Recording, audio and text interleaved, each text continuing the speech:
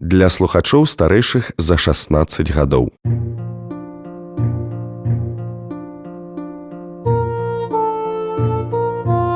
Літаратурная анталогія. Году малой радзімы прысвячаецца. Шаноўныя слухачы, прапануем вашай увазе першыя старонкі рамана Кузьмы Чорнага «Зямля». Чытае артыстка Маргарыта Захарыя.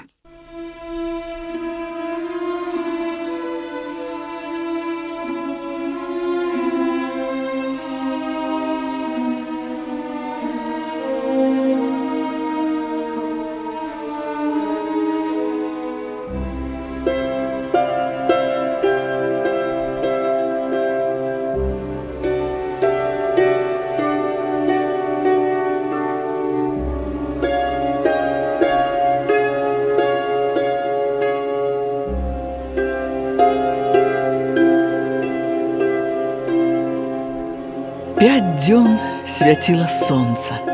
Дарогі ўсе пахлі вільгаццю пасля дажджоў, чорныя, з жоўтымі адценнямі гліны.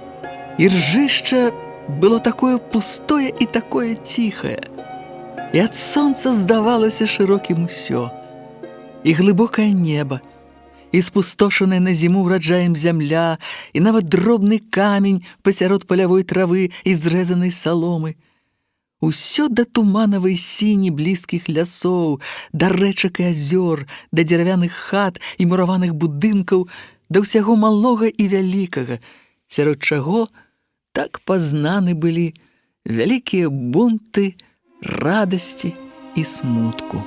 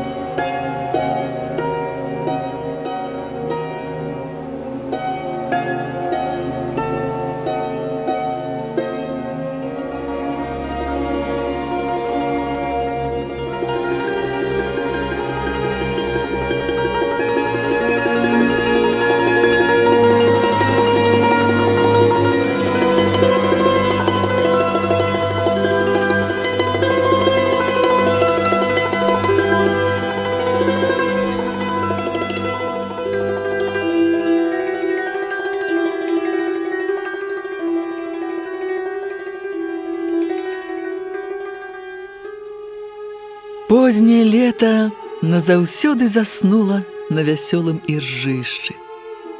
На выгане на самых каляінах дарогі, на зарослых сухіх канавах цвітуць шмат яшчэ дзікія кветкі, пазгорталі на поўдні жоўтыя галоўкі і застылі так нерухома, надаюць яны зямлі выраз жывога твару, як і лагоднасць паблеклага ўвосень сонца. Сіняватая ад глею дарога ідзе паміж тарфянога балота і поля. Цыбатыя птушкі скачуць між куп'я, скачуць і крычаць. Зусім блізка дабягаюць яны да падгнілых платоў, дзе дарога робіцца пыльнай і бруднай, і дзе густа стаяць нізкія хаты. Шмат іх паўрастала ў зямлю, шмат новых, пахнуць яшчэ свежай смалою. Двары каля хат застаўлены драбінамі, пабрасталі дрэвамі, малыя сады каля іх паціху абсыпаюць жоўтым лісцем стрэхі гумен. Сонца кіпіць на пярэстых колерах зямлі і дрэва, вялікай лагоднасцю ляжыць дзень на зямлі, і на далёкі размах вакол пахне зямля і свеціць сонца.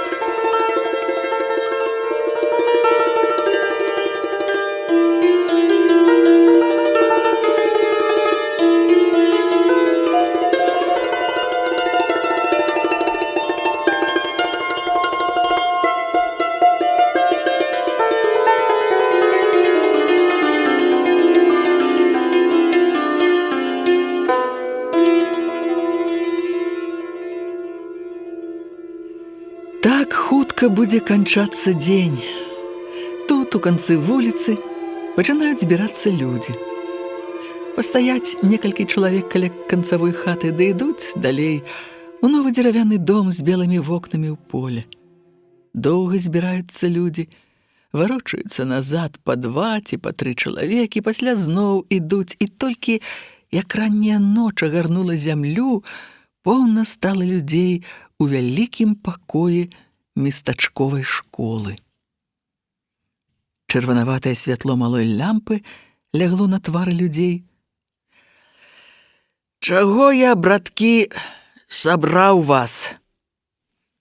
Грубы і роўны голас чалавека у шыракаплечай браварцы, пацягненай не то жоўтым некалі, не то зялёным, а цяпер аблезлага няпэўнага колеру сукном прагучэў цвёрда і патануў у агульным шуме і непарадку.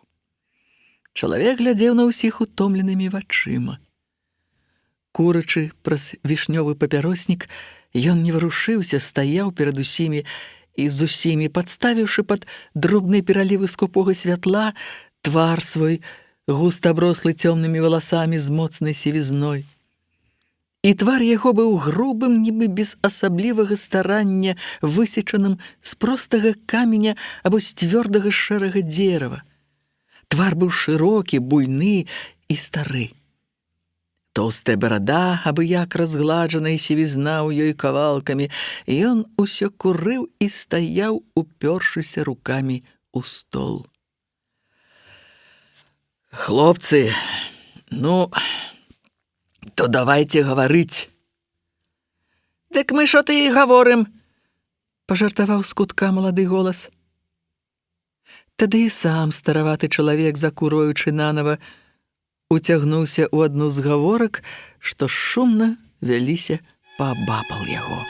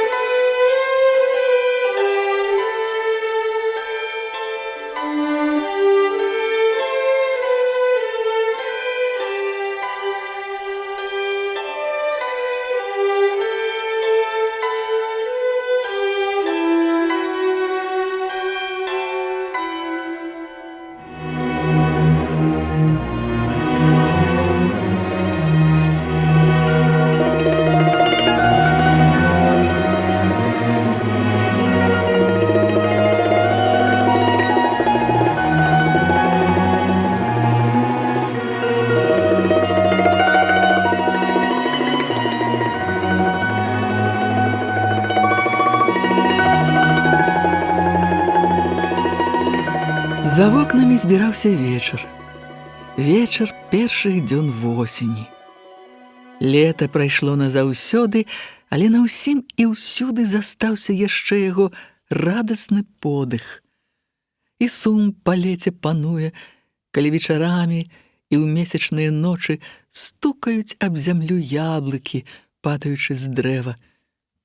Поле і паплавы дыхаюць неабдымным прасторам. Кусты ядлоўцу ды крушыны маўчаць і пахнуць, і нават на змярканні нагрэты за дзень моцным яшчэ сонцам камень грэе ў падэшву твае босыя ногі. Блыталіся і гулі гаворкі людзей. «Ну, то, мужчыны, можа, пачнём ужо?» Стараваты чалавек пабарабаніў косткамі кулака па стале. Цяпер ён стаў трохі наводшыбе, і каля яго апынуліся раптам двое. Танканосая, не зусім маладая дзяўчына і шыракатвары хлопец з цёмнымі, нявыраслымі яшчэ, але скрозь запушчанымі не вельмі прыкметнымі вусамі. Мужчыны сталі збірацца гусцей каля стала. «Дык от, мужчыны, чаго я вас сабраў?» «То ты гавары, чаго ты сабраў нас, а то ты толькі марудзіш гэта раз». Белабароды баявы моцны стары выткнуўся бліжэй і, выткнуўшыся, глянуў твар стараватаму чалавеку за сталом. Гэта раз. Я табе, Тамаш, скажу ў вочы. Не мог ты, ліха табе, падабраць іншага якога святочнага, скажам, дня, а то папалі моду адрываць людзей ад работы. Тамаш, прыкурыўшы з лямпачкі, апраўдаўся. А я табе, Павал, скажу толькі адно. Што раз мне сказалі сабраць сход, дык я і збіраў, от што, калі ты хочаш ведаць. А тым часам, калі ўжо я гэтак адарваў сябе ад работы, дык можаш сабе ісці дадому, я табе слова і не скажу. Вер майму сумленню. Не ў тым дзела, што я гэта тут збіраў ці не я. Раз патрэбна, дык патрэбна. Няма чаго абцірацца па завуголлю. Я гэта кажу, казаў я, казаць буду, калі ты хочаш ведаць. От што, і скончана дзела.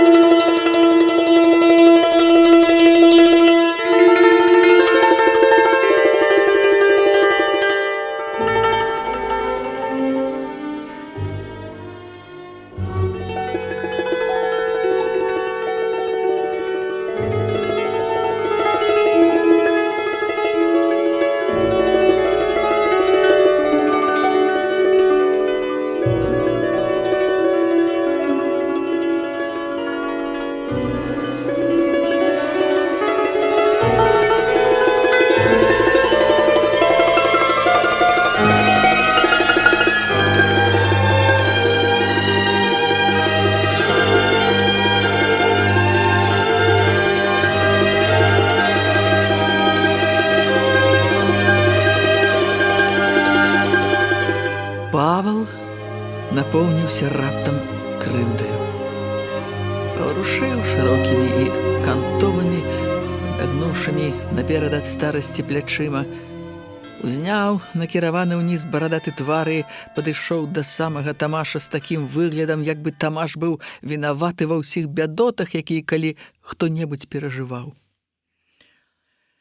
Я табе павінен расказаць, раз цябе выбралі. Мы табе, Тамаш, даверылі, калі выбралі, значыць, цябе, дык я табе і скажу, як я цярпеў і цярплю. Ты мне не гавары. Што ты мне гаворыш? Я тут ні пры чым, маё дзела старана. Як старана тваё дзела, Тамаш? Кепікі з мяне строіш. Раз ты сельсаветчык, то ты можаш распараджэнне даваць. Якое распараджэнне? Што ты гэта? Што я начальнік які ці што? Я просты чалавек. Мала што мяне выбралі. Ты маўчы. Раз ты стаіш бліжэй да справы, дык ты павінен ведаць. Што ты не бачыш? Як хто жыве, а? Як я гарую.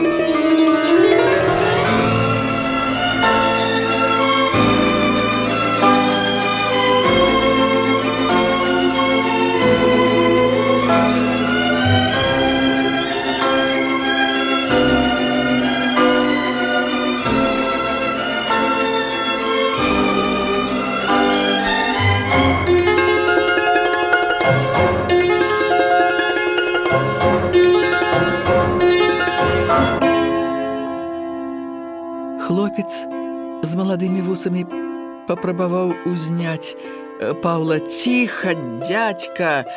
Пачакайце, трэба сход пачынаць. Сход пачынаць? А калі я хачу сваю крыўду выказаць? Дык вы пасля выкажаце. Пасля? Дык гэта значыць, працоўнаму чалавеку не даецца слова выказаць. Затыкаеце рот.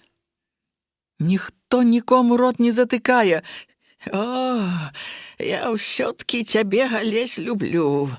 Твой бацька быў рамеснік, вечны яму пакой на тым свеце. Я гэта табе заўсёды скажу. Ты хлопец, Алесь, з толкам у галаве. Ты от паглядзі на Яўхіма Петранчуковага, а? Што, на яго як належыць наклалі падатак ці не, га? Скажы, ты таксама ў сельсавеце? Ты маладзейшы за Тамаша. Калі ты пра падатак не даеш веры, дык от табе Себастыян можа пацвердзіць. Ты думаеш, тут сваяўство ў мяне з кім, а? Дык ён будзе гаварыць не ведаючы. Не такі ён чалавек. Гэта нічога, што нашы дзеці пабраліся. Тут гэта ні пры чым. От што. Себастыян, хадзі сюды.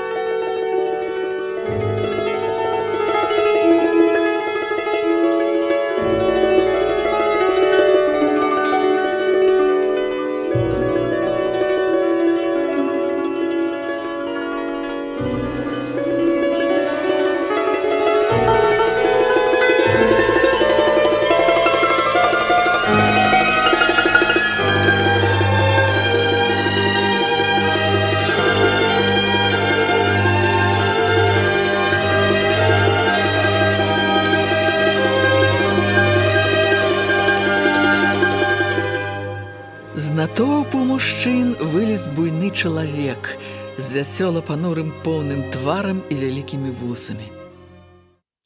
Алесь пастараўся не заўважыць яго і пачаў сход.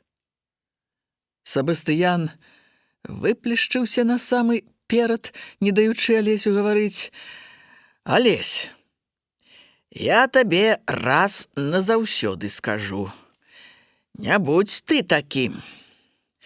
Раз чалавек хоча выказаць, то ты чаму яму слова не даеш, а?» Раптам ён звярнуўся да танканосай дзяўчыны. «Вы у нас у сельсавеце ўжо другі год. Паставілі вас, значыць. Дык вы павінны ўзяць, мадам таварыш, на ўвагу, што тут слова не даюць, выказацца народу не хочуць даць». Тут заўважылі, што Себастыян п'янейшы за Паўла. «Я, мадам таварыш, кажу проста, бо я і сам, можна сказаць, чалавек просты і шчыры. Гэта правільна робіцца ці не, а?» «Што?» «Усе гэтыя парадкі. Хто скажа, што я не пацярпеў, як былі тут немцы, а? Хто скажа? А цяпер ніхто і вухам не вядзе, калі прыйшлося да справы. Усякі хвастом накрываецца, каб яго ўжо нечага векам з новых дошчак накрылі, га? Чулі ці не?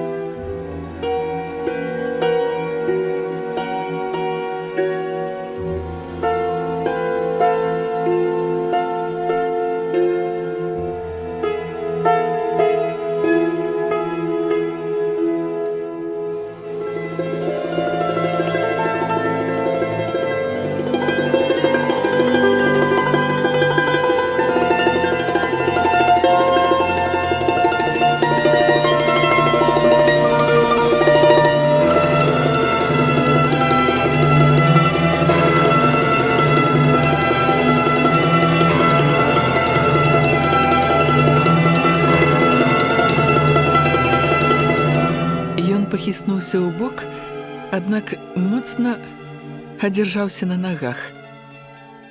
Павал радасна глядзеў на яго, чакаючы, што ён, як мае быць, выкажа ўсё і за сябе, і за яго. Раптам Себастыян, забыўшы, што гаворка пачалася пра падатак, звярнуўся да сходу распоразу, паглядаючы на Тамаша, Алеся і дзяўчыну. Нічога з гэтага ўсяго не было і не будзе. На такіх парадках далёка не заедзеш. Тут дзела не толькі ў тым, што Павал пацярпеў пры немцах. І ён пацярпеў, і я пацярпеў. А ўвагі, добра кажа, не на грош. Я вам скажу, браткі, усім адкрыта, што я і дагэтуль свайго ніяк не магу спагнаць. Чаго? Я вас пытаю, Андрэй, магнат ці не? Магнат. А майго гусака забіў. І я дагэтуль ніяк спагнаць не магу. Мне гусака не шкада. Каб на добры лад, дык я магу яму падараваць жывога гусака, от і всё. Чорт яго бяры з гусакамі разам, але тут дзела важна. Чаму я спагнаць не магу, га? Чаму? Тады раптам Павал падняў ляман з левага боку стала. Мы без дроў чэзнем. Няма чым, прыйдзецца зімою душу абагрэць. Чаму дроў не адпускаюць, а? Гаварылі, што дроў дадуць, а гэта хвастом накрыліся. От, чалавек, які летась плот разабраў ды спаліў, Себастыянаў брат Мацвей.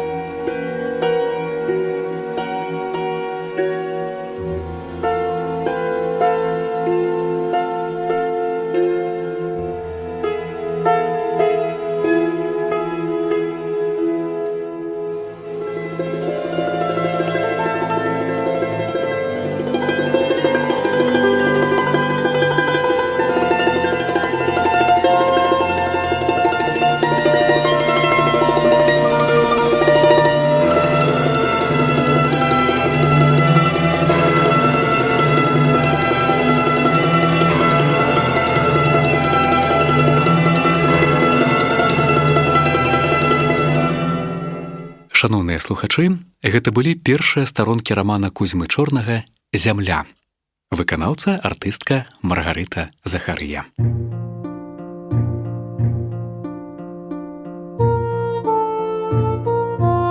Літаратурная анталогія. Для слухачоў старэйшых за 16 гадоў.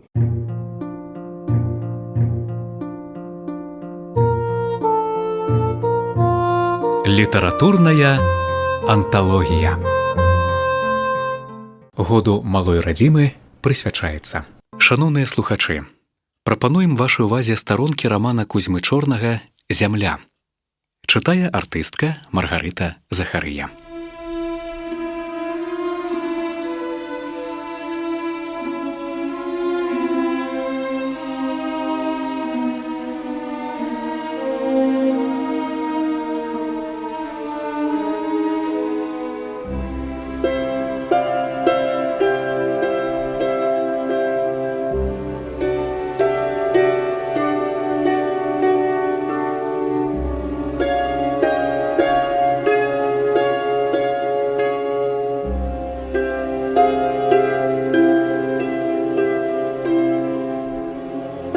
Шэрая сцяна людзей цяпер шчыльна абкружала стол. Твары людзей хмурныя і вясёлыя, з спачуваннем і з смехам глядзелі на Мацвея. Мацвей вылез наперад. Шчуплаваты чалавек з васпаватым ілбом, у кароткай салдацкай вопратцы, вельмі падраных і дрэнна палатаных портках, трымаў шапку ў руках, пробаваў гаварыць няроўным голасам, трохі заікаючыся. «Летась у мяне было 3 вішні ў агародзе. Дык я іх спаліў у печы, а пасля ад вулачкі плот разабраў так, што людзі даўно пасеялі агароды, а ў мяне пустка была. Свінні цэлую вясну спацыравалі, каб яны павыдыхалі. Не абагнацца ніяк.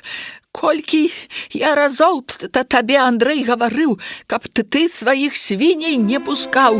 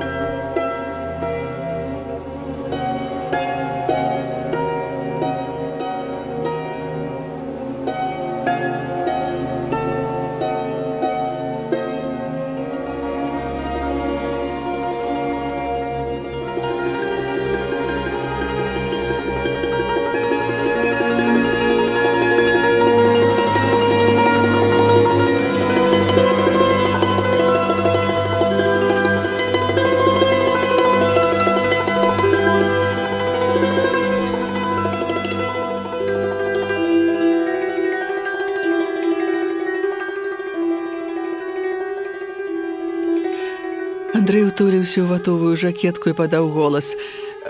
«Чаму гэта ўсё я вінават? Што я за грэшнік гэтакі? У таго гусака нехта забіў, дык ён да мяне чапляецца. У гэтага свінне гарод парылі, дык таксама я вінават. Што вы маеце да мяне, а? Я Богу душою не вінен. Можа, яшчэ я вінават, што ў цябе дроў не было, а? Унь, людзі панавозілі. Калі хто не вершалін, дык галля тоўстага, што цэлую зіму паліў ды Бога хваліў, а? Нават жа паўсажонкі адпускалі. А хто табе вінават, што ты такі нядбайны? А на чым я паперы вязу, калі ў мяне конь ледзьве ногі цягае, есці нічога не хоча? Што я жонку запрагу ў драбіны ці што? Можа, у каго браты ці сваты памагаюць, а ў мяне брат такі, што каб ён мне калі на макавае зерне памог». Тут Мацей глянуў на брата Сабастыяна. Бачачы, што справа пайшла зусім у іншы бок, вакол зарагаталі. Себастыян падышоў да брата і палажыў яму руку на плячо.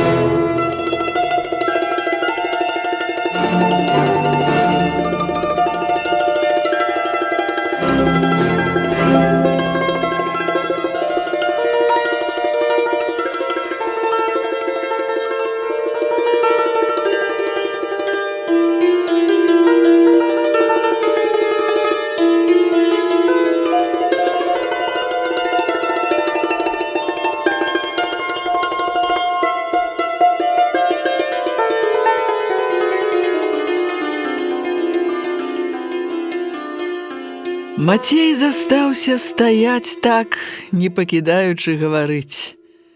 Голас яго гучэў няроўна і з перапынкамі. «Я тут скажу перад усім народам. Ты, Себастыян, не па-брацку робіш. Брат гэтак не робіць. Ты багацейшы за мяне. У цябе 2 коней летась было, а дзяцей малых няма. Што табе адходзіць? Ты застаўся жыць на бацькаўшчыне, а мяне аддзялілі. Бо ты з моладу па свеце бадзяўся, я ўвесь час рабіў на гаспадарцы. Ты не забывай, што я табе сплаціў за пляц, хоць ты і забраў другую хату. У цябе паплавец за гумном і гумно. О, у гэтым самым гумне ты збожжа складаеш, я табе і слова не кажу. Я тут перад усімі табе ў вочы скажу, я таіцца не буду, я люблю праўду, от што, няхай людзі скажуць. Ідзі, Мацвей, дадому, ляж ды праспіся, не смяшы людзей, ідзі, і я пайду з табою. Ідзі сам, калі табе трэба. Себастыян з Паўлам адвялі Мацвея назад. На вачах у Мацвея блішчэлі слёзы. Выціраючы іх каравым рукавом, Мацвей стараўся давесці. «Дайце, браткі, мне крыўду выказаць. Себастыян, дай я выкажу перад усімі людзьмі. Хачу сказаць, што... не то, што...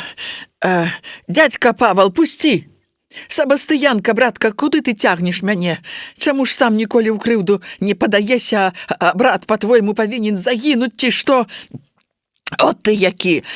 Няхай жа людзі ведаюць. Ты не па-брацку робіш, ты гад! Мацвейка, ідзі, я цябе дадому завяду, ідзі спаць ляж! Себастыян!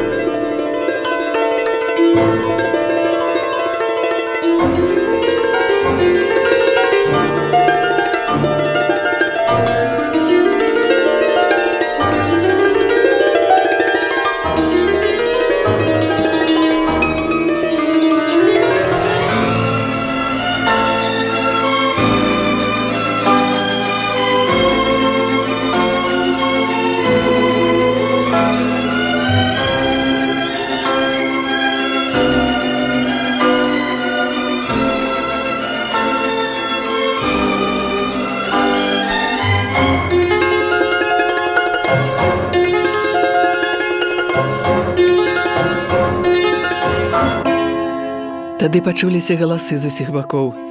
«Пасадзіце яго, няхай падрэмле трохі, ды ачухаецца. Дадому яго завесці трэба. Да няхай пагаворыць, калі яму так хочацца. Няхай выкажа чалавек, калі патрэбу мае. Нашто яму рот затыкаць, няхай гаворыць, калі якая бяда ў яго ёсць. Гавары, гавары, Мацвей!» Аднак Мацвей неўзабаве ціха ўжо сядзеў на лаўцы каля сцяны. Сабастыян стаяў каля яго, стараючыся сцішыць.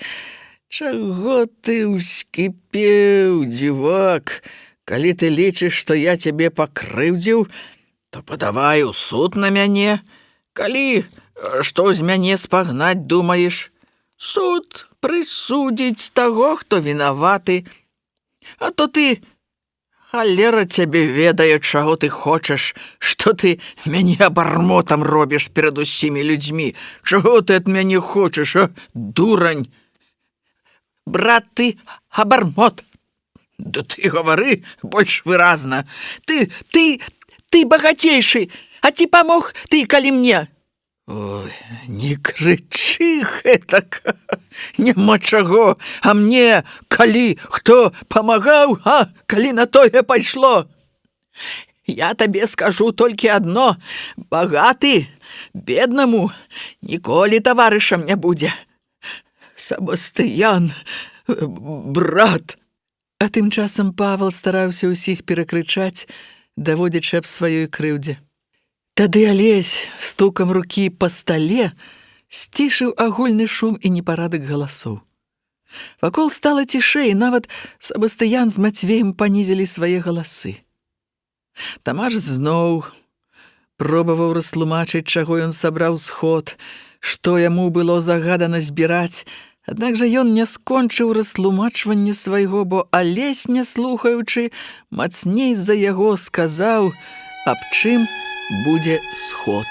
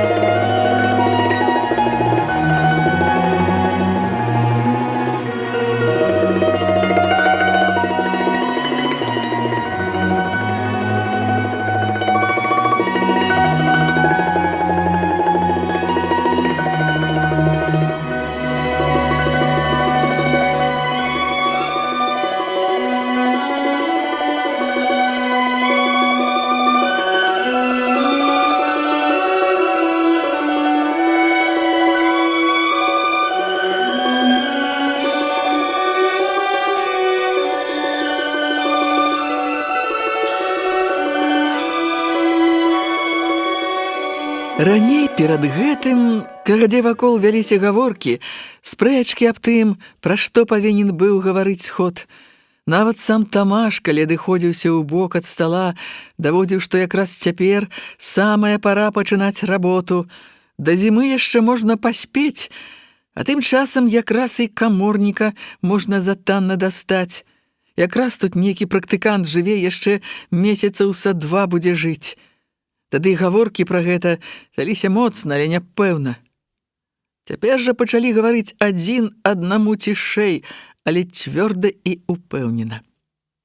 І хоць даўно ўжо з самай вясны нагаварыліся пра гэта, аднак і цяпер здавалася, што толькі пачулі пра гэтую справу. Усё пачалося нанава. І вось пасля таго, як Алесь прагаласаваў і большасць галасоў паказала, што ўсю прыбалотную зямлю трэба перамераць і перарэзаць, тады падняў галаву Мацвей. Твар яго быў узбуджаны. А я магу сказаць, што гэта толькі згуба і больш нічога. Чаму? бо каморнік дарэмна мераць не будзе. Дык багатаму, чорт яго не возьме табе, Себастьян, якое ліха адходзіць. Ты памятаеш, як Наталля памерла? Дык у цябе дошчак поўнае застрэшча. А добра табе было выгаворваць мне, што я пальца не прыклаў да пахавання сястры. Мала ты тады папатрубіў людзям. Ой, калі гэта было. А у Юліка як гумно перакрывалі. Людзі чулі. А ты чуў? А я ўсё роўна як чуў. Юлік яшчэ, здаецца, ніколі не хлусіў. Можна зараз жа пайсці да Юліка, ён пры сведках скажа. Хадзем да Юліка.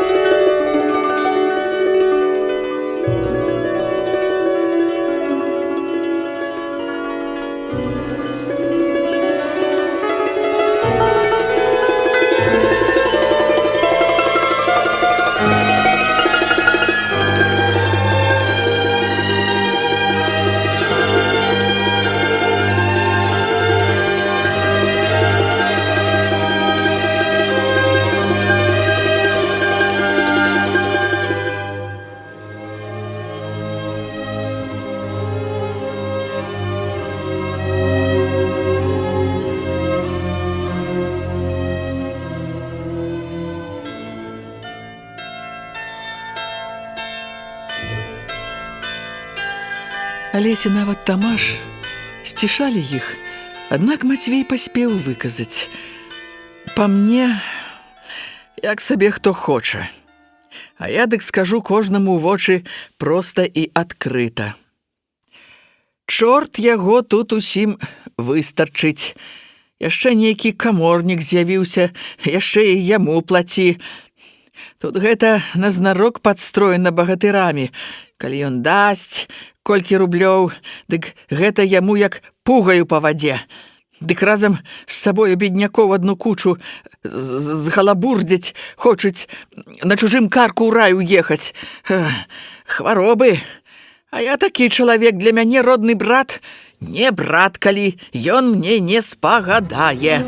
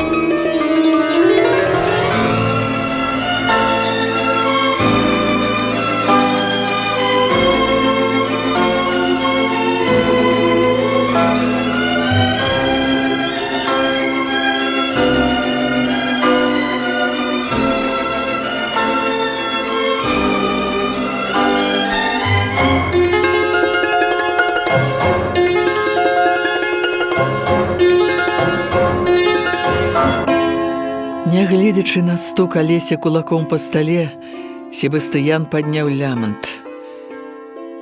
А чаму гэта ты забыўся на тое, што я табе памог коня купіць, а? Чаму гэта ты забыўся? О, той конь не здох, от што. Але ж я табе памог яго купіць. Шкадаваў, памагаючы. Дык от конь доўга на свеце ў мяне і не папарыўся. Каб ты ад шчырага сэрца памагаў, дык я і дагэтуль рабіў бы гэтым канём. Тамаш, седзячы збоку на лаўцы, схаваў пальцы рук у рукавы і зарагатаў. Рогат пачаўся з усіх куткоў. Тады і Алесь глядзеў і слухаў Мацвея. Сярод такіх людзей не выжывеш.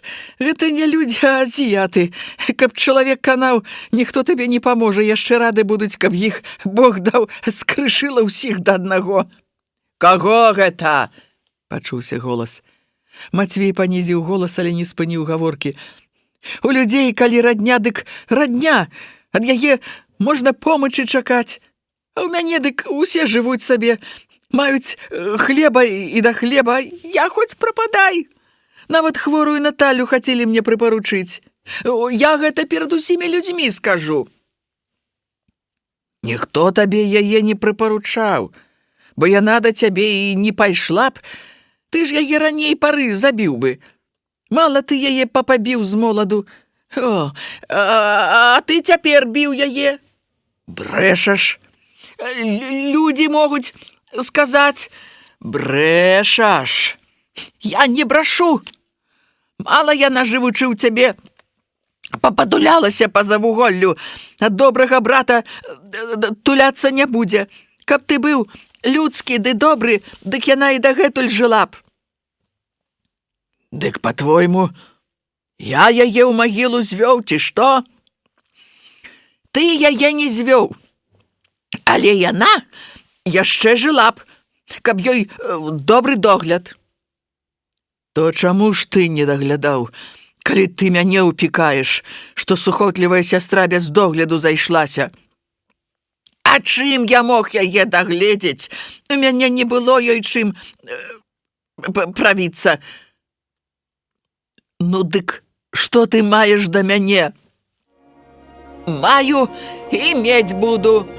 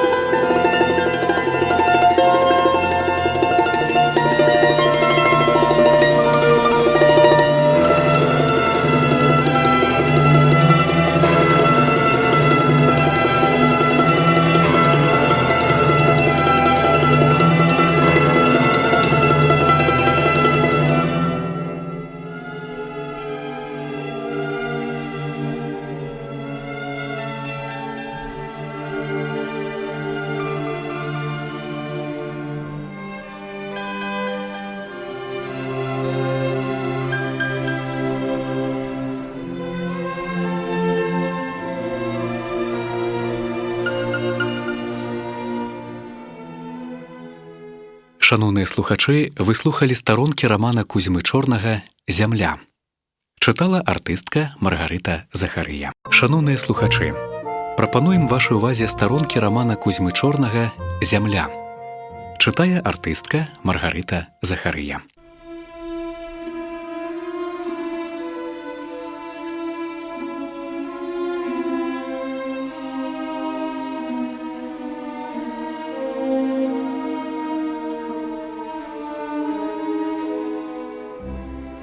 Тут умяшаўся Павал. Трасучы белай барадою, пагойдваючыся здаровымі яшчэ сваімі плячыма, ён падышоў да Мацвея. Вочы яго гарэлі вострым агнём нявыказанай крыўды, і губы трасліся. Ён упёрся барадою ў грудзі і ад спяшання, не дагаворваючы да канца слоў, сказаў: «Што ты, Себастыяна, вінаваціш, а сам ты што? Шмат ты зрабіў, а? Наталі добра шмат зрабіў? Колькі ты яшчэ яе добра спажыў? Гад, абармот! З якога гэта часу вы ў адну дудку граць пачалі? Усё добро засталося ў Себастыяна. Нават не даў мне старога картовага Наталінага каптана. Калі б жонка мая не знасіла, дык дзяўчына гусі ў ім пасвіла б. А ён, магнат, насупраць мяне, дзедзіч, старога каптана пашкадаваў мне, брату роднаму, каб яму Бог здароўя пашкадаваў у чужой справе. І ты, асэсар, знайшоўся на чужою душою камандаваць, дык і ты майстар, а? Табе душа не баліць, калі маё дзіця мерзне, калі летась у замаразкі мой хлопец падмарожваў ногі, бегаючы босы, дык цябе гэта мала абыходзіць? Няўжо ж ты хочаш, каб я твайго хлопца абуваў? Дык і не лезь у чужую справу. Тут Мацвей скрывіў набок твар. Левы куток губ ад'ехаў уніз, і ён пачаў плакаць. Слёз у яго было мала, толькі чырваць з'явілася вакол вачэй, і ён некалькі разоў чмыхнуў у нос, гаворачы: «Наталька, і на тым свеце не дадуць гады паляжаць табе спакойна. Нават чужыя абармоты косці твае варушаць. Як на гэтым свеце не было табе спакою, так і на тым паляжання табе не даюць, каб ім Бог шчасця не даў». Раптам Себастыян, расчуліўшыся, далучыўся да Мацвея, сам недалёкі ад таго, каб заплакаць. Ай, жила, гаравала, працавала і памерла, ліха ведае як. Мацвейка, хадзем дадому. Нехта недзе ўздыхнуў, нехта засмяяўся, і вакол была цішыня. Вялікі сход маўчаў, толькі зрэдку чуўся шэпт сярод людзей.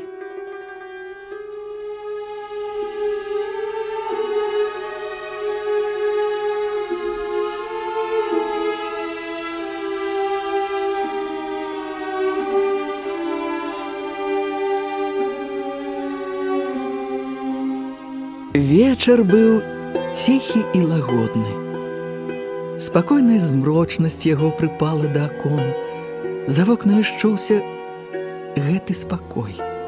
За вокнамі, над апусцелым полем, праз вокны відаць было, неба ўзняло некалькі малых і чырванаватых хмар. На захадзе краі іх яшчэ ледзьве прыкметна залаціліся, белаватымі колерамі, і сплывалі яны за рысу зямлі і неба. На фоне іх вырасталі чорныя вялікія дрэвы, і драмалі яны чула і радасна. Нейкі час на сходзе маўчалі, пакуль патроху зноў не ўзняліся гаворкі. Алесь нанова павёў сход.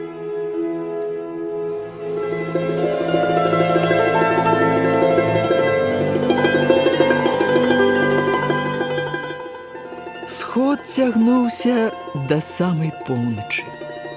Пад поўнач жа моцна стукалі яблыкі, ападаючы з дрэў. Моцна грукалі коні ў хлявах. Востра пахла ўсё. Сход разыходзіўся шумней, чым збіраўся. Мацней ад усіх чуўся голас старога Паўла. Голас быў прарэзлівы і ўзбуджаны. Як мы мучымся! Дык не дай Бог! Колькі на ўсё трэба будзе выстарчыць! Дык ай-яй-яй! А ён яшчэ, гэта ж падумаць, заяўляе, каб кожны па рублю даў капелю пажарную зрабіць ці наняць. Чорт яго душу ведае. Музыкі ўжо захацеў, а? Каб ён душою заграў, ці даўно без хлеба сядзеў. Хто гэта? Гэты жэўжык Марцінюкоў. Дадумаўся ліха яму па рублю з гаспадара. Абы здзерці, а? Выдумаў. Калі ж ён гаварыў пра гэта? У тую нядзелю, як спіскі рабіў па хатах ходзячы. У кожнай хаце плёў, пакуль я яго не аблаяў. І сягоння ўсё каля стала пакручваўся, думаў, мусіць, ушчаць работу гэтую сваю. Няхай бы ушчынаў. Трэба было б абсекчы дурня гэтага. Тут хлеба няма, а яму капеля. Музыкі, я ж кажу, захацеў. Вясёлы голас з лёгкім рогатам заўважыў. Дык жа, калі сядзіш галодны, то тады і музыка добра, забываешся на голад. Тады яшчэ адзін голас пачуўся задумёна. А за граніцаю, калі ў каго нястраўнасць, дык лечаць музыкаю. Проста над вухам у яго рэжа музыка, дык, кажа, ліха яму, так адразу ў жываце ўсё і ператрапіць. Ну, добра, а калі прыйдзецца часамі так, што у душу кавалка хлеба не ўбіць, то таксама з музыкаю пхаюць сабе ў горла. Ай, а чорт яго ведае! Ты ж быў там, ты ж павінен ведаць. Чорт яго ўсё ведае. Свет вялікі, а галава малая, ды тая ўсяго адна. Раптам пачуўся Тамашоў голас. Хлопцы, а каб гэта і сапраўды музыку сваю завесці? Заводзь, хто табе не дае? Пайдзі у Шалавічы, там кажуць, вельмі капеля лоўкая, наймі, ды няхай сабе граюць табе. Ляж на палаткі, паплёвай у столь, ды слухай. От выгаду будзеш мець. Тамаш больш не гаварыў. Толькі калі цвёрды і заклапочаны голас Алеся ў 10-ы раз пачаў даводзіць неабходнасць перамеркі зямлі, Тамаш памог Алесю. Я вам, хлопцы, давяду гэта прыкладам. Справа была ўлетку. А вядома, улетку ноч, як у зайца хвост, калі твая галава чым вельмі забіта, то ты яе і не прыкмеціш. Я устаў быў яшчэ на рассвітанні, а дзень тады як год. Так што часу было, на ўсялякую работу хопіць. Ну ось, устаў я гэта сабе на цямочку, яшчэ нават сцежкі пад нагамі не відаць.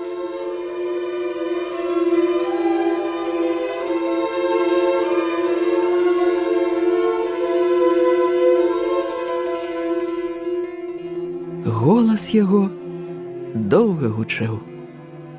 Пасля ён адзін ішоў свой далёкі канец вуліцы.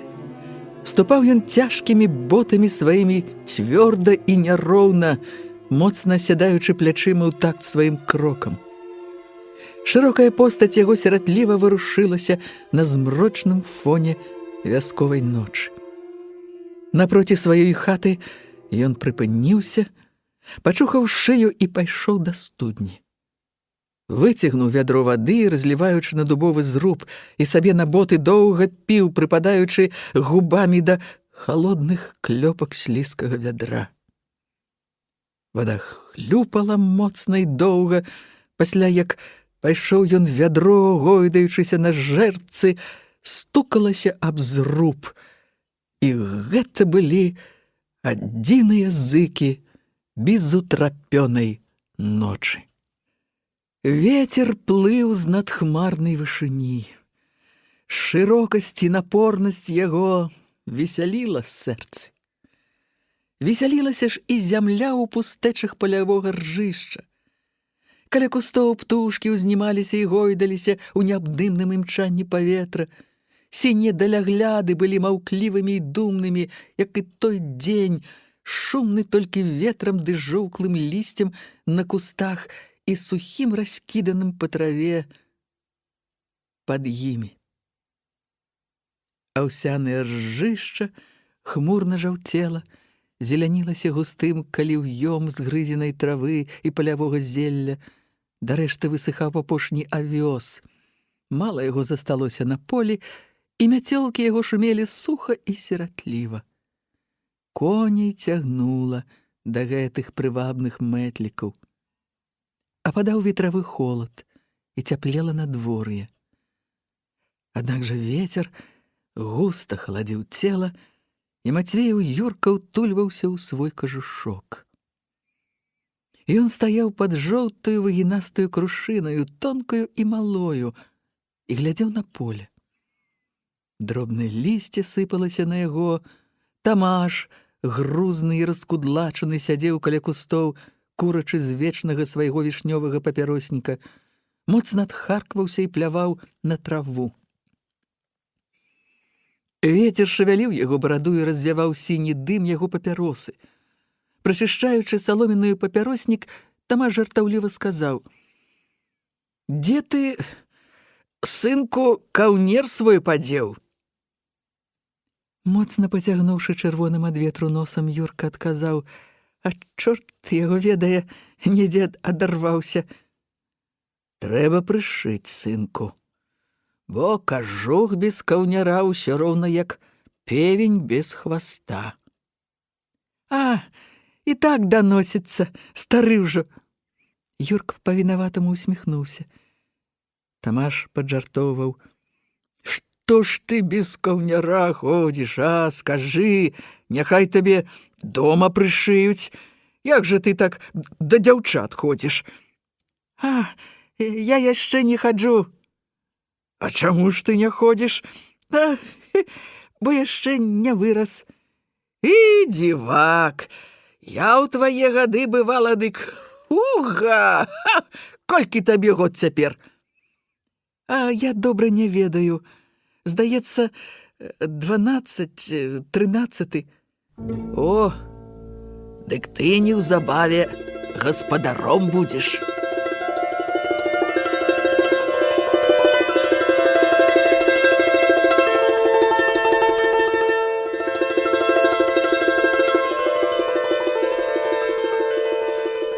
Юрка маўчаў, стараючыся схаваць кулакі ў вузкія рукавы аблезлага кажушка.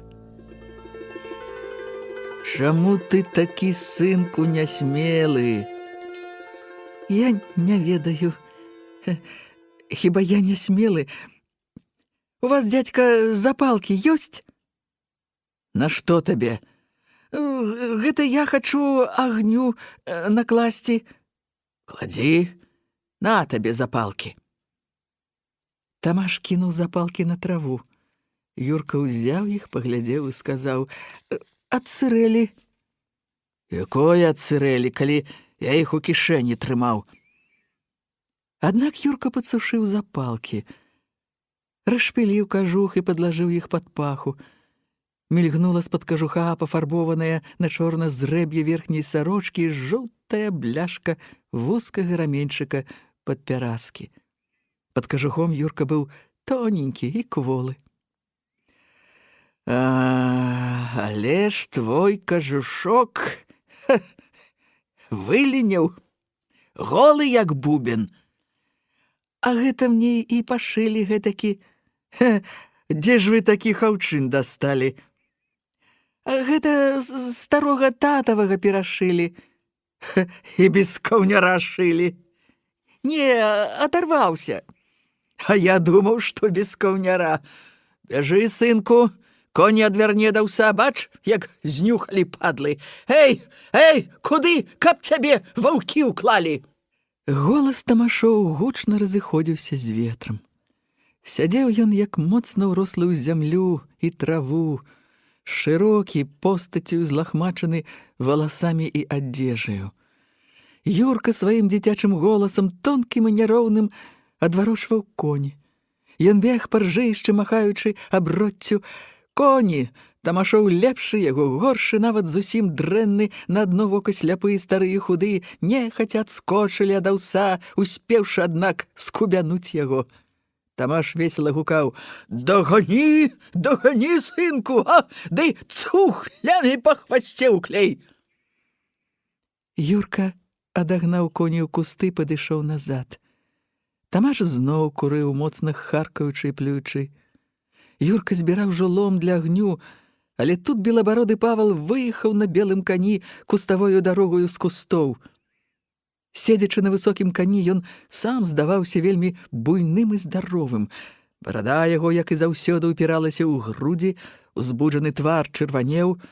Торкаючы абцасамі з рыжэлых ботаў каню пад чэрава, ён пад'ехаў да самага Тамаша і Юркі. Прыпыніў каня і нарабіў крыку: «Вы думаеце, калі я не ўспеў прыбраць усяго свайго аўса, калі я трохі запазніўся за аўсом, дык вы думаеце, я так і пакінуў на патраву вашым коням, а? Каб вы іх павывалаквалі, а? Вы думаеце, я нічога не бачу і не ведаю? На што авёс коньмі травіце вы? Сабраліся ўдвух, малы і стары!» Тамаш, не устаючы з свайго месца, растлумачыў яму: «Чалавек з цябе! Што ты выдумаў? Чаго ты крычыш? Што гэта не бывае? Што конь, калі ў патраву ўскочыць? Гэта ж не знарок! Што гэта мы азіяты якія, што будзем твой авёс травіць? Што ты, розуму не маеш у галаве, ці што? Травіш авёс, ды яшчэ мяне дурным робіш!» І Павал рушыў забіраць коні. Перапалоханы Юрка схваціў свайго коня за грыву і пацягнуў кусты. Тамаш стаў і засмяяўся: «Ты звар'яцеў, Павал, ці што?» Лямант гэты чуўся на той бок вузкай істужкі кустоў. І вось выйшаў адтуль Алесь, абветраны і вясёлы. Пасля выйшаў Сабастыян, пануры, шчыльна падперазаны па доўгім халаце. Яшчэ адзін, кульгавы трохі на левую нагу, нізкі, з нядаўна голенаю барадою. Папраўляючы шапку, ён бліснуў шырокую лысіною, але смяяўся: «Вы, дядька Павал, усё роўна як камандзір, які на белым кані, толькі нешта вашага войска нідзе не відаць. Што ты з мяне, старога, кпіш, знайшоў таварыша? Унь авёс травяць, а я павінен маўчаць? Дабралі розуму!» «У нас ён, браце, спрадвеку гэты розум ёсць!» Тамаш сказаў гэта і ўзрадаваўся новым людзям, што яшчэ выходзілі з кустоў.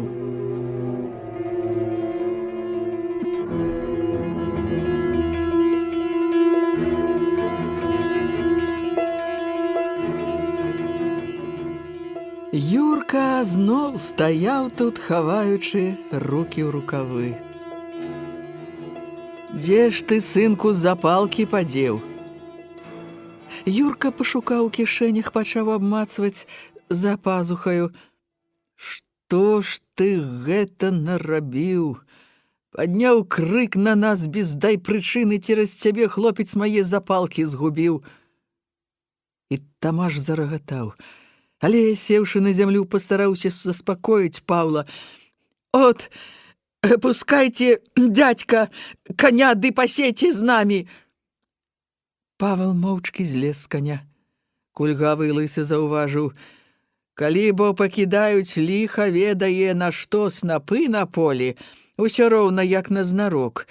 У людзей дык даўно ўсюды чыста, а гэта выткне з паўкапы снапоў, што няма ніякага разгарнення». Павал, не пакінуўшы яшчэ злаваць, закрычаў: «Мне тваіх парадаў не трэба, я сам ведаю, што раблю. Калі мне не выпала гэты авёс раней забраць, дык няма чаго тут мне памагаць языком». Чаго ж ускіпеў так, хіба я няпраўду кажу? Кручаны нейкі, ды годзе. Чаго ты крычыш? Павел спачатку змоўчаў. Пацерабіў бараду, падумаў нешта, гледзячы ў зямлю, і паспакайнеў раптам. А ты, Юлік, не лішне тут паказвай мне, як мне маю гаспадарку весці. Я і сам ведаю. Глядзі сябе. А я табе і не збіраўся паказваць. О, і добра рабіў. Кожны павінен глядзець свайго. Добра таму і глядзець, хто можа. А што, ты не можаш? Папробуй ты з гэтакаю нагою, як у мяне. Па гэтакай назе можна яшчэ жыць, ты ж, можна сказаць, зусім проста ходзіш. Яна ж у цябе з даўных. Мала што я часам пакульгваць пакідаю, але абы натружу яе трохі, або вільготнае надвор'е, дык проста мне аж да сэрца боль даходзіць. То трэба лячыцца. Трэба лячыцца. Ты думаеш, я сам не ведаю, што трэба лячыцца. Я лячыўся спачатку, але гэта такая хвароба, што заўсёды трэба яе падлечваць. А ўвесь век лячыцца, дык на гэта трэба быць князем Радзівілам, а не мною, Юлікам Барановічам. Гэта трэба мець панскую кішэню. Ну, то чаго ты енчыш? Я табе тут нічога не памагу. Ты адно чужое бачыш. Калі я ў сані прыбраў, дык ты мне выгаварваеш, што не маць табе разгарнення, што табе свае ўласныя коні трэба пасвіць.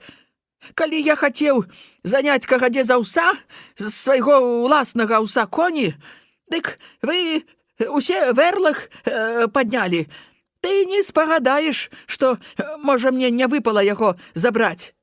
А сам дык раз'енчыўся тут перада мною. Ты думаеш, адно табе баліць, а? Усякаму баліць. Не нага, дык якая-небудзь іншая трасца. Ты гэта сам павінен ведаць. От, пазаўчора, на сходзе, калі я хацеў заступіцца за ўсіх, дык мяне паднялі на смех. Ты ж сам усміхаўся, седзячы ў кутку, а? Ты думаеш, я не бачыў? А ці сказаў ты хоць слова, каб абараніцца? А ты мне скажы, які гэта ўжо ты там абаронца быў. Ты толькі і абараняў нейкага свайго гусака. А што ж ты за мяне не заступішся? Ну, дык і не гавары, што ты вельмі ўжо заступаўся за ўсіх. А што ж не? Хто, як не я, сказаў першы, што перамір зямлі — гэта згуба? Гэта я гаварыў. А хто гэта чуў? Той, хто чуў, той і чуў. Ты думаеш, мне гэты перамір цацка вялікая? Хто асеўся на гаспадарцы, нават гэтыя сцягачы, якім зямлю гэтымі гадамі падавалі, няхай от яны скажуць. Павыраблялі зямлю, паўгнойвалі, а гэта зноў пачнецца нанава. І зноў трасца іх матары кашу завараць. Няма, каб было спакойна і ціха. Жыві сабе і рабі, дык не, а мы, дык няхай як сабе хочуць. Ніхто мяне з маёй зямлі не спора, на якой я спрадвеку сядзеў, не маюць права.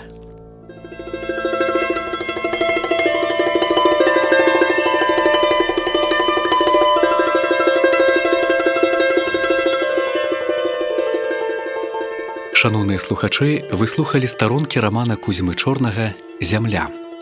Чытала артыстка Маргарыта Захарыя. Для слухачоў старэйшых за 16 гадоў.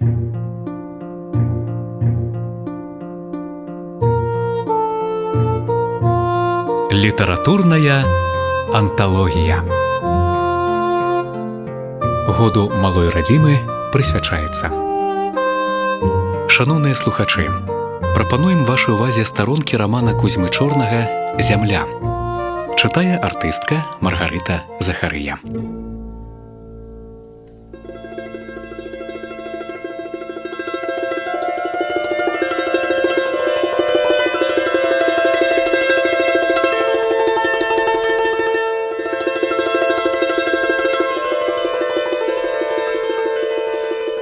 Павел моўчкі злез з каня.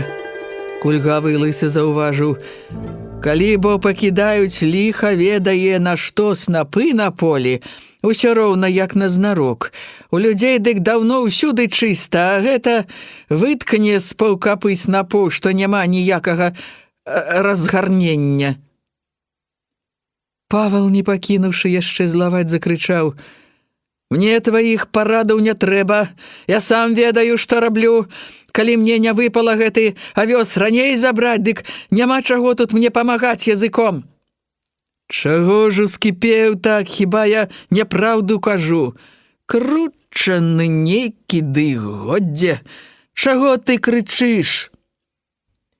Павел спачатку змоўчаў. Пацерабіў бараду, падумаў нешта, гледзячы ў зямлю, і паспакайнеў раптам. А ты, Юлік, не лішне тут паказвай мне, як мне маю гаспадарку весці. Я і сам ведаю. Глядзі сябе. А я табе і не збіраўся паказваць. І добра рабіў. Кожны павінен глядзець свайго. Добра таму і глядзець, хто можа. А што, ты не можаш? Папробуй ты з гэтакаю нагою, як у мяне. Па гэтакай назе можна яшчэ жыць, ты ж, можна сказаць, зусім проста ходзіш. Яна ж у цябе з даўных. Мала што я часам пакульгваць пакідаю, але абы натружу яе трохі, або вільготнае надвор'е, дык проста мне аж да сэрца боль даходзіць. То трэба лячыцца. Трэба лячыцца. Ты думаеш, я сам не ведаю, што трэба лячыцца. Я лячыўся спачатку, але гэта такая хвароба, што заўсёды трэба яе падлечваць. А ўвесь век лячыцца, дык на гэта трэба быць князем Радзівілам, а не мною, Юлікам Барановічам. Гэта трэба мець панскую кішэню. Ну, то чаго ты енчыш? Я табе тут нічога не памагу. Ты адно чужое бачыш. Калі я ў сані прыбраў, дык ты мне выгаварваеш, што не маць табе разгарнення, што табе свае ўласныя коні трэба пасвіць. Калі я хацеў заняць кагадзе за ўса, з свайго ўласнага ўса коні, дык вы усе верлах паднялі. Ты не спагадаеш, што, можа, мне не выпала яго забраць. А сам дык раз'енчыўся тут перада мною. Ты думаеш, адно табе баліць, а? Усякаму баліць. Не нага, дык якая-небудзь іншая трасца. Ты гэта сам павінен ведаць. От, пазаўчора, на сходзе, калі я хацеў заступіцца за ўсіх, дык мяне паднялі на смех. Ты ж сам усміхаўся, седзячы ў кутку, а? Ты думаеш, я не бачыў? А ці сказаў ты хоць слова, каб абараніцца? А ты мне скажы, які гэта ўжо ты там абаронца быў. Ты толькі і абараняў нейкага свайго гусака. А што ж ты за мяне не заступішся? Ну, дык і не гавары, што ты вельмі ўжо заступаўся за ўсіх. А што ж не? Хто, як не я, сказаў першы, што перамір зямлі – гэта згуба? Гэта я гаварыў. А хто гэта чуў? Той, хто чуў, той і чуў. Ты думаеш, мне гэты перамір цацка вялікая? Хто асеўся на гаспадарцы, нават гэтыя цягачы, якім зямлю гэтымі гадамі падавалі, няхай от яны скажуць. Павыраблялі зямлю, паўгнойвалі, а гэта зноў пачнецца нанава. І зноў трасца іх матары кашу завараць. Няма, каб было спакойна і ціха.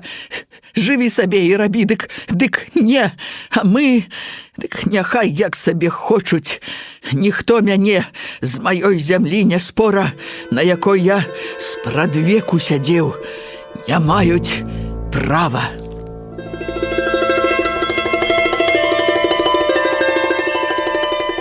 Цяпер гэтакае права ніхто ў цябе пытацца не будзе. Але цяпер, добра кажа, гэтакае права. Дык жа гэта не ўсю зямлю, а толькі прыбалотны клін. Колькі там тае зямлі? Больш там з яго таго клопату, чым тае карысці, пакуль яна будзе так ляжаць і пакуль яе не ўлігаваць, як мае быць. Дзе ж вашы вушы былі, як гаварылі пра гэта? Мае вушы былі там, дзе яны павінны быць. Я хоць не чуў, можа, але сам ведаю лепш за цябе. У гэтым будзь пэвен. Юлік Барановіч пачухаў хворую нагу і сагнуў шыю, прыстройваючыся пад кустом. Твар яго быў заклапочаны. Чухаючыся, ён збіў шапку на патыліцу, і высокі лоб, пераходзячы ў жаўтаватую лысіну, абвяваўся ветрам і блішчэў. Ён так ляжаў, упершыся ў зямлю левым локцем, і раскідаў думкамі, як яно лепш і як горш. Ён паглядаў на Паўла, які так прыкра, кагадзе гаварыў з ім, аднак чуў, мусіць, у ім нейкага прыхільніка свайго. Неўзабаве ён зусім мякка заўважыў Паўлу. Горш за ўсё, дык гэтыя сцягачы. Крыўдна. Ай-яй-яй, як крыўдна ліха на яго. Панасцягваліся з усяго свету і цяпер камандаваць пруцца. Унь, іншы, можа, якім паскудствам займаўся, па свеце валачыўся. А гэта прыблытаўся сюды, зямлі ухапіў і ўжо адразу як роўны з усімі. Разявіў горла арудаваць. Што, а? Што, няпраўда? Павел сядзеў на траве, падагнуўшы пад сябе ногі, трымаў на каленях абруць і ціха пагойдваўся ўзад і ўперад. Тамаш зноў, пачынаючы курыць, сказаў: «Ён то усякі з іх цягаўся па свеце, брадзяжыў. Але цяпер, як асеўся на зямлі, дык от будзе сядзець і рабіць. Што ён? Вінават, што нідзе прытулку не меў. Усякаму жыць трэба.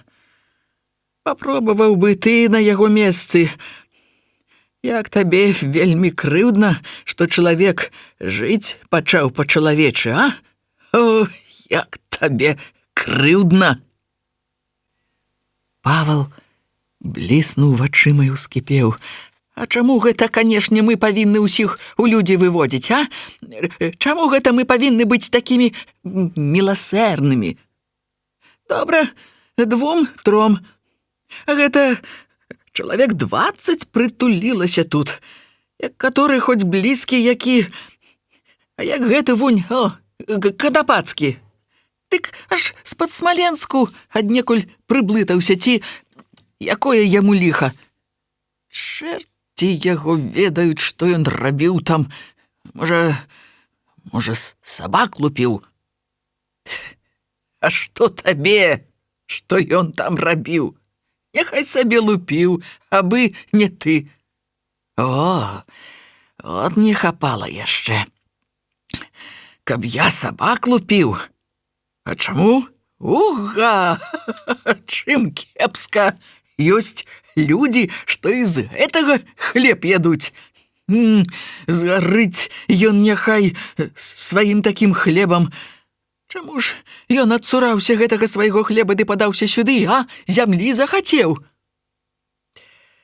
Ты гаворыш, усё роўна, як бы ён і сапраўды сабак лупіў. А чаго ты за яго так абстойваеш, а? Чаму яму, канешне, у нас прытуліцца, а не дзе іначай? Чаго ты на яго напаў? А я не на яго, я на ўсіх. У нас зямлі і так не хапае, а гэта яшчэ некага ўспамагай. Тамаш глыбакадумна абцёр губы вялікім пальцам правай рукі і змоўчаў. Юлік Барановіч пацвердзіў Паўлаву гаворку. Ёсць, вядома, і не было б крыўды, каб ён хоць сядзеў ціха. То ж усё наверх стараецца выбрацца, а? Дзе? Які камітэт? Так ужо і ён там. Адразу. Ён ужо камітэтчык. Не дай Бог, што за асэсар. Тамаш зноў не сцярпеў. Ну, бо і добра робіць. Ён хоць абзавецца, дзе трэба. Карысць вялікая, што ты ад усякіх, як ты кажаш, камітэтаў рукі абтрэпаеш, як ад чаго ліхога. І калі дзе прыйдзецца, дык слова з цябе не выцягнуць, як бы табе цяляты язык аджавалі. А от тут, пад кустам або па-за вуголлю, дык ты вельмі ж бойкі. Табе ніхто не ўнаровіць. А ты што? Сам у камітэтчыках думаеш векаваць? Пачакай перавыбараў, другі раз у сельсавет наўрад ці пройдзеш. Тады ўжо ты пройдзеш. А што? Ты думаеш, я дурнейшы за цябе? Ты думаеш, я дзела не павёў бы? Але я маю чалавечую натуру. Я не магу звягаць на кожнага па падвоканню. А таму падатак, таму нядоімка. На чорта мне сварыцца з суседзьмі, навек ворагаў нажываць. Я люблю глядзець свайго. Я гаспадар. Ты думаеш, адно ты гаспадар знайшоўся? Усякі з нас гаспадар. Хто лепшы, хто горшы. А сельсавецтва гэтае для мяне не патрэбна. Як бы я успамогся вельмі ім. Вялікае шчасце лазіць па 10 разоў да яго пад акно, выцягваць яго на сход. Парабка знайшоў, ды яшчэ кпіны строіць. Падзякаваў бы, зараза. О, дзякуй табе. Тамаш падняўся і пайшоў у кусты. Але засмяяўся, паглядаючы на Барановіча. Павал весела кіўнуў яму. Зазлаваў, што яго гаспадаром не назваў. Ён то гаспадар, на яго няма чаго казаць.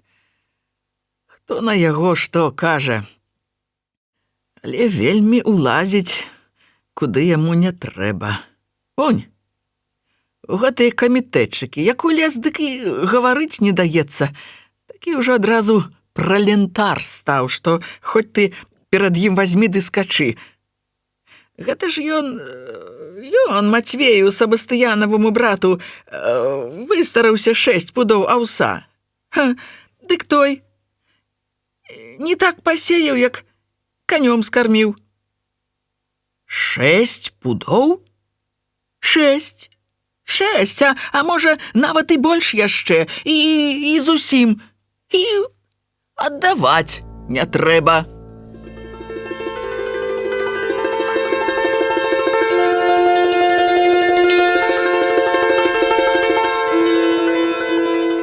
Юрка выйшаў з кустоў і стаяў збоку каля іх.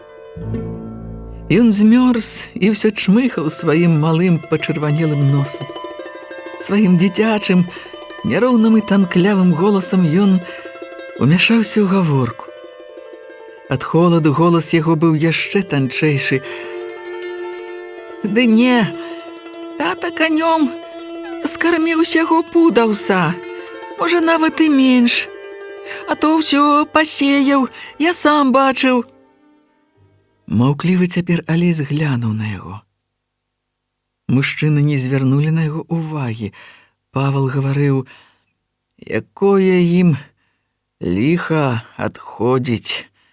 Робяць мала, клопату ў галаве нямнога, а ты ім давай. Чаму не, Уга? Гэтакім пралентарам і я магу зрабіцца. Што гэта, дрэнна гатовае браць? А хто ж табе вінават, што ў цябе не гаспадарка, халера ведае што? Што ты сваю гаспадарку да торбы давёў?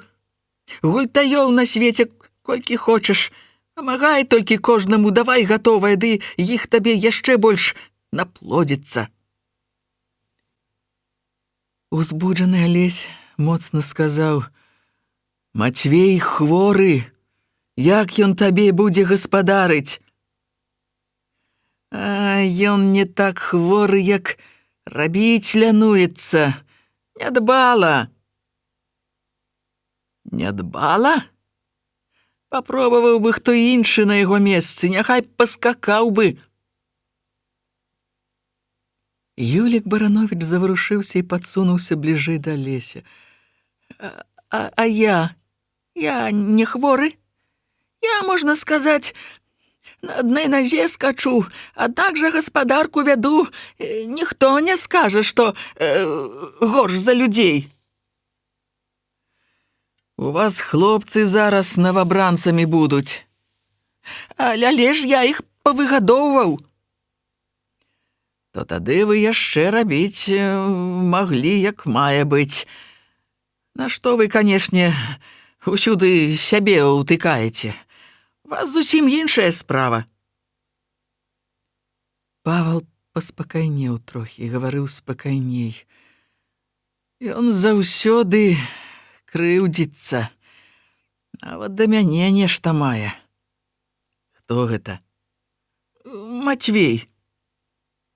Яму і брат нядобры, яму ўсе брыдкія. Што ён да гэтага Сабастыяна мае, а? Што той вінават, што лепш жыве за яго? Здаецца ж, бацькаўшчыну без крыўду падзялілі. Або хоць з гэтаю Наталлю. Тая даўно касцьмі зямлю парыць, а ён усё, каб прымеў, дык выдраў бы вочы Сабастыяну за яе.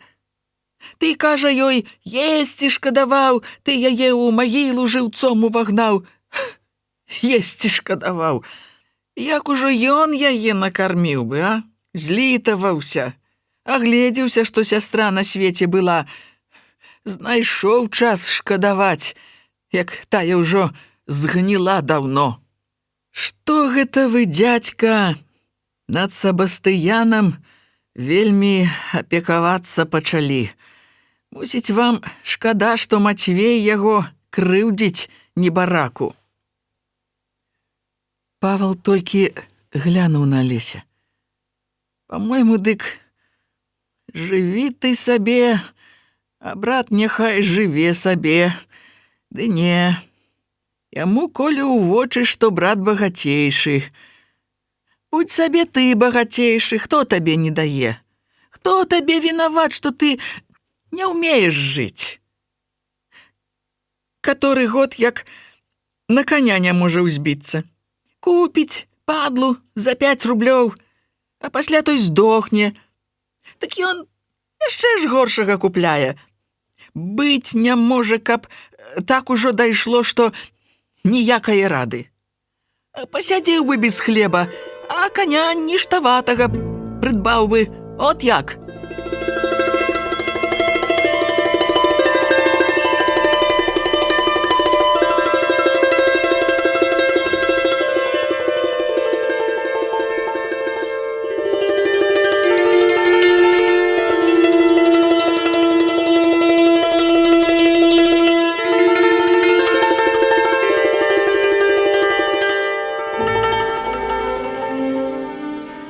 Юрка адышоўся да кустоў. Перакінуўшы цераз плячо аброць, ён падаўся на блізкую дарогу, аброслую кустах мятліцаю і трыпутнікам. Мятліца пасыпалася і тырчэла белаватаю травяную саломаю. У глыбокіх каляінах хавалася размешаная калясьмі гразь. Пазвоньваючы цуглямі, ён выйшаў на той бок кустоў. За паплавамі голае поле злівалася з небам. Неба на захадзе прачышчалася, сінія хмары бурна падалі за чорную рысу для гляду, і там, дзе яны назаўсёды разарваўшыся, імчаліся ў сваё бяздонне, зялёнае сінь неба веяла бязменнай далечынёю. На зямлі было пуста і прасторна. Юрка глядзеў на чорную раллю за паплавамі, гладкую і няўкрытую яшчэ першымі ўсходамі жыта. Падышоў паплавамі да вузкай чыстай рэчкі, раптам заплакаў. У вачах яго стаяў вобраз памерлай летась цёткі Наталі, і паўставала тая горкая хвіліна, калі бацька яго даў быў ёй раз хамутом у плечы. І яшчэ большае нешта выплывала ў памяці, як пасля бацька тужыў і нудзеў аб гэтым, запрагаючы коня, каб адвесці Мікалая крываносага на могілкі, капаць ёй ям. У хаце тады і на двары было пуста. Усе пайшлі да дзядзькі Сабастыяна наведваць памерлую. Яшчэ злосны твар старога Паўла і жорсткія вочы Юліка Барановіча з'яўляліся ўваччу яго. Глыбокая нянавісць да іх душыла яго. Ён не думаў, а свядома разумеў сэрцам, што ўсе гаворкі чужых людзей надзвычайна далёкія ад усёй той праўды, якая была ці магла быць ва ўсёй гэтай жыццёвай справе.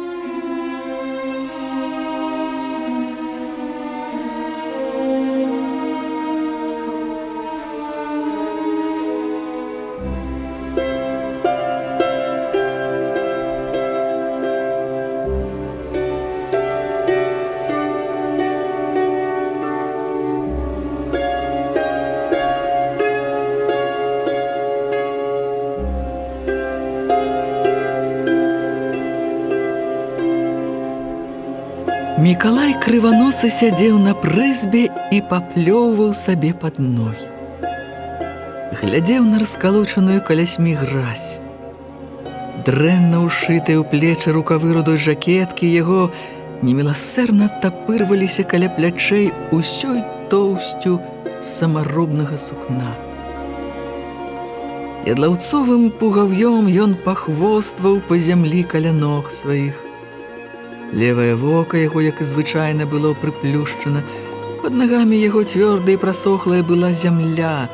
З-пад разломанага тратуара у два полкі вылазілі пакалечаныя калівы шчуплай травы. У канцы вуліцы бялела голае поле, і ясныя адценні вячэрняга сонца, хмарнага кагадзе вызваленага з-пад хмар, клаліся на яго радасную прастору вясёлым хараством. Адвячорак рабіўся ясным і халодным. Мікалай пачаў наспевваць сабе пад нос нешта без слоў, ціха і доўга. Па вуліцы ішоў рыжы Хоня, нізенькі і рухавы. Ішоў няроўна і чухаў шыю пад каўняром палатнянага фрэнча. «Мікалай, а, Мікалай!» «Чаго ты?»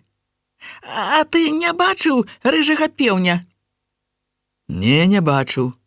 «Ой-ой-ой-ой-ой, а дзе ж ён дзеўся, чорт яго ведае!» «Пашукай!»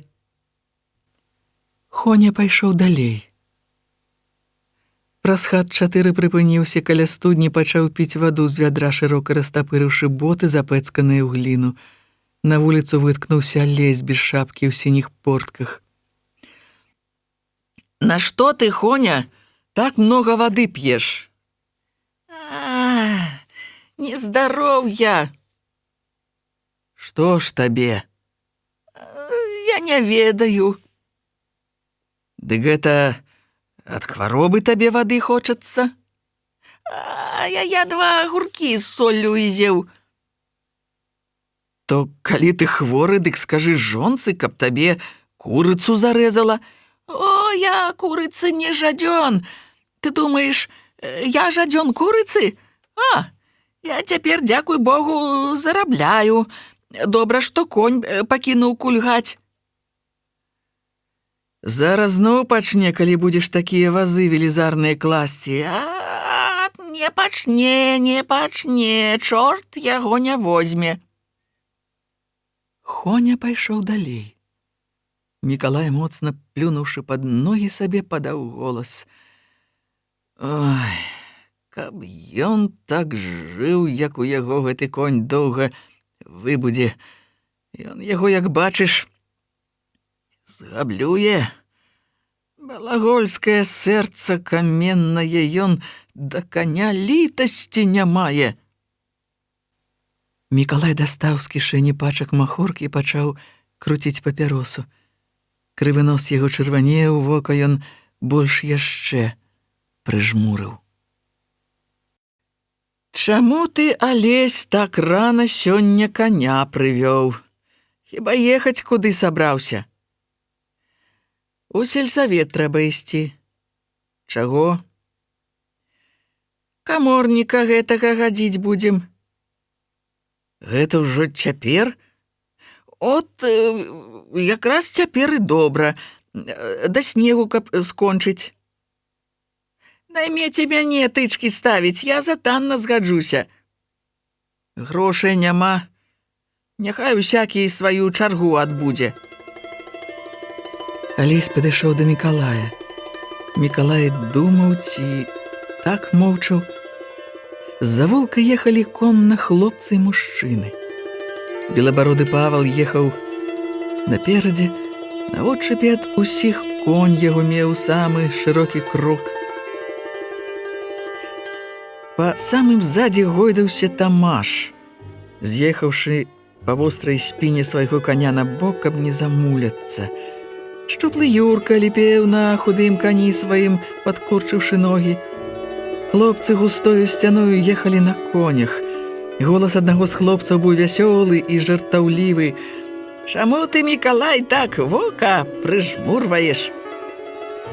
Алесь весела растлумачыў. Ён думае, на гэты брыдкі свет даволі глядзець і адным вокам. На большае ён не заслугоўвае.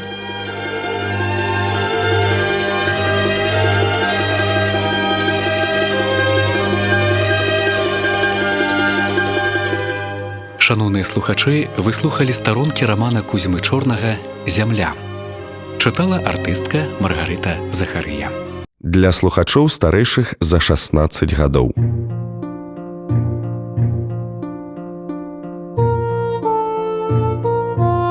Літаратурная анталогія. Году малой радзімы прысвячаецца.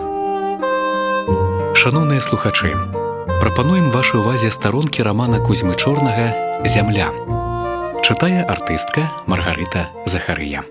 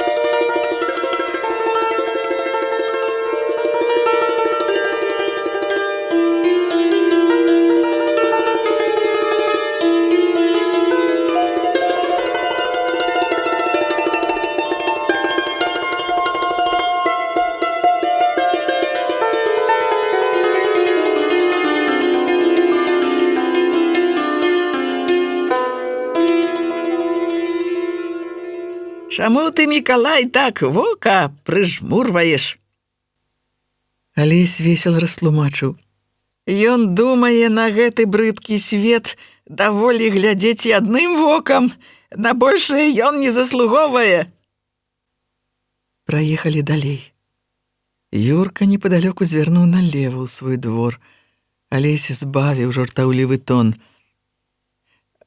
Правда, а чаму ты, Мікалай, вока прыжмурваеш?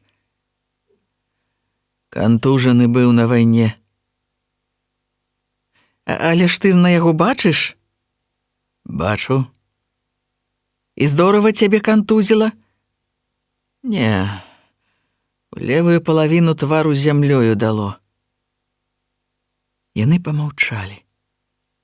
Мікалай зноў зацягнуў сваю вечную аднатонную мелодыю. Пасля сказаў: «Ой, чорт яго ведае. От так, жывеш, чалавек, прывыкаеш». Да чаго? Да ўсяго. Быў там на Гарадзеншчыне. Гэта тут. Ну і што? Нічога. Здаецца, тут і радзіўся. Ты жаніцца не думаеш? Ліха яго звязацца. Звяжыся, а пасля не развяжашся. Ну, пэўна, калі звязвацца для таго, каб развязацца, то лепш зусім не. Як каму іншаму, от, як табе, дык чаму не? Гэта, дзе я гэтую жонку дену, а? Жаніся, кажа, каб дурні не звяліся. Пражыву і так, лепш хоць вольны чалавек. Куды не глянеш, усюды можаш пайсці. Можа, ты нікуды ніколі і не пойдзеш, але табе так і здаецца. Душа ў цябе вольная, прасторная. Куды ты пойдзеш? Ты на гэтай прызбе век праседзіш. Мала што праседжу. Але мне жонка не выйдзе і не скажа: даволі табе сядзець. Ідзі рабі што, або спаць кладзіся. Зноў жа яно не страшна, што жонка скажа: я магу без нічые гэтае казкі ўзяць ды пайсці, але тут уся музыка ў тым, што, от жа, ніхто мне не скажа. Ну, а як пастарэеш? Хто цябе тады дагледзіць? Ай, тады тое і будзе. Навошта ламаць галаву пра тое, што некалі будзе? Навошта псаваць сабе сэрца? Што чалавеку трэба? Чалавеку трэба, каб душа была на месцы. От што яму трэба. Калі ў чалавека душа на месцы, тады яму і свет міл. Я лепш пасяджу галодны дзень, але каб я спакоен быў і каб ніхто мне не мог слова сказаць прыкрага. Ну, добра. А калі ты, скажем, цяпер па чужых хатах прытульваешся, дык гэта значыць, ты маеш спакой і волю? А што? А? Калі мне гаспадар, што буркане калі, дык чортавую матару бяры, я табе не прысягаў, канешне, жыць у цябе. З гары ты няхай, плюну ды пайду. Адна галава не бядна, от як. Можа, мне калі захочацца пабрадзяжыць, ну то я устаў, адзеў шапку і марш, і ніхто мне слова не скажа. Жыў жа ты некалі там на Гарадзеншчыне гаспадаром. Ды тое і было. Я пры бацьках жыў і рабіў, маладым хлопцам быў. А колькі цяпер табе год? А нешта за 35. Ты кажаш, што я туляюсь, як ветрагон. А от, Мяне як было кантузіла на пазіцыі, дык я тады ў першую ж хвіліну і падумаў, добра, што хоць няма ў мяне нікога, а то сам прападаю, і яшчэ там нехта будзе прападаць з жалю, ды, можа, ад голаду. Самому пакута не страшна, страшна, калі хто блізкі пакутуе. Гэта куды страшней. Я гэта сам па сабе памятаю, як бацькі старыя у бежанстве ўміралі. А я ваяваў, халера яго ведае за што. Я не то што хачу, канешне, каб ніхто якую награду даў за тое, што я ваяваў. От, на табе, браце, ты ж кроў праліваў. Але тут крыўда, разумееш? Ты ж можаш іначай. Сам вазьмі сабе награду. Бяры кавалак зямлі, прырэжам і пачынай жыць нанава. Ай, ды ўсё гэта не пра тое. Я не пра сябе гавару. Дык гэта ж усім і так вядома, што з немцам ваявалі немаведама за што. От так сабе з ласкі на пацеху некаму. А ты якраз гавары пра сябе. Калі ты загаворыш пра сябе, тады, значыць, і пра ўсіх загаворыш. А то ты сам брадзягаю жывеш і пра іншых клапоцішся. От, я ж табе скажу. Ты з немцам не ваяваў. Не дарос быў. А Варшаву браць хадзіў? Хадзіў. І можаш сказаць усякаму шмэндрыку, які часам цяпер над табою арудаваць хоча: а дзе ж ты, трасца тваёй матары, тады быў, калі мы галодныя і босыя порах нюхалі?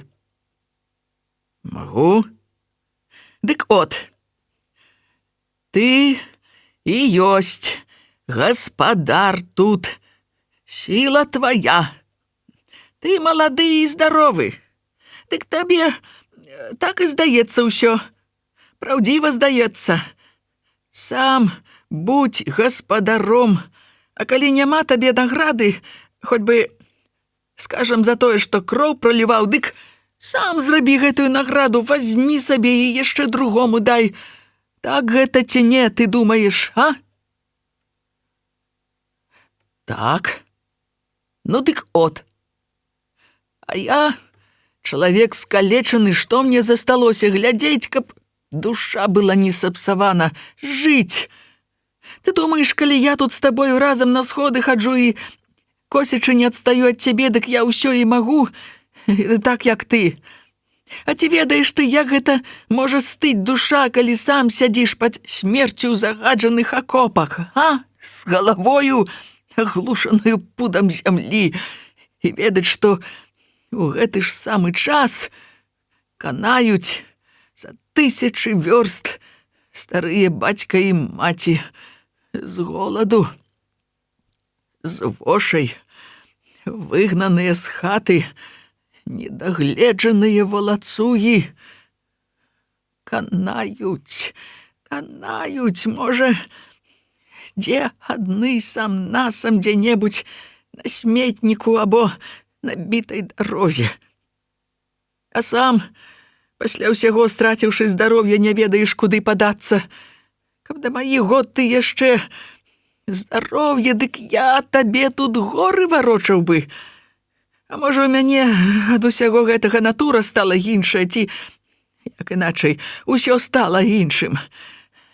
Людзі бываюць усякія, ад чаго яны робяцца усякімі. Гэта тут мы гаварыць не будзем. От, я цяпер начую ў Мацвея. Так я тут табе скажу, што, каб яго зрабіць іншым, дык трэба капыл новы. А так нічога не будзе. Так, дык ён табе будзе да канца дзён сваіх так гібець, прападаць, колькі ты яму не памагай, колькі ты яму не давай. Усё як вада ў рэшата, як у тхлань. Калі ў чалавека капыла няма. Такога, які патрэбен. От як.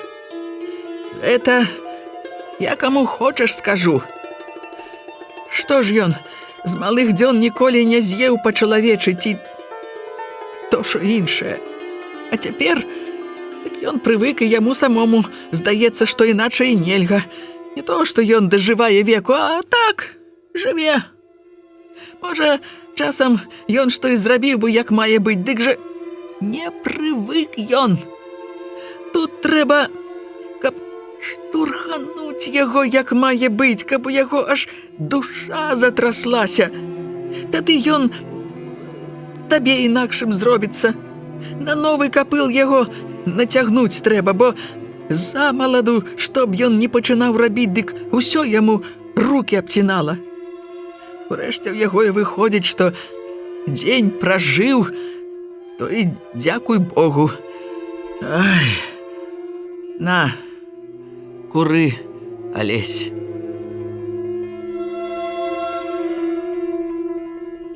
Пра капыл, дык гэта праўда.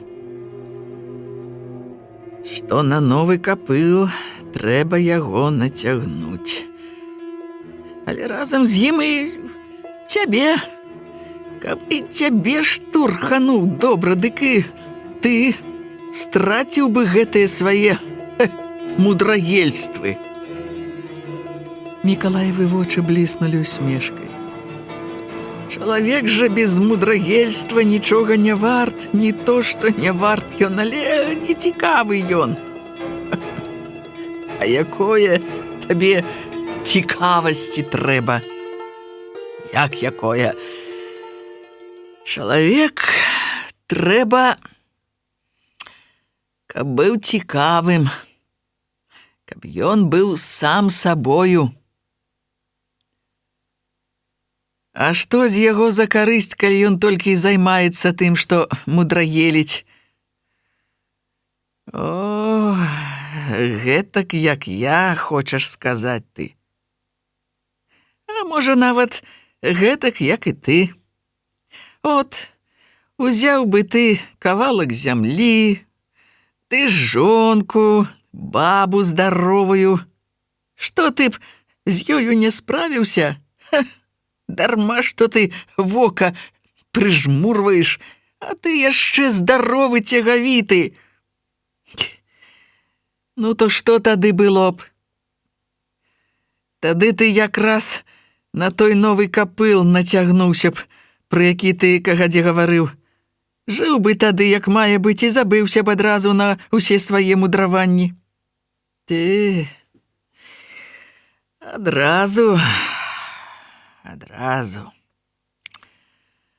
адразу нічога не забудзеш. Ты гэта гаворыш, не маючы практыкі. Няхай сабе не зусім адразу. А хіба я жыву не так, як мае быць? Аднаму здаецца так, а другому гэтак. Тут што галава, то розум. Так цяпер мне вальней. Што табе з гэтае волі? Усё роўна далей гэтае прызбы ты з ёю нікуды не рушыш. Далей яна цябе нікуды не завядзе. Я от колькі да цябе не прыглядаюся, дык і ты ўсё на гэтай прызбе сядзіш ды плюеш сабе пад ногі. Я ж табе гаварыў кагадзе. Не думай ты, што воля толькі ў тым, што чалавек цягаецца па свеце, што паўсвету пройдзе. От я прайшоў бы паўсвету ваюючы, куды мяне толькі не заганялі, штодзень то новая сотня вёрст. Але хіба гэта воля была? Седзячы кожны дзень на гэтай прызбе можна чуць у сабе самую страшэнную волю. Ён некалькі разоў засаб плюнуў пад ногі сабе і зноў пачаў курыць. Пачынала цямнець. Рыжы Хоня ішоў назад па вуліцы. Ну што, знайшоў пеўня? Не, прапаў недзе. Хадзі сюды. На чаго? Хадзі, не бойся. Як ты думаеш, Што? От Мікалай гаворыць, што ён вельмі вольны цяпер, седзячы тут на прызбе. Што такое волі, свет нідзе не бачыў. Вольны, як у полі вецер, ні галавы, ні хваста. Ну так, як у полі вецер. Ай, дзівакі вы абодва. Хоня паглядзеў на Мікалая з крывой усмешкаю. Што гэта за воля, калі ты часам кавалку хлеба жадзён? А як ты ведаеш, што я жадзён? Ну, гэта так гаворыцца. Ты зрабі, то ты мець будзеш. Ай, каб я жыў. А калі ў цябе будзе жонка і дзеці, то ў цябе сям'я будзе. Тады ты будзеш, як трэба, сталы чалавек, а то ты, Мікалай, жывеш, ой, жывеш сабе і старэеш, гады праходзяць, а як пройдуць, тады не ажэнішся. Што ты мне за свата хочаш быць, ці што? Не, на што мне быць каму за свата, няхай Бог крые. Хоня пайшоў. Алесь, яшчэ стоячы тут, закрыў папяросу. Мікалай бяздумным вокам сваім глядзеў недзе па той бок вуліцы.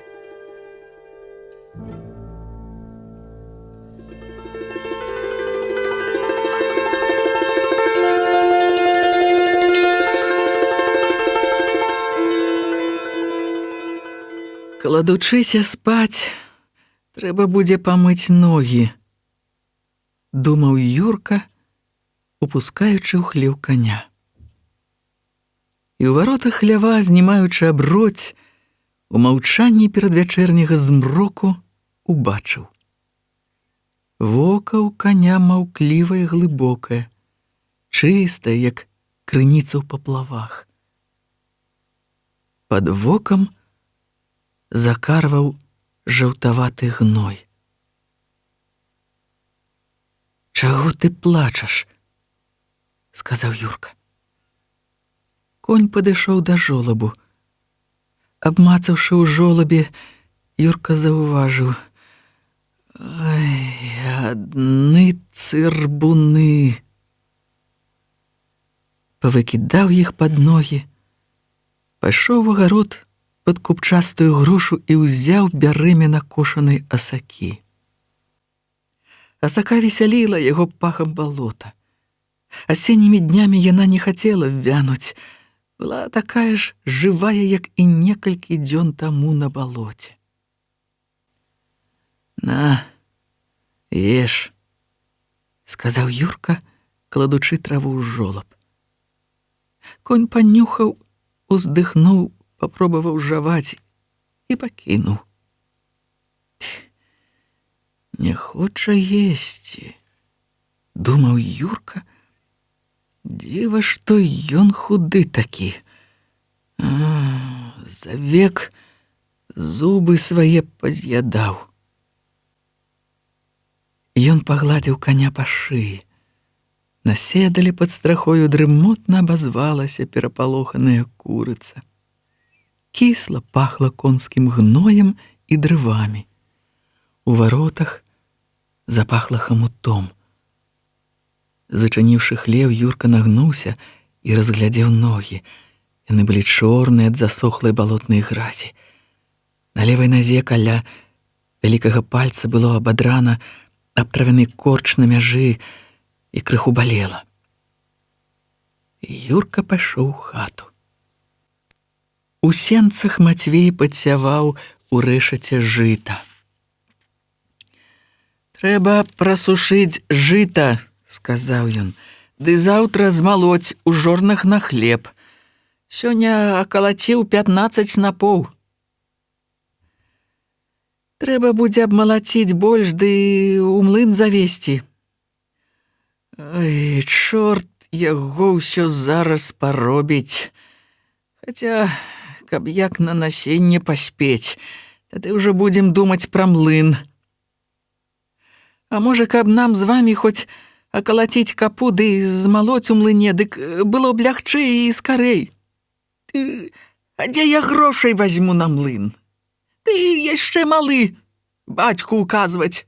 Бацька і без цябе ведае, ты яшчэ не зарабіў. Юрка ўвайшоў у хату і запаліў газоўку. Цьмянае святло заліло сцены і згусціла цень у кутках. Дзве малыя сястрычкі яго сядзелі на ложку, цесна прытуліўшыся адна да адной. «Чаго вы сядзіце апоўначы?» «Мы думалі, мама зараз прыйдзе, або тата увойдзе і запаліць газоўку». «А куды мама пайшла?» «А мама пайшла да Юзікавай цёці пазычыць хлеба, бо мы не ўспелі на пячы. Заўтра малоць будзем муку». «Не стой, Юрка, босы доўга на зямле, то скочкі на цябе паналазяць, дык заснуць не дадуць». «Не тваё дзела. Няхай сабе паналазяць, абы не на цябе». Аднак жа ён не злаваў, хоць і гаварыў так жорстка. Панурая раздражнёнасць толькі была ў яго. Словы бацькі «ты яшчэ не зарабіў» мучылі яго. Невыразны боль і трывога клаліся на сэрца. Крыўда пачала межавацца ў ім з безнадзейнасцю. «Што ёсць вячэраць?» – запытаў ён. «Мама казала, што на лаве ў мыцельніку гуркі ў збанку і расол». Ён наліў міску расолу і кінуў агурок. На стале пад настольнікам знайшоў акраец хлеба, пачаў есці, гойдаючы пад сталом зложанымі нагамі. Маці прыйшла неўзабаве. Яна падышла да стала, палажыла хлеб і сказала Юрку: «Няхай бы ты пачакаў трохі. Я звару бульбы. Я выгаладаўся. Вы мне бульбы трохі пакінеце ў гаршку». «А куды ж ты пойдзеш?» Ён падумаў трохі і сказаў: «Да Юзіка. Юзік дома?» «Дома. А што ён робіць?» «Ой, вельмі я ведаю, што ён робіць. От бачыла, што аціраецца каля ганку. Чаго табе цягацца вечарам? Кладзіся спаць, павячэраўшы, дык здаравейшы будзеш». Ён нічога не адказаў і даеў з міскі расол. «Можа, табе яшчэ падліць?» «Даволі». «Чаму? Дурны, еш ды папраўляйся, а то вельмі ж худы. Пачакай бульбы, я не забаўлюся. Тады сабе пойдзеш, яшчэ рана». «Ай!» Ён надзеў шапку і свой кажушок і пайшоў на двор. Услед яму маці ціха сказала сама сабе: «Ай, гадуюцца, як парасяты. Ядуць у шапках. Богу ніколі не моляцца. Зараз мыцца пакінуць. Проста аж страшна». Ён пачуў, але пайшоў моўчкі далей. Мацеры ён шкадаваў, тады як бацькі толькі баяўся.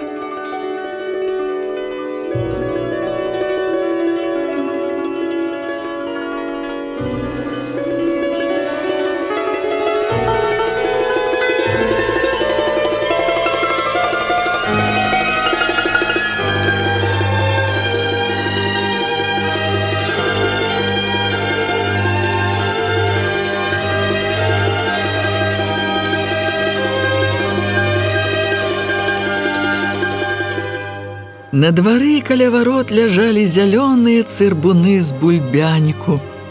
Ён абцёр аб іх ногі і падумаў: няхай высахнуць, тады ў хлеў кінецца.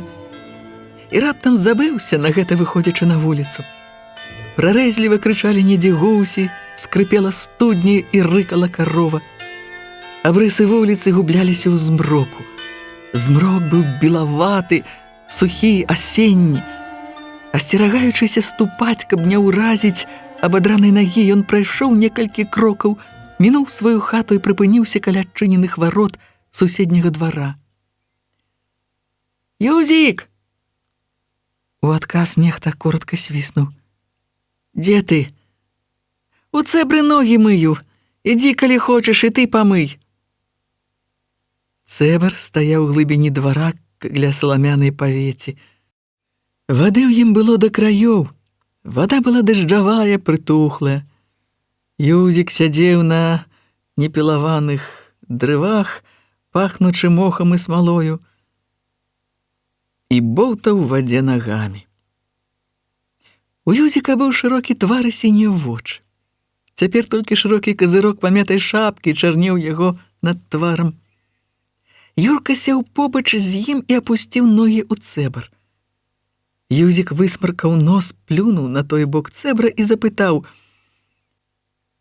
«Ваш конь пакінуў кульгаць?»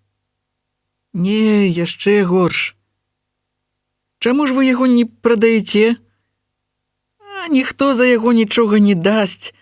Раней тата хацеў прадаваць, а цяпер раздумаўся. Я яму кагадзе палажыў травы з балота, дык ён не есць». «Бо ён, можа, на пашы наеўся?» «Не, у яго зубоў няма». «А як жа ён на пашы есць?» «Ён дзяснамі цісне». «Дык яму дзясна як забаліць, дык ён тады так стаіць. Вядома, мяса». «А ці гэта праўда, што яму раз хлопцы хацелі хвост адрэзаць?»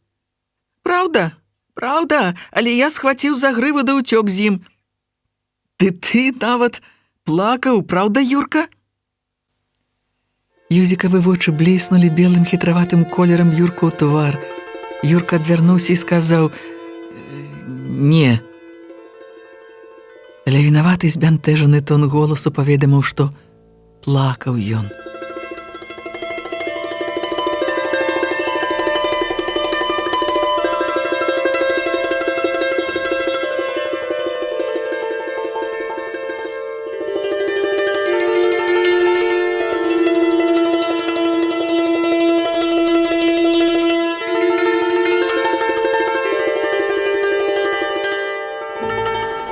Шаноўныя слухачы, вы слухалі старонкі рамана Кузьмы Чорнага «Зямля».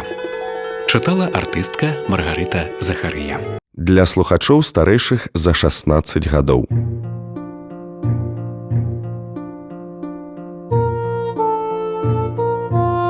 Літаратурная анталогія. Году малой радзімы прысвячаецца. Шаноўныя слухачы, прапануем вашай увазе старонкі рамана Кузьмы Чорнага «Зямля». Чытае артыстка Маргарыта Захарыя.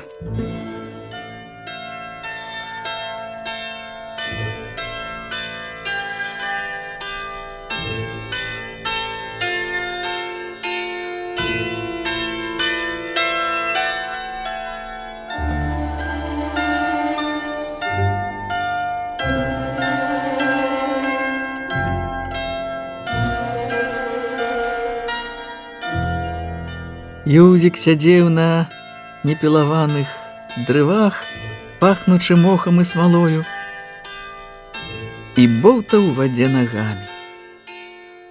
У Юзіка быў шырокі твар і сінія вочы. Цяпер толькі шырокі казырок памятай шапкі чарнеў яго над тварам. Юрка сеў побач з ім і апусціў ногі ў цэбр. Юзік высмаркаў нос, плюнуў на той бок цэбра і запытаў: «Ваш конь пакінуў кульгаць?» «Не, яшчэ горш». «Чаму ж вы яго не прадаеце?» «А ніхто за яго нічога не дасць. Раней тата хацеў прадаваць, а цяпер раздумаўся. Я яму кагадзе палажыў травы з балота, дык ён не есць». «Бо ён, можа, на пашы наеўся?» «Не, у яго зубоў няма». «А як жа ён на пашы есць?» Ён дзяснамі цісне». Дык яму дзясна як забаліць, дык ён тады так стаіць. Вядома, мяса. А ці гэта праўда, што яму раз хлопцы хацелі хвост адрэзаць? Праўда, праўда, але я схваціў за грыву да ўцёк з ім. Ты нават плакаў, праўда, Юрка? Юзікавы вочы бліснулі белым хітраватым колерам Юрку ў твар. Юрка адвярнуўся і сказаў: «Не». Але вінаваты збянтэжаны тон голасу паведаміў, што плакаў ён. І раптам абодвум ім стала няёмка. Яны моўчкі кончылі мыць ногі, і Юрка сказаў: «У мяне, мусіць, падрываць каля пальца будзе. Вельмі ж балець пачынае. Я пазаўчора на мяжы нагу аб нейкі корч абадраў». Юзік моўчкі выслухаў і сказаў: «Хадзім сюды». «Куды?» «Куды-небудзь». Пасля, падумаўшы, здагадаўся: «Хадзім у сельсавет». «Чаго?» «Там рэпетыцыя нейкая ідзе. Хадзім вулачкаю. Калі Хоня дзіркі ў плоце не загарадзіў, дык, можа, можна будзе у ігрушы ўскочыць. Вельмі ж ігрушы, братка, ай-яй-яй, от смачныя. Я еў. Калі ж ты еў? Мне раз быў Хоня даў». «Хлусіш, Хоня нікому груш не дае, недзе ўскочыў быў, ды налаташыў. Ей-богу, не, каб я так жыў». І цяпер зноў абодвум ім стала няёмка. Яны ішлі цёмнаю вулачкаю, пахлі гнілыя платы. Юрка сказаў: «Хоня, мусіць, загарадзіў плот». «Адкуль ты ведаеш?» «Бо каб не загарадзіў, дык свінні паналазілі б. Можа, яны і паналазілі былі». «Не». «Чаму?» «Бо, мусіць, плот загарадзіў». Каля Хоневага плота яны прыпыніліся. «А што? Я казаў, што загарадзіў». Стоячы, яны пасвісталі трохі і пайшлі далей. Прэла пад нагамі лісце, плыў пах, густы і вясёлы. Юзік заўважыў: «Ах, каб у нас былі свае грушы, от я папаеў бы». Холадна і спакойна Юрка адказаў: «Яблыкі лепш за грушы. От як у папа яблыкі, ох, тыя чырванабокія, вінныя, дык лепш за ўсякія грушы». «Вельмі ты еў іх. Уга! Я іх чорт ведае, колькі папаеў, нават летась яшчэ. Летась на іх яблык яшчэ не было. Гэта ж маладыя яблыкі, кагадзе шчаплялі іх. А для яблыні нядобра, калі вельмі рана яблыкі пачынаюць расці. Калі яблыня добра ўмацуецца, дык тады лепш, даўжэй радзіць будзе. У гаспадарцы добра, як у каго яблыні ёсць». Маўчалі платы, чарнелі стрэхі.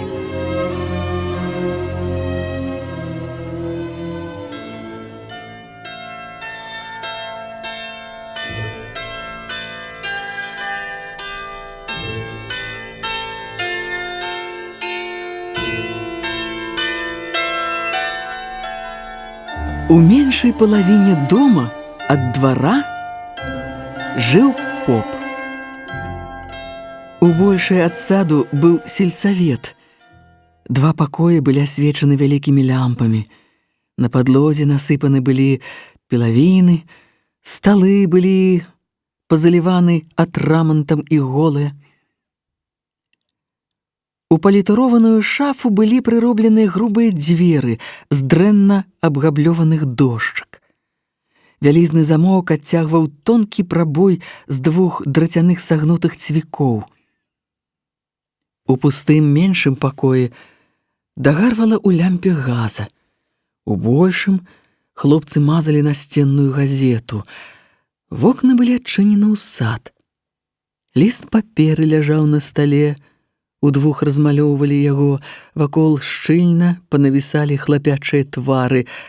Каля дома, у выгараджаным у садзе двары, поўна было хлопцаў і дзяўчат. Юрка і Юзік уціснуліся між чужых локцяў да самага стала. Чорны, як смоўж, Максімаў Петрык спрачаўся.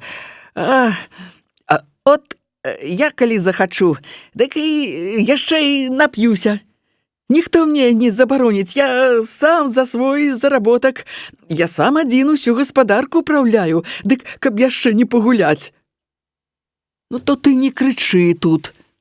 Я гавару. Яго адазвалі ў бок, пасля некалькі хлопцаў выйшлі з ім у сад. Юзік і Юрка рушылі за імі. У садзе, узлёгшы на плот, Петрык даводзіў: «Маладыя гады неўзаметку пройдуць і не агледзіся. Я праз 2 гады ў новабранцы пайду, а пасля салдат дык зусім другое. Можа, я тады ажанюся, ды і мінецца ўсё. А цяпер хаця пагуляць гэтымі гадамі. Колькі тут засталося гадоў 2 якіх. Ты, братка, Клімусь сам павінен ведаць. А Клімуся тут няма. А дзе ж ён, Клямусь?» Спатыкаючыся па няроўнай зямлі, Петрык пайшоў у бок вуліцы, і Юрка шапнуў Юзіку: «Петрык жа з Макаркаваю Волькаю гуляе». «Ну, ей-богу, я нават сам бачыў. Што?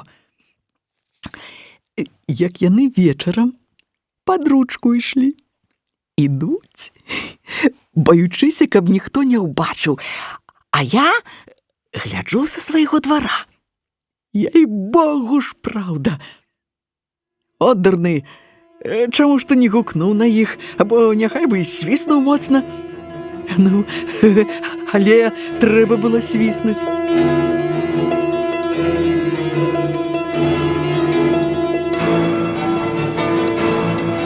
Клімусь, белагаловы і цыбаты, пералез цераз плот аднекуль з папоўскага двара. Ён падышоў да хлопцаў і ляпнуў Юзіку па плячы.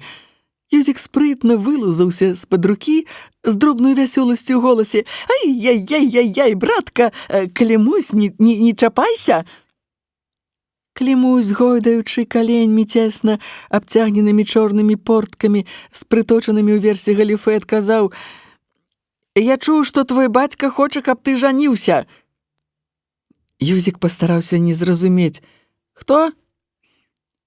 Ты, табе ж бацька казаў, каб ты шукаў сабе якое-небудзь кабеціны».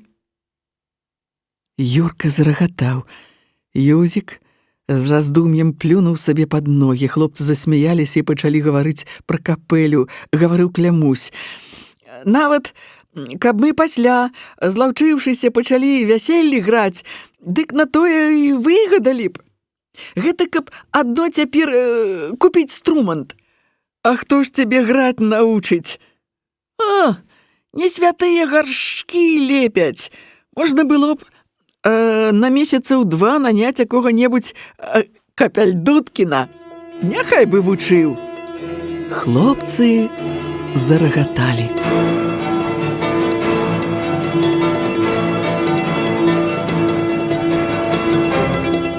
Гаворка пайшла далей. А каб гэта кожная хата дала частку на арганізацыю капэлі, а рэштку дала б пажарная дружына. Бо на ўсё дык у яе не хопіць грошай, нічога там няма. Ну то і не дасць жа ніхто табе.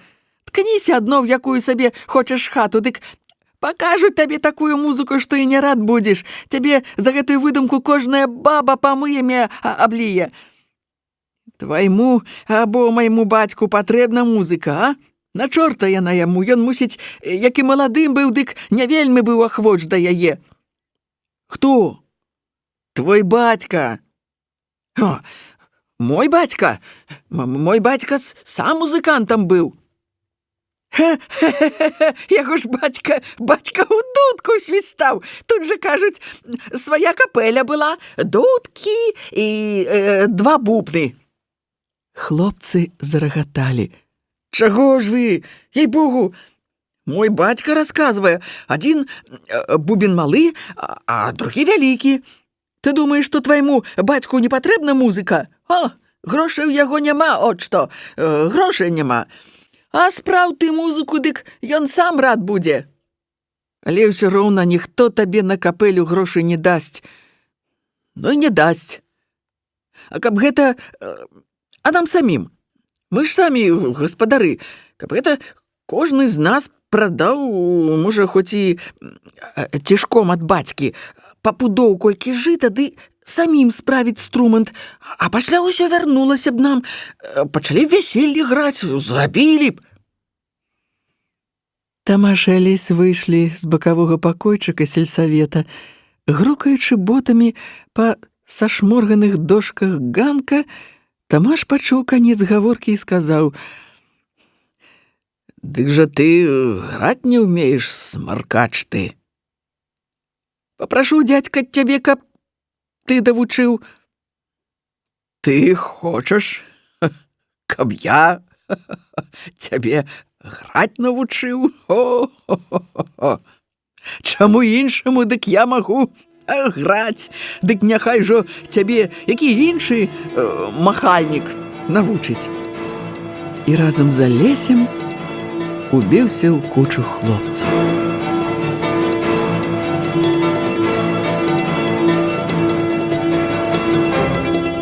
«А чаму ж ты, дядька, мяне іншаму можаш навучыць?» «Чаму іншаму? Цівак!» І густа, адхаркваючыся, стаяў і курыў. Максімаў Петрык падышоў з боку вуліцы. Клімусь гаварыў: «Дык давайте, хлопцы, складомся!» Тамаш сказаў: «Складомся ды вып'ем». Клімусь адказаў: «Куды табе, дядька, піць з намі, з гэтакою блазнотаю?» «О, а чаму не? Уга!» І, памаўчаўшы, дадаў: «Даўно я не піў, яй-богу. Ужо месяцаў са 2 будзе. Хочацца выпіць, яй-богу, хочацца выпіць». «Ну то чаму ты, дядька, не вып'еш?» «Часу няма. Гэта такая справа, што калі выпіў, дык за работу пасля не возьмешся. Гэта хіба, каб калі святы дзень падабраў, ды сказаць і кампаніі няма, от што. Гэтыя ж усе абы вып'е, дык адразу або пачне цалавацца лезці, або біцца. Найчасцей дык усё крыўду сваю выказвае. А тут, як ты з ім цалавацца будзеш, калі на іншага і на цвярозага гадка глянуць? Ай, няхай ён прападзе, няхай ён». Клямусь зноў пагойдаў каленьмі і сказаў: «Ну то як будзе? Будзем складацца ці не?» Раптам ён заўважыў: Юзік, малы і смешны, тут у Тамаша пад локцем пробаваў зацягнуцца на поўныя грудзі махоркаю. Клімусь сказаў: «Браткі, сам як воша, папяроса як дручок на губе ляжыць». І зацягнуў высокім голасам: «Над зялёнаю лукою ходзяць мухі талакою». Тамаш падумаў і сказаў: «От, у мой час песню спявалі». «Якую?» «Ах, мой Боже, сівы конь стаіць». «А якая гэта песня?» «Гэта значыць: паехаў хлопец ваяваць, а яго забілі. Дык конь адзін, без яго, і прыбег дадому. Больш 1000 вёрст бег, а дадому трапіў. Прыбягае ён дадому, бачыць, вароты зачынены. У двор не ўвойдзе. Ён пацёрся мордаю ў акно, а маладая жонка таго хлопца, з якой ён пажыў сяго адзін дзень, не пускае таго каня ў двор. Кажа, калі ты хоць ні жывога яго не прынёс дадому, дык няма табе месца больш тут. А конь? О, конь разумее ўсё, ды, вядома, расказаць нічога не можа. Так і стаіць і нудзіць. Хоча заплакаць, ды слязы не можа выпусціць. Так і стаяў увесь час каля зачыненых варот, пакуль тая маладая ламала рукі на ганку стоячы. Ну, а далей што?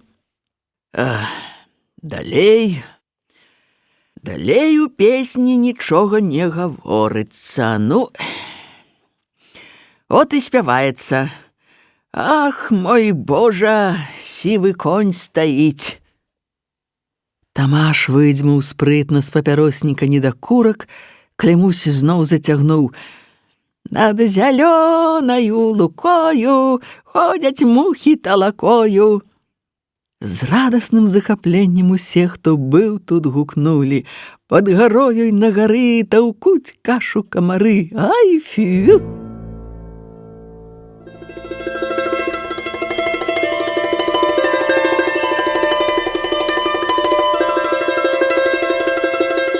Тамаш паварушыў плячыма, уткнуў галаву ў грудзі і пайшоў раптам адсюль.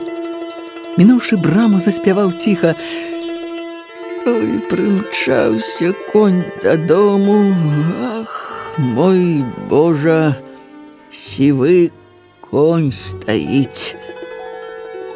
І ішоў далей, аглядаючыся, каб ніхто не ўбачыў і не пачуў. Юрка адышоўся ад брамы і, слухаючы, раптам прыпомніў і ўявіў. Вока кульгавага коня глыбокае і не міргае ў ім затуманены смутак. Адышоўся яшчэ далей, палажыў бараду на сукаватую жэрдку нізкага плота і запаліў у вачах агні ад страшнай навалы вострага смутку.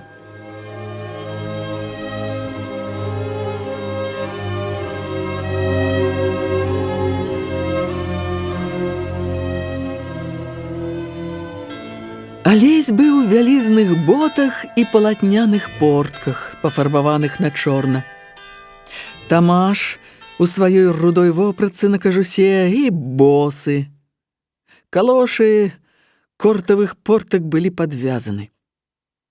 Зноў быў вецер, і зноў было хмурна. Яны ўдвух сядзелі ў полі на мяжы, утомленыя аглядам балота і поля, і Тамаш гаварыў: «Самае горшае, дык гэта, што каторую пору на боты ніяк не ўзбіцца, проста аж надакучыла.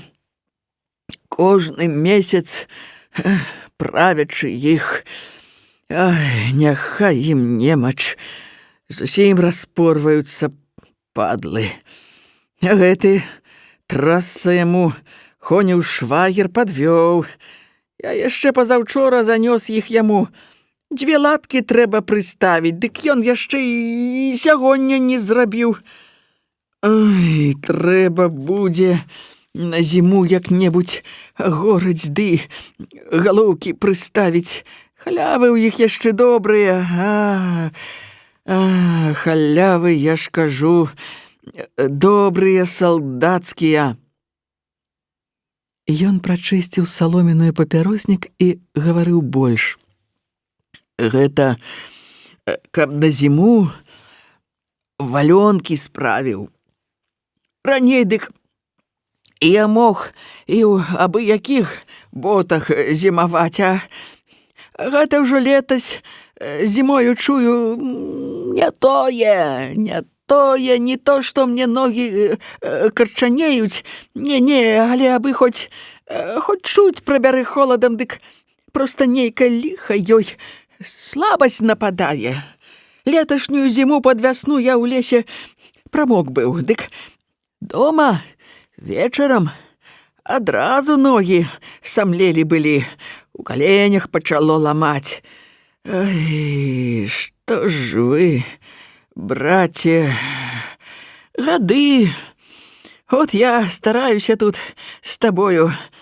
А наўрад, Господі, і я прычакаю убачыць усю гэтую фармальную перастройку.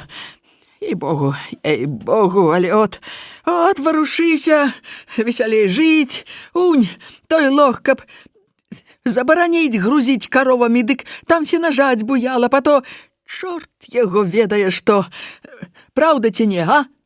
Але з нашым народам нічога не зробіш, няхай яны паправальваюцца скрозь зямлю. Ай, гэтакія людзі.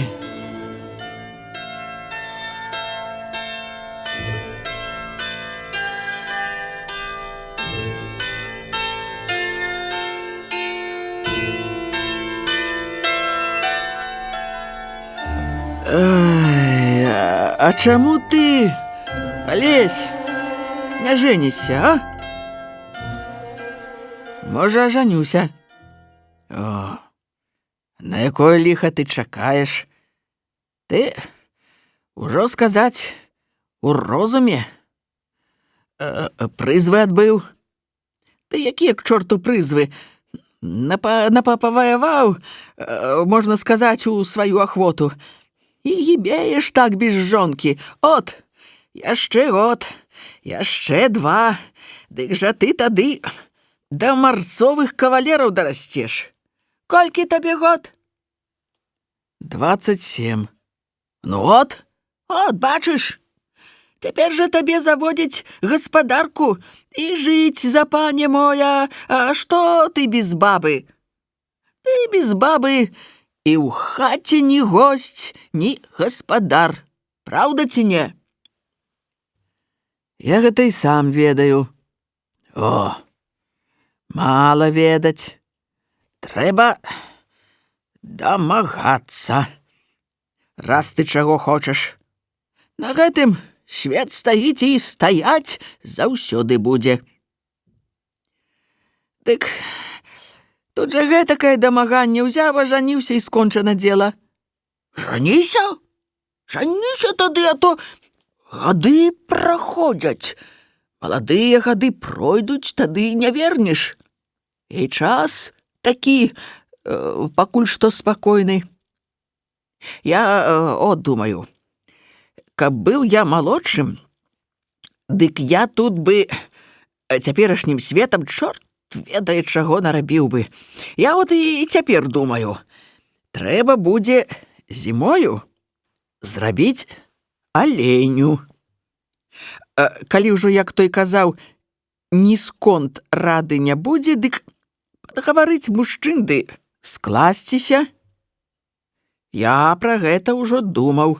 А ты, браце, жаніся, ты, можа, пакрыўдзіся, што я ў твае справы ўмешваюся, але я скажу, я чалавек стары і маю практыку, дык яно, можа, і можна мне гаварыць табе. Ты ўжо другі год валаводзіся з Барановічаваю гэтаю дзяўчынаю. Дык я табе скажу, што даволі табе з ёю ўжо важдацца, бяры ты яе замуж. А то яна дзяўчына зграбная, трохі вучаная, дык глядзі, каб ты яе з рук не выпусціў. А я табе, дзядзька, калі ўжо на тое пайшло, таксама шчыра скажу, як старому чалавеку, што я вясною ўжо быў намерыўся браць яе, але яна сама ўсё адцягвае. А што? Не казаў я? Што? Што ты яе гатоў з рук выпусціць. Яна сама сабе верыць і не верыць. Што ж, яна там трохі навчылася ў горадзе, дык ёй цяпер здаецца, што свет гэта не свет, а яна гэта не яна. Яна і за цябе згодна пайсці, і разам з тым некага іншага чакае. От як. А цяпер каморнік гэты у іх закватараваў. Мераць пачне праз тыдзень, а з'явіўся ўжо учора. За месяц ён работу скончыць, тады паедзе, а ты глядзі, каб ён і за месяц гэтую дзяўчыну з розуму не звёў. Возьме ён яе ці не возьме, а з толку збіць можа. Сёння днём, стаялі яны пасярод двара і смяяліся, гледзячы адно на аднаго. Як ішоў я вуліцаю да цябе, дык бачыў. Устрывожаным голасам Алесь запытаў: ён у Барановіча закватараваў? У Барановіча? У Барановіча. Я табе раджу, як добра. Калі не хочаш страціць дзяўчыны, дык адразу ж скажы ёй альбо так, альбо сяк. Бяры яе да сябе зараз жа. А яна сказаць: дзяўчына добрая, няма што на яе казаць. Абжывецца, абсталее, дык і гаспадыня будзе добрая. Яна і цяпер сталая. Сталая? Я не кажу. Дык от пра гэтую самую аленю. Што ты на гэта скажаш? Трэба падумаць.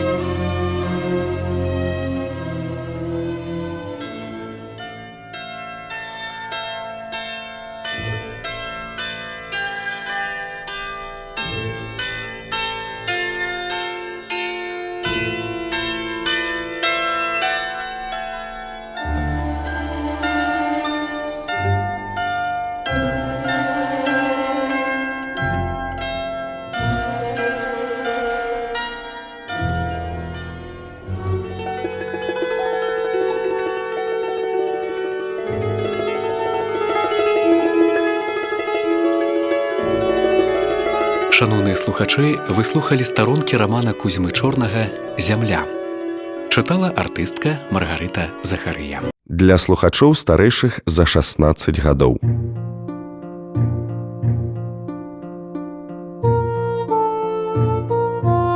Літаратурная анталогія. Году малой радзімы прысвячаецца. Шановныя слухачы, прапануем вашай увазе старонкі рамана Кузьмы Чорнага «Зямля». Чытае артыстка Маргарыта Захарыя.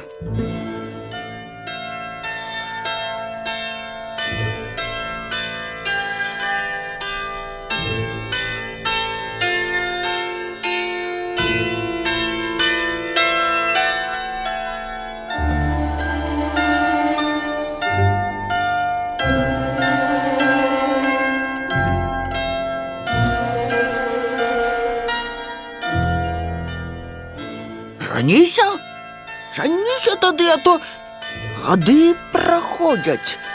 Маладыя гады пройдуць, тады не вернеш. І час такі, пакуль што спакойны. Я думаю, каб быў я малодшым, дык я тут бы цяперашнім светам чорт ведае чаго нарабіў бы. Я і цяпер думаю, трэба будзе зімою зрабіць аленю. Калі ўжо, як той казаў, ні сконт рады не будзе, дык падгаварыць мужчын ды скласціся. Я пра гэта ўжо думаў. А ты, браце, жаніся. Ты, можа, пакрыўдзіся, што я ў твае справы ўмешваюся, але я скажу, я чалавек стары і маю практыку, дык яно, можа, і можна мне гаварыць табе. Ты ўжо другі год валаводзіся з Барановічаваю гэтаю дзяўчынаю. Дык я табе скажу, што даволі табе з ёю ўжо важдацца. Бяры ты яе замуж, а то яна дзяўчына зграбная, трохі вучаная. Дык глядзі, каб ты яе з рук не выпусціў. А я табе, дзядзька, калі ўжо на тое пайшло, таксама шчыра скажу, як старому чалавеку, што я вясною ўжо быў намерыўся браць яе, але яна сама ўсё адцягвае. А што? О, не казаў я? Што? Што ты яе гатоў з рук выпусціць. Яна сама сабе верыць і не верыць. Што ж, яна там трохі навчылася ў горадзе, дык ёй цяпер здаецца, што свет гэта не свет, а яна гэта не яна. Яна і за цябе згодна пайсці, і разам з тым некага іншага чакае. От як. А цяпер каморнік гэты у іх закватараваў. Мераць пачне праз тыдзень, а з'явіўся ўжо учора. За месяц ён работу скончыць, тады паедзе, а ты глядзі, каб ён і за месяц гэтую дзяўчыну з розуму не звёў. Возьме ён яе ці не возьме, а з толку збіць можа.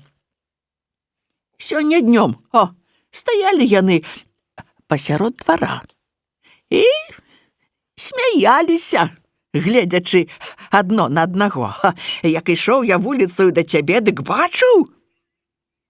Устрывожаным голасам Алесь запытаў: ён у Барановіча закватараваў? У Барановіча? У Барановіча. Я табе раджу, як добра, калі не хочаш страціць дзяўчыны, дык адразу ж скажы ёй альбо так, альбо сяк. Бяры яе да сябе зараз жа. А яна сказаць, дзяўчына добрая, няма што на яе казаць. Абжывецца, абсталее, дык і гаспадыня будзе добрая. Яна і цяпер сталая. Сталая? Я не кажу. Дык от пра гэтую самую аленю. Што ты на гэта скажаш? Трэба падумаць. Тут лішняй думаць няма чаго. Толькі што грошай няма, і нідзе ты іх, мусіць, не выкалупіш. Чуў, які крык быў, калі давялося на каморніка збіраць, Які гвалт! Я ж кажу, што трэба падумаць. Цяпер-то ты зусім з іншай прычыны думаць не можаш. За якое ж? За дзяўчыны гэтае ўстрывожыўся, бо як бо яна завецца? Ганна завецца. Слухай мае парады. Ты з бацькам яе гаварыў? Не. А сам ён ведае? А хто яго ведае? Мусіць, ведае, ўрэшце, ліха яго бяры, як сабе хоча. За пасагам я не ганюся. Ну, ён і пасагу дасць. Няхай дасць, калі хоча, я возьму. Сёння ж вечарам пагавары з ёю. Хадзем. Ты выбачай, браце. Яны пайшлі ўздоўж паўз мяжу. Тамаш сказаў: У босыя ногі ржышча колецца, халера, трасца яму, ботаў не правіць, трымае трэці дзень. Алесь ішоў наперадзе і маўчаў. Шумелі заспакойна кусты пры дарозе, вецер плыў і плыў, моцна пах ядловец. Ціха было і хмурна. Тамаш яшчэ сказаў: Ох, у ногі холадна, ліха яму. Алесь маўчаў. Ну, то чаго ты занудзеў раптам? Я не занудзеў. Што ж, я не бачу. Я думаю. О, пра што ты думаеш? Пра ўсё. От, здаецца, і ўсё добра. Робім, нанова пераробліваем, усё як мае быць, а раптам з'явіцца нейкая прычына, дык усё іншым можа здацца. Ты гэта пра бабу? Не то, што пра яе. Плюнь, ей-богу, што ж ты за хлопец? Не можна так маладому хлопцу. Эх, ты, свет цяпер настаў. Ох, людзі пайшлі. Хлопец павінен быць казаком. Калі давядзецца, каб і на кані, і пад канём мог арудаваць. Я ўсюды быў. Ну, дык глядзі весялей. Пыльнаю дарогою падышлі яны да мястэчка. Тут было зацішней і цяплей. На вуліцы зморшчаныя лісці клёнаў суха шараваліся пад ветрам аб зямлю.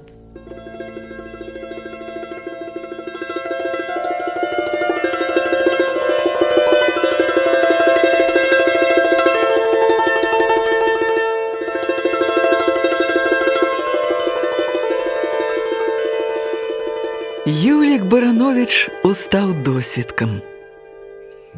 Да рассвітання было яшчэ далёка. Ён паволі, стараючыся не стукаць, усцягнуў на ногі боты і накінуў на плечы парваную вопратку. Ад печы ішло цяпло на ўсю кухню. Было душна. Ён падышоў да печы і пацікавіўся. Прылажыў руку да печы і падумаў: мусіць, на дварэ цёпла, калі печ за ноч не астыла. Вецер сціх, не чуваць, каб шумеў гэтак, як учора. Жонка пачула, як тупаў ён па кухні, моўчкі пачала ўставаць. Запаліла лямпачку і паставіла на прыпек. «Хіба адчыні ты комін», — сказаў ён. «Нашто? Горача вельмі». Яна адчыніла комін, выцягнула з-пад лавы кош бульбы і стала абіраць яе. На сцяне чарнелі хамуты і густа пахлі дзёгцем. У хаце нехта заварушыўся, моцна зашумела салома ў сенніку. Ён падышоў да хатніх дзвярэй і паглядзеў. Каморнік, лежачы на ложку пад акном, чухаў над вухам даўгаватую сваю галаву. Святло кухоннай лямпы падала на яго чырвонаю істужкаю праз адчыненыя дзверы. Убачыўшы гаспадара хаты, ён перавярнуўся на другі бок, тварам да сцяны, моцна кашлянуўшы. Юлік Барановіч хацеў нешта сказаць яму і не сказаў. З сярэдзіны хаты вярнуўся назад у кухню, падышоў да жонкі і зашаптаў над яе галавою: «Ты наглядай за імі». «За кім за імі?»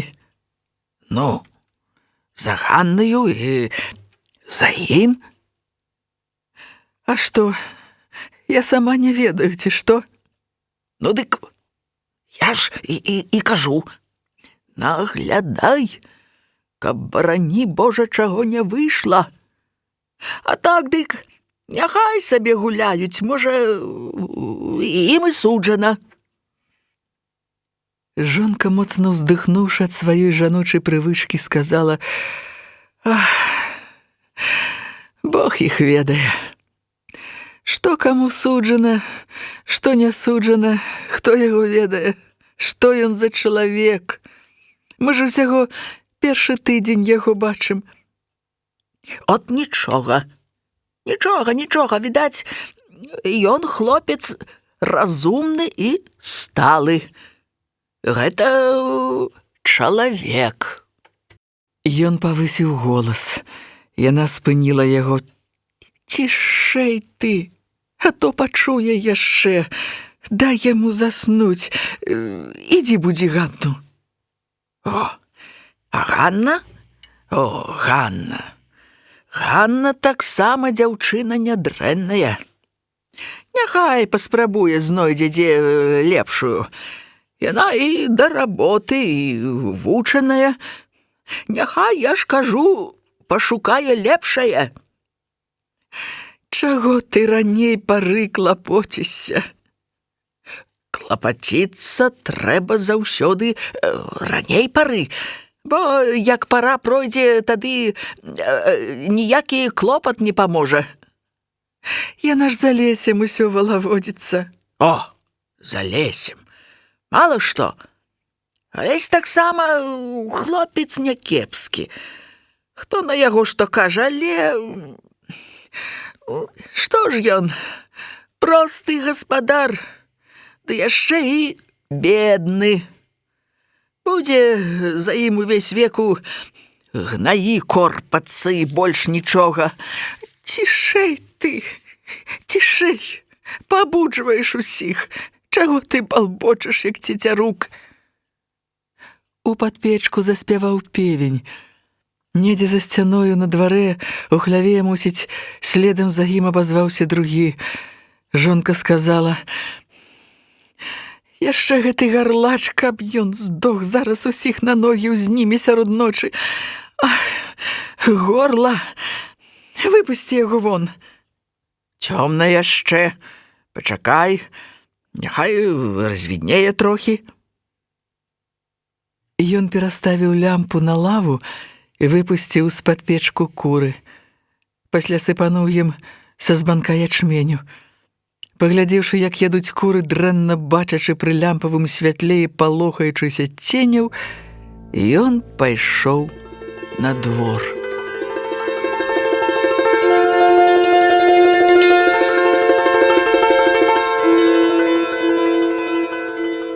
Было цёпла і вільготна.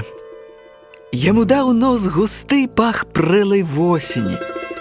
Пад нагамі ў дварэ макрэла жоўтае лісце з яблыні, пад платамі нудзела зелле. Стог саломы бялеў у глыбіні двара за нізенькім платцом. Пачынала развідняцца. За гумнамі бялела цёмнае неба, цяжкія дзяругі хмар расставалі і гінулі, а цераз агароды з поля веяла радасцю прасторнай цішыні. Ён падышоў пад гумно, нагроб са стога пярэберак аўсянай саломы, ператрос на таку з сенам і занёс каровам. За дашчаную перагародкаю ў хляве абзываліся гусі, пад нагамі заміналі авечкі, ён павольна ўпраўляўся, паціху гаворачы сам з сабою і з жывёлаю. Закідаючы каровам трасянкі, ён сказаў: ешце, падлы, няма чаго лішняе перабіраць. Стаўшы вас карміць адным сенам, дык да каляд можна ўсё скарміць. Онь, людскія каровы ядуць чыстую аўсяную салому і малака даюць. Ён адапхнуў з-пад ног авечку і сказаў: зараз і вам дам, пачакайце. І яму весела было, як вакол у суседніх хлявах спявалі пеўні. У конскім хлеве ён агледзеў жалабы, дрэнна бачачы ў змроку і абмацваючы каструбаватыя дошкі. Пагладзіў па шыях коні, падлажыў ім сена і пастаяў каля іх, слухаючы, як яны ядуць. Весяліў яго гэты стук і шум. Усё яму здавалася добрым, толькі незадавальненне было тым, што Мікалаю Крываносаму было пераплачана за малацьбу. От, лішнія 40 копеек аддаў, думаў ён. Не варта было даваць, так і прайшло б, а то чорт ведае, якую цану здзёр. Развіднялася хутка.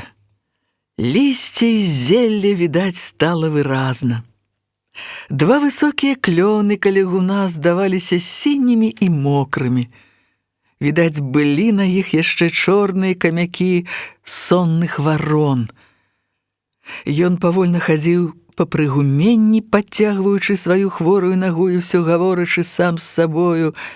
Насыпаючы ў мяшок мякіну, ён гаварыў: «Ой, чэрці яго ведаюць! Можа, ён і сапраўды гэта кашу заварвае, гэты хлопец. Што ж, ён каморнік, невялікі лішне пан, сам мусіць з мужикоў. Але вельмі скора нешта, усяго тыдзень як жыве, разам ходзяць. Хіба ён раней якім-небудзь парадкам Ганну ведаў? Усё можа быць. Каб гэта напраўду ён, дык няхай бы ішла. Невялікая раскоша пайсці за якога-небудзь Алеся. Ён то хлопец, можа, і нішто. Бацька яго быў рамеснікам, і ён да ўсялякай работы здатны, але ж... вельмі галетнік, пакуль ён на гаспадарку заб'ецца. А гэта не чалавека гатовая крупа. Пройдзе месяц, рабіў, не рабіў, а пенсію на... От, няхай бы жылі здаровенькія. Калі дом, дзе захацелі б сабе пабудаваць, дык я памог бы, і грашыма, і коньмі няхай бы ішла. Ой, а Алесь... Напэўна, гэта ён на пасах гоніцца. О, ён ужо 2 коней у мяне угледзеў, і жарабіцу 3. Ай-яй-яй-яй, разявіў горла галетнік. І злосць на Алеся немаведама чаго пачала апаноўваць яго. І пакуль ён нанасіў з-пад калодзезя цэбр вады, зусім ужо быў злосны на яго.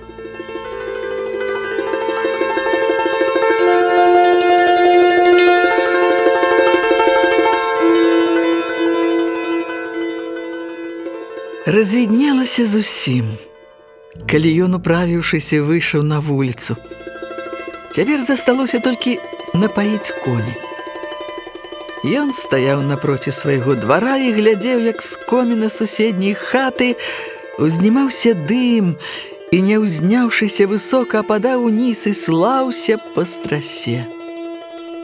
Ці не пойдзе дождж, падумаў ён, жуючы саломіну і пакручваючы ў руцэ трухлявы відук, адарваны дзецьмі ад плота. І раптам прыпомніў зноў, што пераплаціў Мікалаю за малацьбу 40 копеек. І тут ён не мог змоўчаць. Ох, ліха яго матары, падла крываносая. Пайду, згаджу яшчэ на які тыдзень. Няхай малоціць. А пры расплаце гэтыя 40 копеек я з яго вылічу. І ён пайшоў да Мацвеевай хаты, дзе жыў цяпер Мікалай.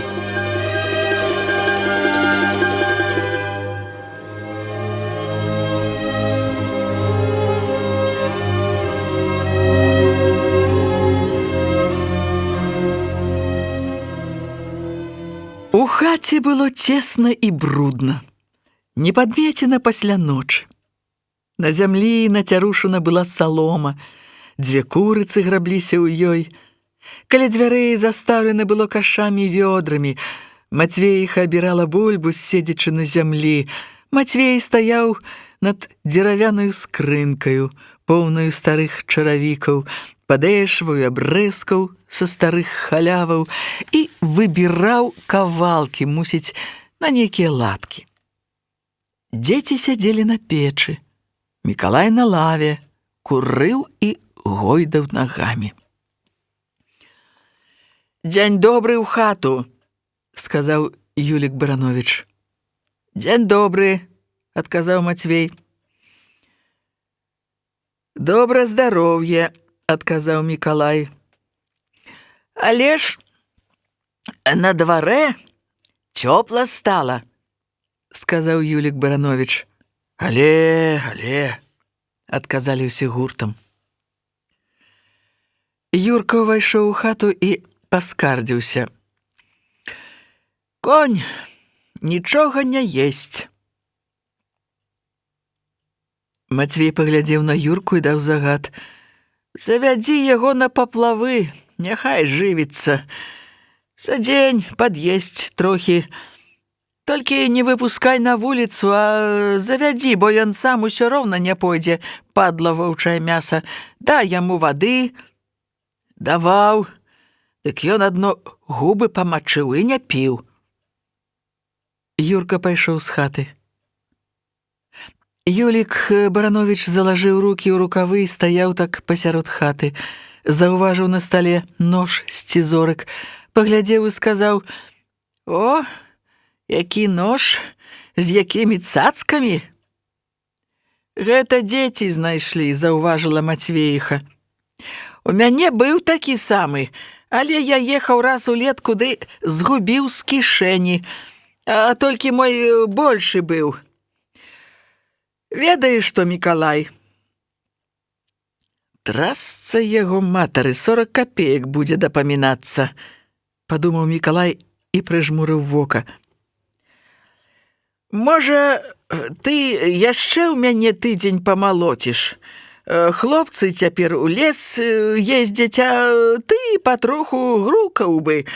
А то мы з табою і ўдвух патроху цупалі б. Мне кулі патрэбны, дык трэба жыта перамалочваць. Ярына няхай застаецца надалей».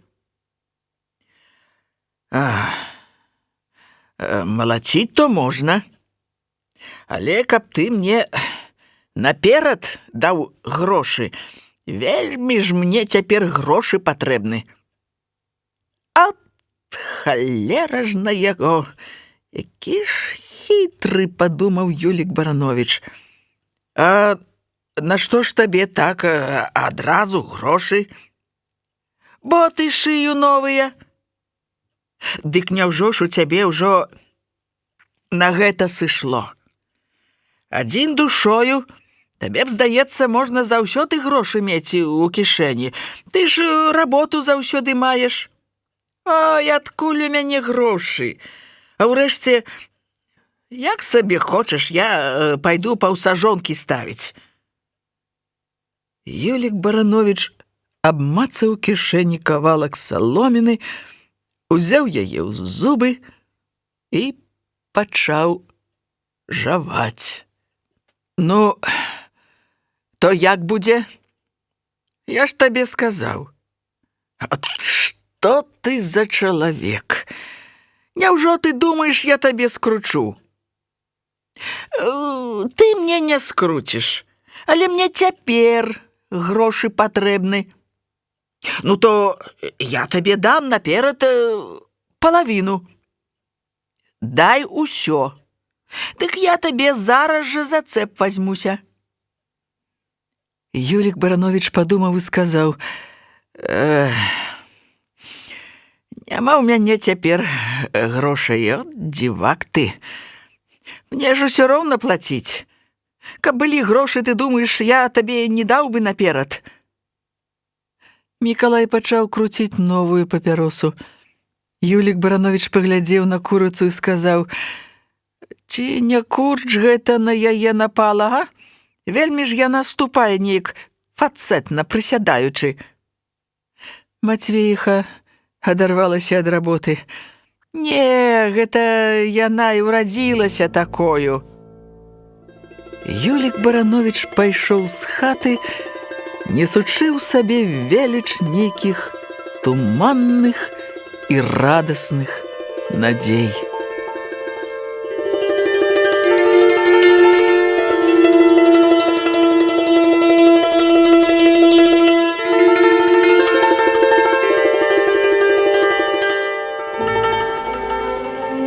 Шановныя слухачы, вы слухалі старонкі рамана Кузьмы Чорнага «Зямля». Чытала артыстка Маргарыта Захарыя.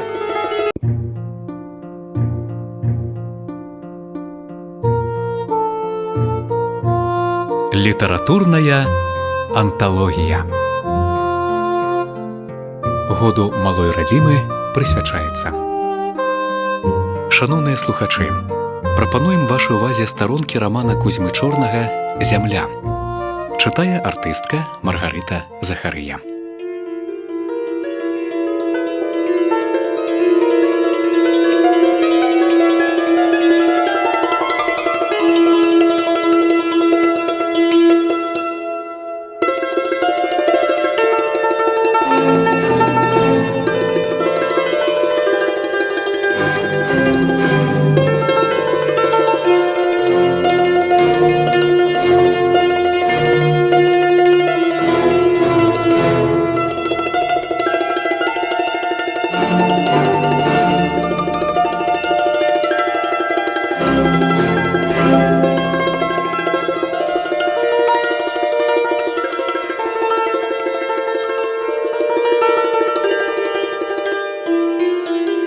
Каморнік быў малады і доўгатвары. Ужо добра развіднела, як ён устаў. «Спяшаць мне няма куды», – думаў ён, разглядаючы касцяныя гузікі зялёнага фрэнча. Ён доўга прыладжваў на нагах шчыгульныя етры, дасціпна абцягваў іх рамянямі. Яшчэ даўжэй ён мыўся ў кухні, сам не ведаючы чаму і перад кім стараючыся быць дасціпным. У кухні нікога не было. У печы датляваў жар, два хворыя вазончыкі на акне пахлі на ўсю кухню.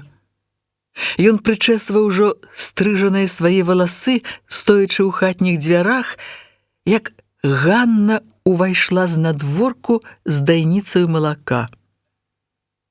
Яна пачырванела, глянуўшы на яго, і адказваючы усмешкай на яго вясёлы выраз твару: «Чаго вы пачырванелі?» – сказаў ён. «Я не пачырванела». «Пачырванелі. А чаго вы смяецеся?» «Хіба ж я смяюся. Чаму вы так позна каровы доіце? Гаспадыня з вас як з вас каморнік». І яны абое засмяяліся. Трымаючы твар уніз, яна бліснула на яго востраю прывабнасцю шырокіх вачэй сваіх. Ён колькі хвілін моўчкі глядзеў на яе, поўны жадання не адыходзіць ад яе. «От, замест таго, каб так прыглядацца, дык памаглі б мне». «Няжо вы самі не справіцеся? Што яшчэ памагаць вам, гаспадыня?» «Ды я-то спраўлюся». «Ну, дык на што ж вы просіце, каб я памагаў вам?» «Не люблю, калі хто без работы стаіць». «Ах, як ужо вы вельмі работу любіце». «Бо люблю». «З вялікіх любошчаў да работы сягоння спалі чуць не да поўдня. А вы? Я ўжо колькі работы зрабіла, а вы кагадзе ўзварушыліся». «Я? Я раней за вас узварушыўся». «Дык відаць жа, добрыя людзі напрацаваліся ўжо, а ён яшчэ нават не прыбраўся, як мае быць. Я ж вядомы для ўсіх гультай». Яны зноў засмяяліся, гледзячы адно на аднаго, і тут ён падышоў бліжэй да яе, гаворачы: «Каб вы ласкавейшыя былі, дык я памагу вам». «Не трэба». «А вы ж кагадзе прасілі?» «Ну, памажэце». «Толькі што ж мне рабіць тут трэба?» «Дзяржаце збанок. Ды не так. Я ж казала вам даўно, што вы няўдалы».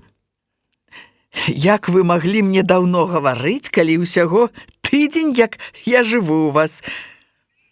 Ён пачаў траціць адценні жарта ў голасе. Тое ж самае пачало рабіцца і з ёю. Яна сказала: «Я вам даўно гэта гаварыла». «Калі?» «Яшчэ ў горадзе». «Мы там усяго разоў 3 бачыліся». І нават амаль што не былі знаёмымі. Яна ў раздум'і памаўчала і адзначыла факт. «Ідзіце вы прыбірайцеся, зараз снедаць будзеце». Ён не адыходзіў, і раптам тон яго голасу зусім змяніўся. «Вы не скончылі школы?» «Не». «Чаму?» «Не было як ад дому, не было каму рабіць дома». «А канчаць не думаеце?» «Не, дзе ўжо там». «А вы даўно былі ў горадзе?» «Даўно. Некаторага году з татам прадналога завозіла». Цяпер пачалася маўчанка. Яна была прыкраю. Жадаючы зноў збіцца на той ранейшы жартаўлівы тон, яна сказала: «Не ўмееце вы з банка атрымаць». «Пакажыце, як?» «Дзяржыце вышэй». Яго рука паднялася вышэй. Яна ўжо вылівала апошняе малако на цадзілку, пальцы яго рукі ляглі на яе руку. Яна паставіла дайніцу і пачырванела. Тады ён прытуліўся тварам да яе валасоў. Яна маўчала, і толькі чуваць стала яму, як у яе стукала сэрца.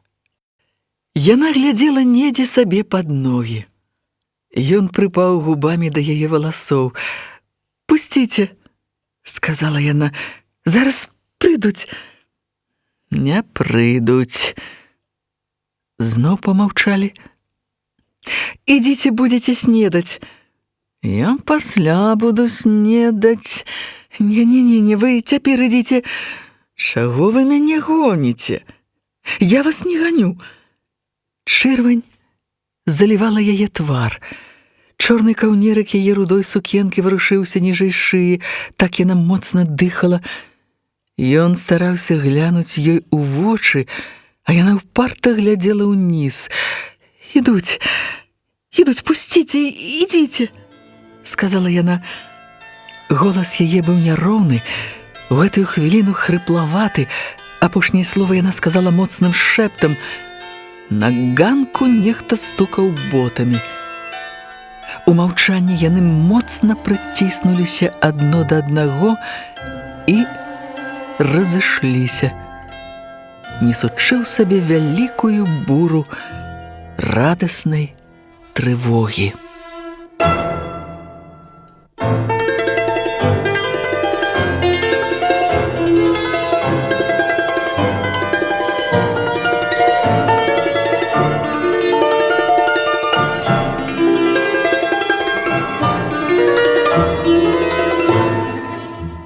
На стале ляжалі планы і каморнікавы рысункі. У хаце было накурана, каля стала стаялі заслоны некалькі старых, выпадкова падабраных крэслаў. Мужчыны разышліся ўсе разам, сядзелі жа яны тут доўга. Кожны заходзіў на 5 хвілін, а сядзеў больш гадзіны. Тамаш, даводзячы, што мераць трэба пачаць чым раней, расказаў шмат здарэнняў са сваёй моцнай жыццёвай практыкі, з кім ён калі, дзе і куды ездзіў на фурманцы, калі былі халодныя зімы, неўрадлівыя гады, хто з кім, калі, за што судзіўся. Мацвей слухаў і быў згодзін з усімі. Юлік Барановіч, гаспадар хаты, хітравата глядзеў на ўсіх. Алесь застаўся адзін, вясёлы і жартаўлівы. Пальцы яго рук, назаўсёды зачарнёных работай, перабіралі алоўкі, цыркулі і ўсякія іншыя дробныя каморніцкія прылады на стале. Каморнік здаваўся яму вясёлым хлопцам дружкаю, з якім можна і пажартаваць, і пагуляць. Юлік Барановіч цяпер некалькі разоў выходзіў у кухню і зноў выходзіў у хату, хвалячы надвор'е, хвалячы чырвоную кабылу, ганячы Мікалая, хвалячы мурожнае сена для коней. «Я маю 2 коней», – сказаў Юлік Барановіч, – «а жарабіцу 3. Мяне раней усе лічылі кулаком, а цяпер лічаць серадняком. А што гэта значыць? Гэта значыць, што я чалавек. Я сабе маю гаспадарку, гляджу яе, маю, што мне трэба, нічые ласкі не прашу. Калі ўсе такія разумныя пайшлі. Не дай Бог, як я замаладую мучыўся. Як жа вы мучыліся? О, як мучыўся. Хлеба кавалка не было. А цяпер 3 коней маю, і ніхто мне не памог на макава зерня. А цяпер кулак, серадняк. Чорт вашу матары бяры. Як сабе хочаце, я ёсць сам сабою. Не лішне да каго прыслухоўваюся. Калі тут сказаць, няма каго лішне прыслухоўвацца, у іх штогадзіна то навіна. Як, па-твойму, Алесь, я кулак ці серадняк? Ты мне скажы. Па-мойму, серадняк. А за што мяне ўсе гады лічылі кулаком? Хіба не падабаецца? Мне ўсё роўна. Няхай мяне хоць чортам лічаць, да мяне нічога не прыстане. Я нікога не забіў і не аграбіў. Іншы не мае, бо рабіць лянуецца. Абібока, бо дурня ніколі кулаком не назавуць. Няўжо ўсе бедныя абібокі гультаі? Не то, што ўсе, не ўсе, на што казаць, але ёсць такія, што на палатках ляжыць і сніць, што яму гатовыя кавалкі зараз будуць у горла валіцца. Каморнік глядзеў у акно і курыў. Сіні дым папяросы густа цягнуўся на ўзроўні яго галавы ў адчыненую фортачку. На вуліцы было ціха, і прыемна пахла ў хаце гэтым дымам. Я гляджу гаспадаркі, бо хачу жыць на свеце, а не прападаць.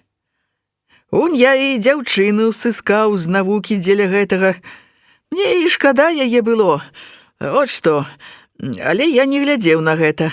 У мяне сэрца таксама ж не каменнае, і мне таксама хацелася, каб мая дачка вывучылася і была паняю. Але што ж ты зробіш? Не даўчылася. А тут, калі што якое, дык адразу кулак. Як бы гэта ганьба, што чалавек мае. Няўжо ж, каб усе нічога не мелі. А калі кулак, ну то што? Трасца матары іх. Які я кулак, а? Я трудяшчы пралетарыят, і больш нічога, калі яны хочуць ведаць. Вам цяпер далі скідку з падатку на канюшыну? Далі, бо паразумнелі. Бачаць, нічога не выходзіць, на галетніку далёка не заедзеш. Адразу і мяне серадняком зрабілі. Як гэта ўсё лоўка робіцца ў іх? Ай-яй-яй, што за майстры! Патроху Алесяў твар пачаў рабіцца нудным. Каморнік усё курыў каля акна, зрэдку ўстаўляючы слова. Алесь азіраўся на кухонныя дзверы. Каля печы там мільгацела уваччу яго рудая сукенка Ганны.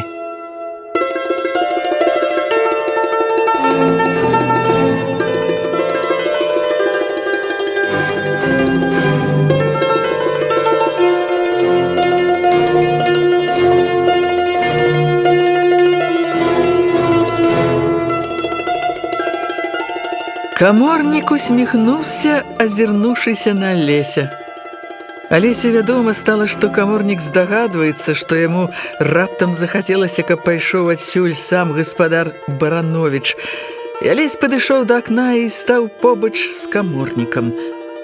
Каморнік быў ростам роўны з Алесем, толькі шчуплейшы за яго і маладзейшы. На малым пальцы ў яго быў адгадованы вялізны пазногаць, роўна падрэзаны і падскрэбены. Яны абодва глядзелі ў акно. «Сёння субота», – сказаў каморнік. «Можа, дзе гульнём вечарам?» «Можна будзе гульнуць», – адказаў Алесь. «Табе яшчэ надоўга в отпуск?» «Мне яшчэ 1,5 месяца». Алесь глядзеў на жоўтую сцяну новай хаты па той бок вуліцы. Яму яшчэ няёмка было называць яго на «ты». Першы раз гэта было пазаўчора вечарам, калі пасля кароткай нарады наконт дня, у які трэба было пачаць на полі працу, яны ўдвух пайшлі да дзяўчат. Каля крайняй хаты ціхай вуліцы рагаталі хлопцы і дзяўчаты. «А праз 1,5 месяца куды?» «Дыпломную работу здаваць паеду і справаздачу аб практыцы». «А гэта наша работа будзе табе залічана ў практыку?» «Думаю, што будзе». Юлік Барановіч пасядзеў трохі на лаве, пабарабаніў пальцамі па стале і пайшоў недзе ў кухню, дзе ўсё яшчэ управлялася каля печы з мацераю Ганна. Алесь і каморнік, стоячы каля акна, абодва туманна адчувалі яе блізкую прысутнасць і, як бы бачачы адзін аднаго на вылёт, не глядзелі адзін на аднаго. На абтынкованай сцяне прарэзліва стукаў танны гадзіннік. Яснеў дзень. «Ты вучыўся дзе?» – раптам запытаў каморнік. «Вучыўся трохі». «Дзе?» «Гарадское вучылішча скончыў. 4 класы». «А ў які гэта час?» «У першыя гады рэвалюцыі». «А пасля?» «А пасля ваяваў з палякамі». Цяпер яны абодва маўчалі.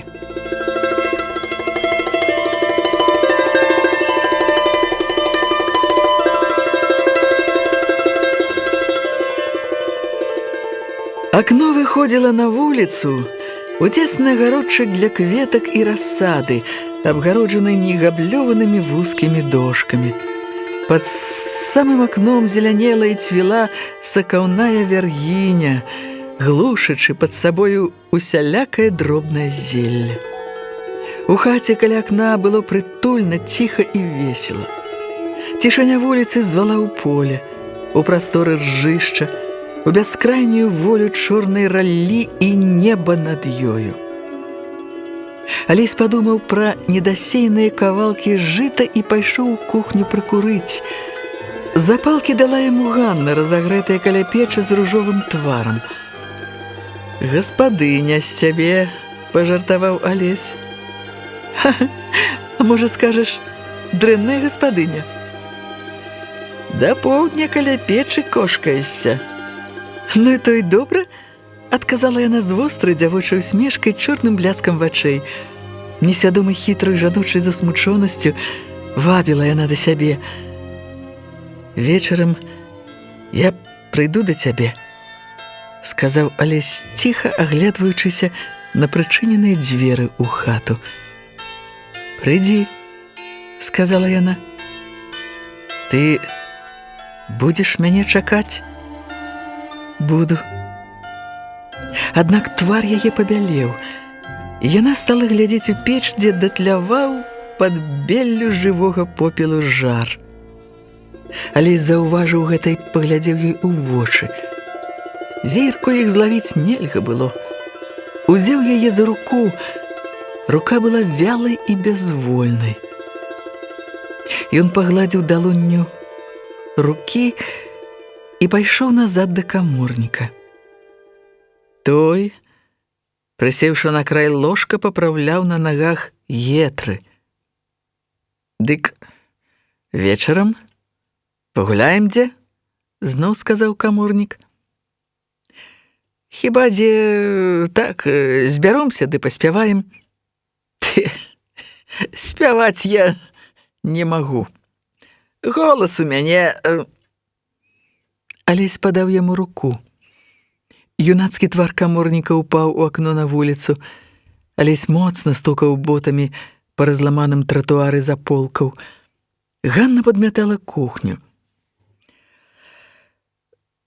«Ведаеце што?» – сказаў каморнік, з'яўляючыся ў дзвярах. «Не ведаю», – засмяялася Ганна. «Дык я ж вам скажу. Вечером давайте мы з вами пойдем гуляць». «Ну куды ж?» «У прысады пойдзем». «Я не ведаю», – пачырванела яна. «Чаму ж вы не ведаеце?» «Не ведаю». «Не ведаеце. А чаму не ведаеце?» «Пад вечар будзем бачыць». Яна пайшла ў сенцы. «На пагоду выбіваецца», – сказаў Юлік Барановіч, уваходзячы ў кухню.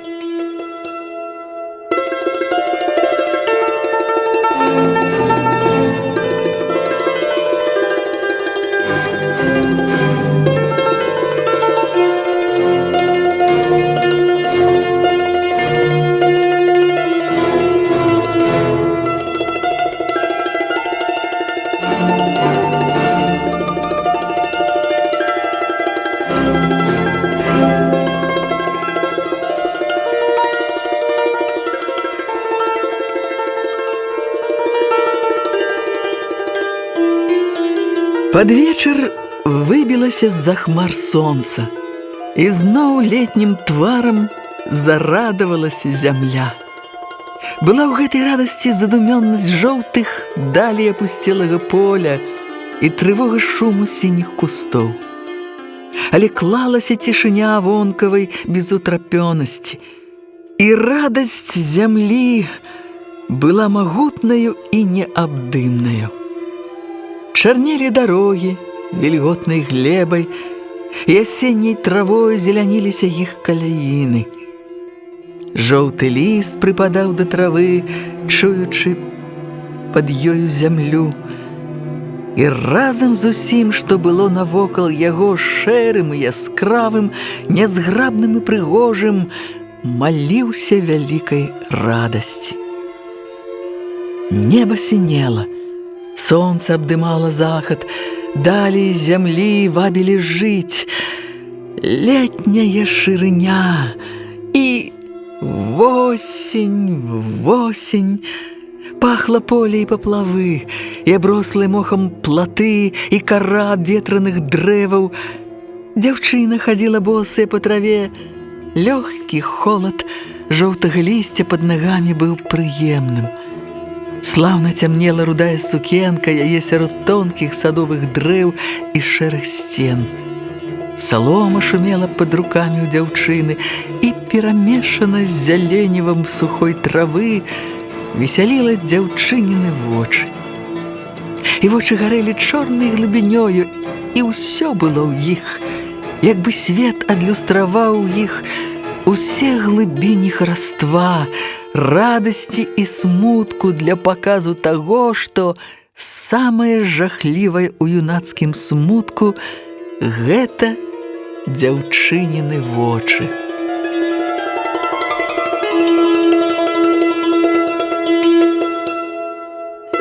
На скананні дня, упраўляючыся тут, чула яна, што сумуюць па ёй двое.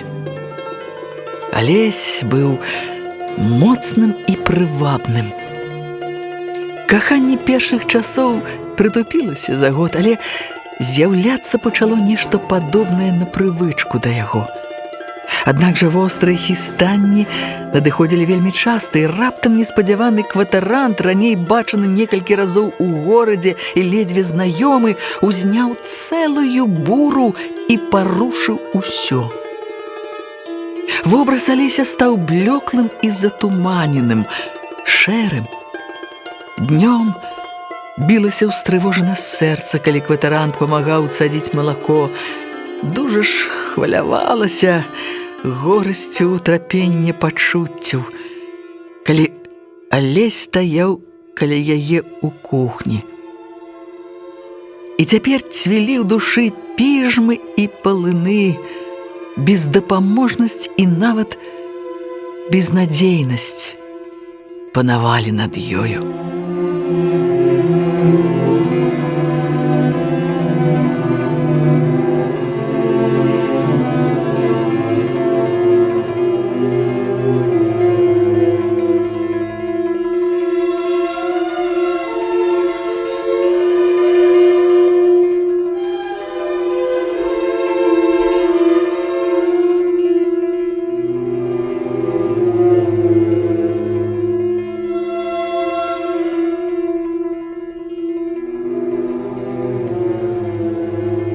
Шаноўныя слухачы, вы слухалі старонкі рамана Кузьмы Чорнага «Зямля». Чытала артыстка Маргарыта Захарыя. Для слухачоў старэйшых за 16 гадоў.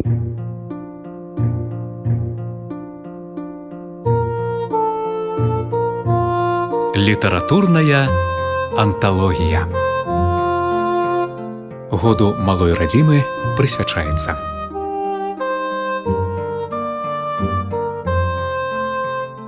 Шаноўныя слухачы, прапануем вашай увазе старонкі рамана Кузьмы Чорнага «Зямля».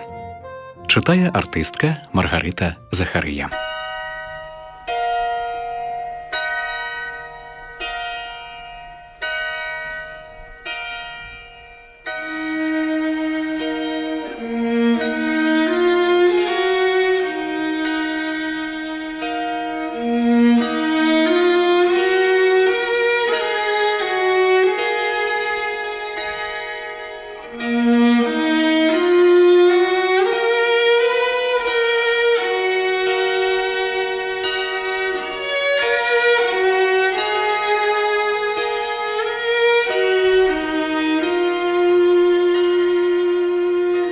Пад вечар выбілася з-за хмар сонца, і зноў летнім тварам зарадавалася зямля.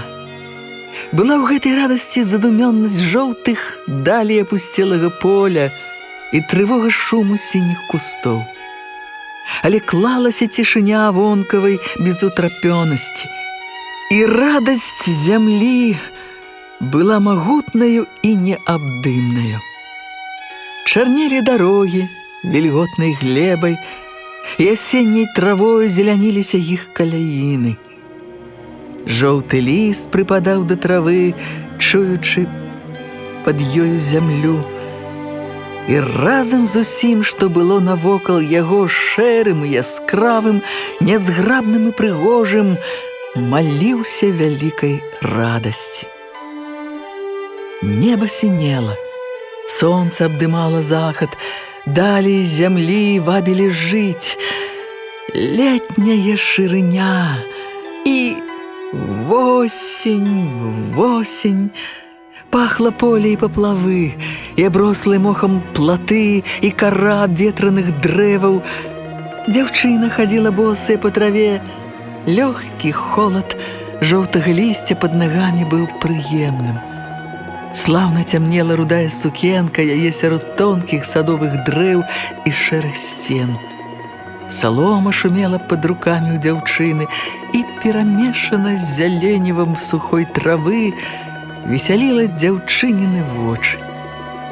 І вочы гарэлі чорнай глыбінёю, і ўсё было ў іх, як бы свет адлюстраваў іх усе глыбіні хараства, радасці і смутку для паказу таго, што самае жахлівае ў юнацкім смутку – гэта дзяўчыніны вочы.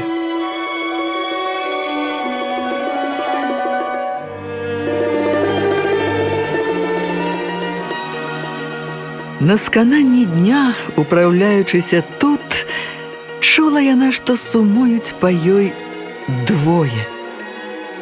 Алесь быў моцным і прывабным. Каханне першых часоў прытупілася за год, але з'яўляцца пачало нешта падобнае на прывычку да яго.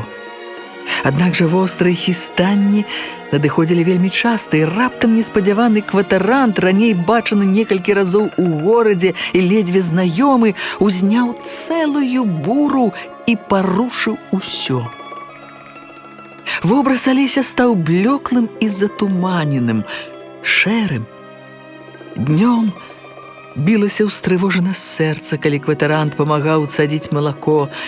Дужа ж хвалявалася горасцю утрапення пачуццяў, калі Алесь стаяў каля яе ў кухні.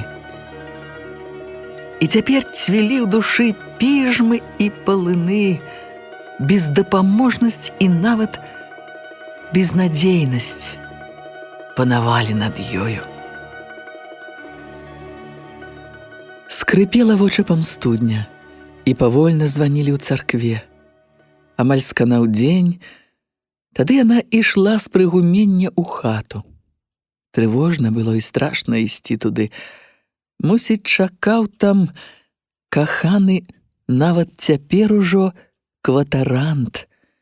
Ісці гуляць куды.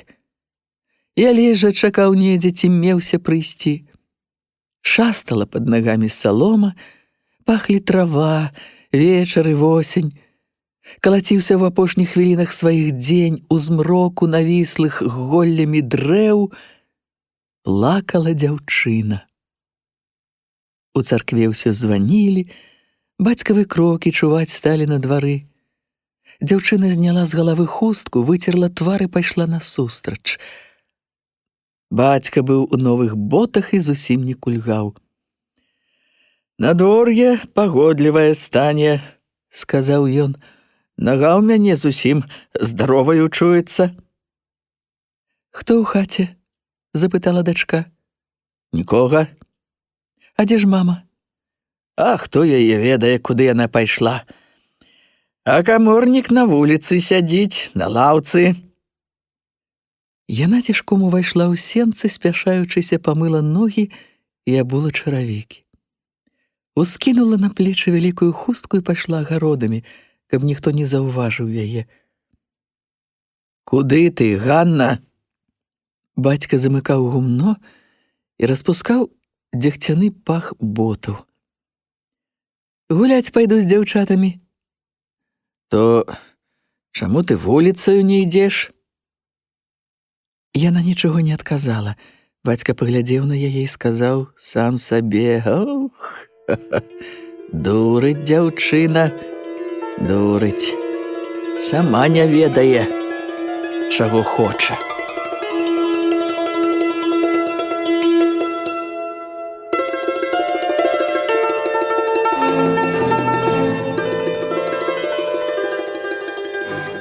Ён доўга глядзеў ёй услед, аж пакуль не знікла постаць яе ў змрочных агародах. Выйшаў ён за гумно і бачыў, як меркне поле, чуў, як маўчыць балота, і ўсё глядзеў, як блёкнуць густыя колеры захаду. Пасля зняўшы шапку і пагладзіўшы лысіну, пасвістаў «фю-фю» і рушыў у двор і на вуліцу. Каморнік усё сядзеў на лаўцы. «Вы пойдзеце куды ці будзеце дома?» Каморнік залажыў нага на нагу і паглядзеў з маўклівым запытаннем яму ў вочы. «Я гэта таму гавару, што нікога дома няма, я таксама падацца куды-небудзь думаю». «І Ганны няма?» «Пайшла». Каморнік памаўчаў і пайшоў вуліцаю. «А, добры хлопец», — сказаў, гледзячы на яго, Юлік Барановіч.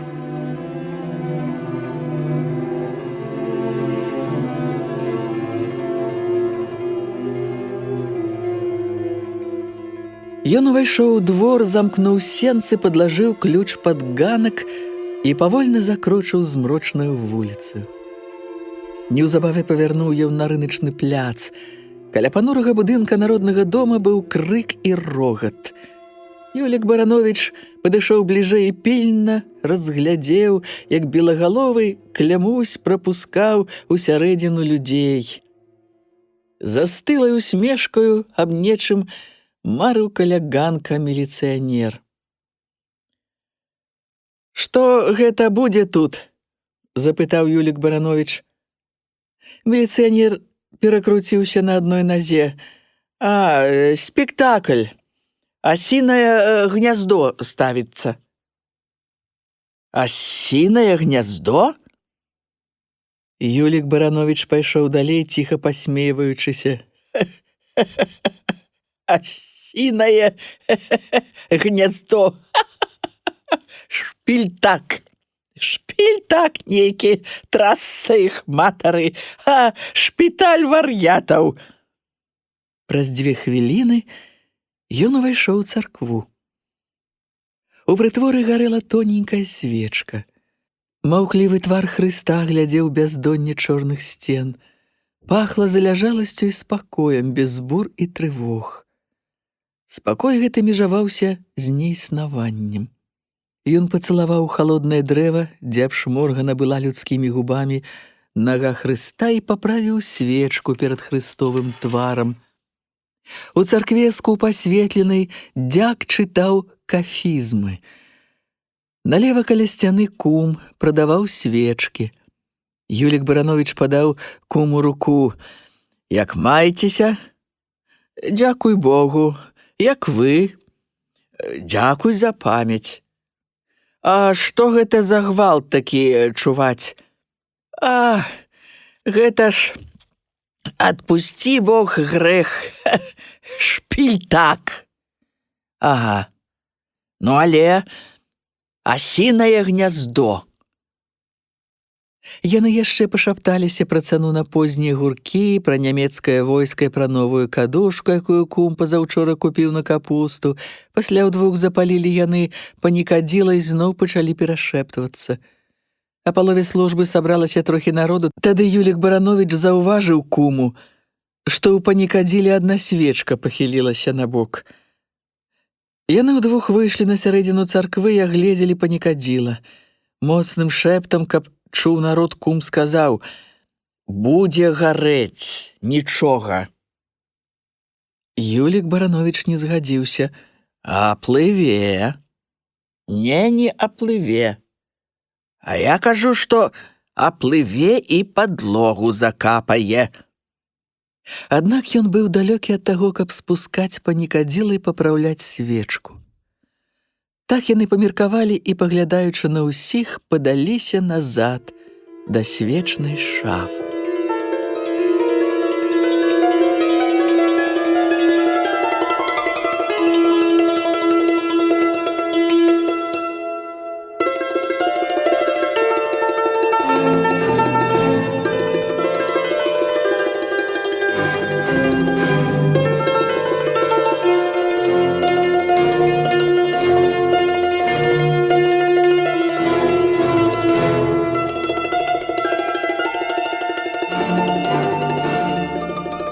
Пасля службы яны прыйшлі з дзякам пад дзякаўскі дом і пастаялі ўтрох каля варот. У агародчыку перад вокнамі чарнела вяргіня і гусцілася каля сцяны і плота мята. «Эх, цёпла», – сказаў дзяк.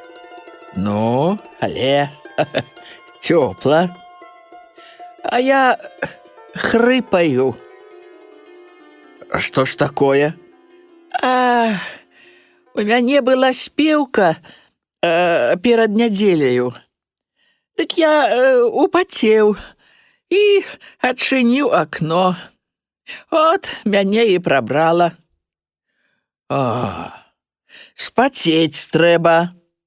«А я пацеў, але хрыпата не праходзіць». «А як жа вы спяваеце?» «А я перад тым, як ісці на клірас, выпиваю штуки 3 яец. О, яец. А я вам параю гарэлкі з мёдам. Самагонка добра, ачышчае голас нават і чыстая, без мёду. Чыстая яшчэ лепш, пацвердзіў Юлік Барановіч. Я даўней, як ахрыпну, дык чарак 2 выпіваю, дык яно і разаграе чалавека і голас ачышчае, а вам пры вашым, можна сказаць, рамястве, дык няйначай трэба для ачысткі голасу мець рэцэпт. Дык як вы кажаце, чыстая самагонка? Ну, але чыстая самагонка. Дык не трэба вам, я ж кажу, ні яец, ні шмаец, я спрактыкаваўся. Чорны быў вечар, і весела было гаварыць тут ім утрох. Калі у вас няма, дык я магу дастаць вам самагонкі, сказаў Барановічаў кум. Знойдзецца, адказаў дзяк. Быў ён сутулаваты і вясёлы, з выцягненаю ўніз барадою. Развітаўшыся з ім, Юлік Барановіч ступіў колькі крокаў, озірнуўся і сказаў куму: «Можна сказаць, самавіты ён чалавек, ей-богу».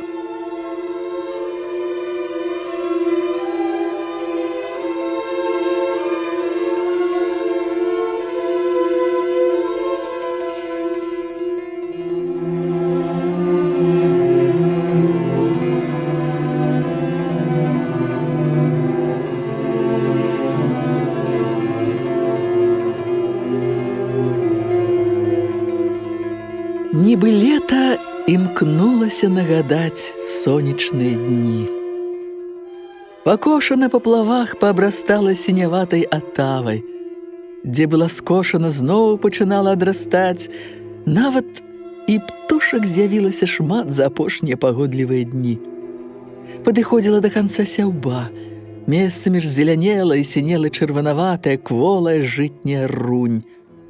І маўчала, і шумела, і думала, усё аддаючыся апошнім лагоднасцям сонца. Вялікая шырыня ляжала на ўсім. Сонечную раніцаю на вуліцы рыкалі каровы, і ніводнага зялёнага лістка не было на дрэвах. Радасна пахла полем, у садзе пад нагамі шумела маўчаннем лісце. Сінія юзікавы вочы гарэлі глыбінёю думак. Юрка, прыпёршыся плячом да разгатай грушы, расказваў: «Я адно як падрасту, дык усё будзе іначай. Усё, от пабачыш, усё будзе іначай. Калі ж тата вельмі сярдзіты нейкі, што ты яму не скажаш, дык ён калі закрычыць». Юзік задумёна сказаў: «Ну, бо ты яшчэ малы. Вельмі ён цябе будзе слухаць». «Няхай сабе я малы. Але ж за што на мяне крычаць? Што я, вінават?» «І на мяне тата крычыць. Пазаўчора мне вельмі захацелася было сала. Дык я сам палез у суднік, ды адрэзаў сабе кавалачак. Дык тата, калі ўбачыў, дагнаў мяне каля хлява, ды калі дасць мне нечым па руках, дык я аж заплакаў, ей-богу». «О, а у вас сала многа? На што ён мяне біў? Я же сам бачу, што сала да каляд засталося толькі 1 кавалак. Ну, можа, там на якіх 10 гаршкоў будзе на акрасу. Але ж мне вельмі захацелася было сала. Ой, як! Я вельмі даўно не еў сала». «А з чым вы варыце? На абед дык крупнік з малаком або картопля з малаком.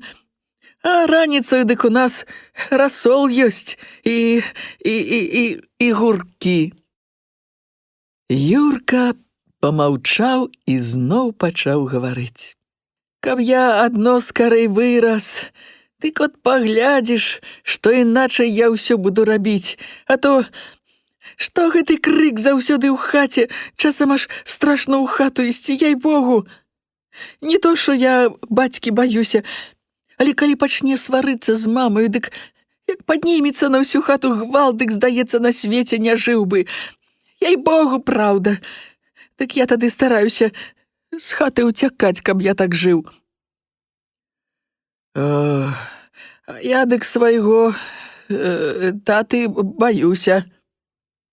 Ну, бо твой тата б'ецца.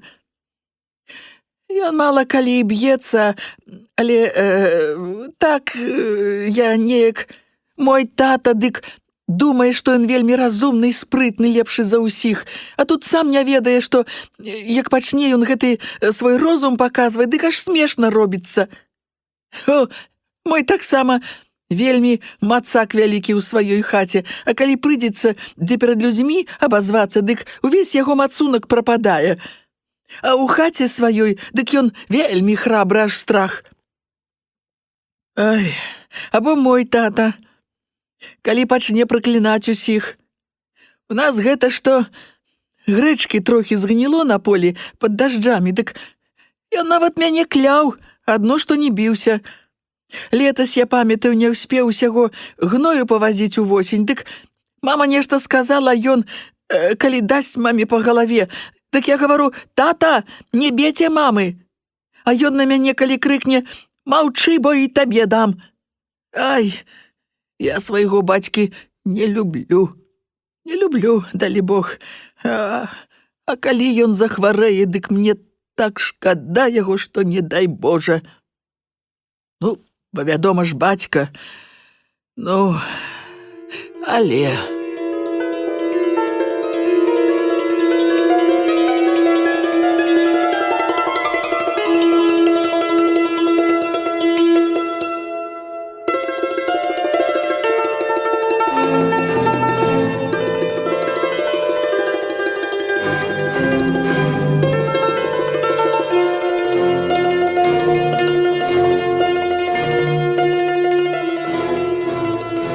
Нейкі час яны маўчалі. Юрка разглядаў сінюю асеннюю муху ў сябе на назе. Юзік стараўся збіць тонкім дубцом каліўё сухога зелля. Абодва слаўна адчувалі ласкавую цеплыню асенняга сонца. Памаўчаўшы, Юзік сказаў: «Юрка, каб гэта ўзяў, ды у камсамол запісаўся. Ну, але... каб гэта ўзяў ды запісаўся. Дык давай запішемся. А, нас не прымуць, бо мы яшчэ малыя. А ў піянеры? А ў піянеры вялікія. Хіба як падрастом, дык тады ў камсамольцы пазапісваемся. А, тата будзе крычаць. Ну, але будзе. Нічога, нічога, запішемся. А Хоня свайго хлопца кожны дзень лупцуе, калі ён позна дадому прыцягнецца. Ён жа прыходзіць чуць не кожны дзень позна ўночы. А дзе ж ён цягаецца? От, то ў клуб пойдзе, то яшчэ куды. Ён жа ўжо камсамолец. Не, ён яшчэ піянер. А ну, але, піянер, гэта я забыўся. Яны зноў памаўчалі.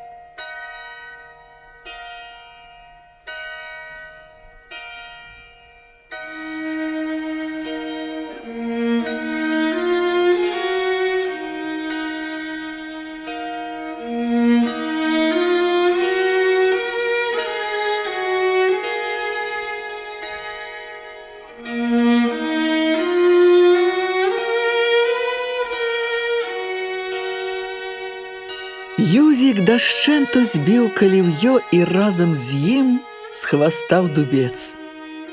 Раптам Юрка, як бы што прыпомніўшы, дзіка глянуў на траву і сказаў ціхім голасам: «Ой, Юрка, каб гэта ўзяў, ды у камсамол запісаўся.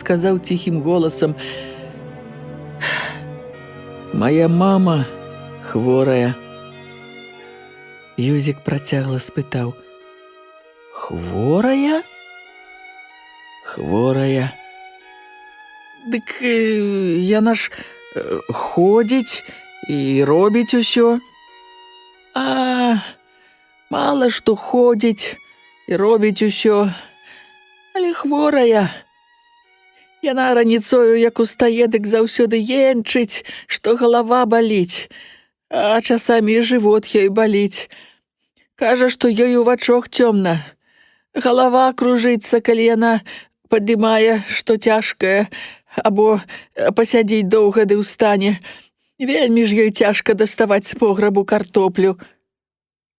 Ну дык чаму ты ёй не памагаеш? А я памагаю. Але калі яна нейкая, от калі занатурыцца, дык не хоча, каб я памагаў ёй. Я, кажа, сама. Яна мяне шкадуе. А чаму твой тата не памагае ёй даставаць з пограбу картоплю? Тата часам памагае, але вельмі яму час ёсць, або у галаве гэта яму. Ён жа такі. Які? А, ён адно крычаць умее. То няхай бы твая мама пайшла да доктара. Вельмі ёй час ёсць. Яна ж дурная, не хоча кінуць работы, ды і не пойдзе. Падумаўшы, ён дадаў: я ёй скажу, каб яна пайшла да доктара. Я ўкраду, каб тата не бачыў жыта, ды прадам, ды дам грошы на доктара. А хіба тата шкадуе ёй на доктара?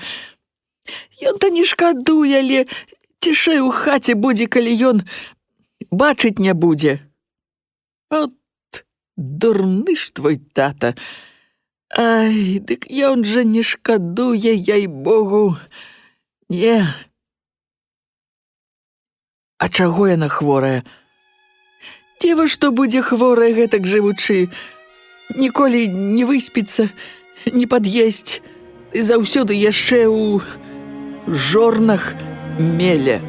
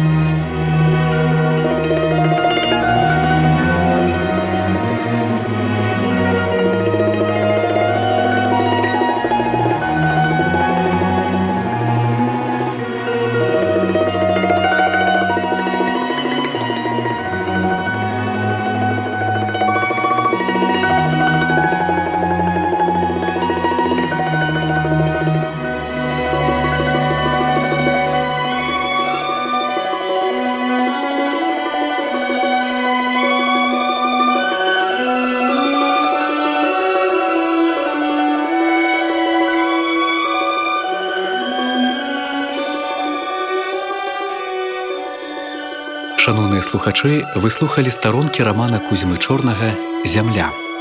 Чытала артыстка Маргарыта Захарыя.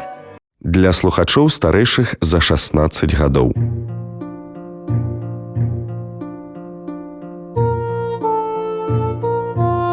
Літаратурная анталогія. Году малой радзімы прысвячаецца.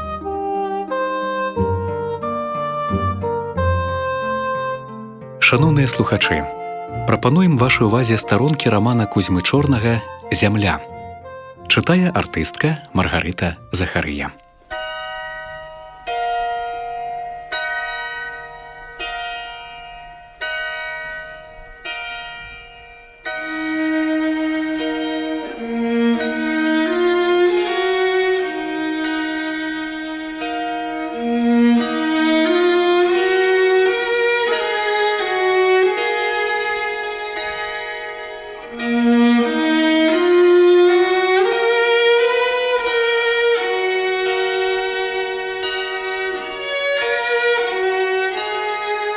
Юзік дашчэнту збіў каліўё і разам з ім схвастаў дубец.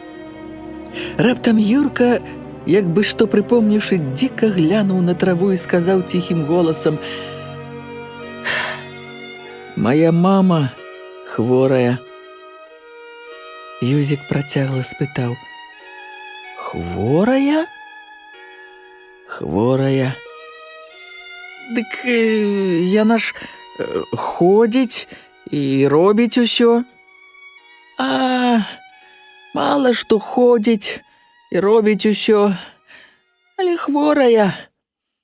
Яна раніцою, як устае, дык заўсёды енчыць, што галава баліць, а часамі і жывот ёй баліць. Кажа, што ёй у вачох цёмна.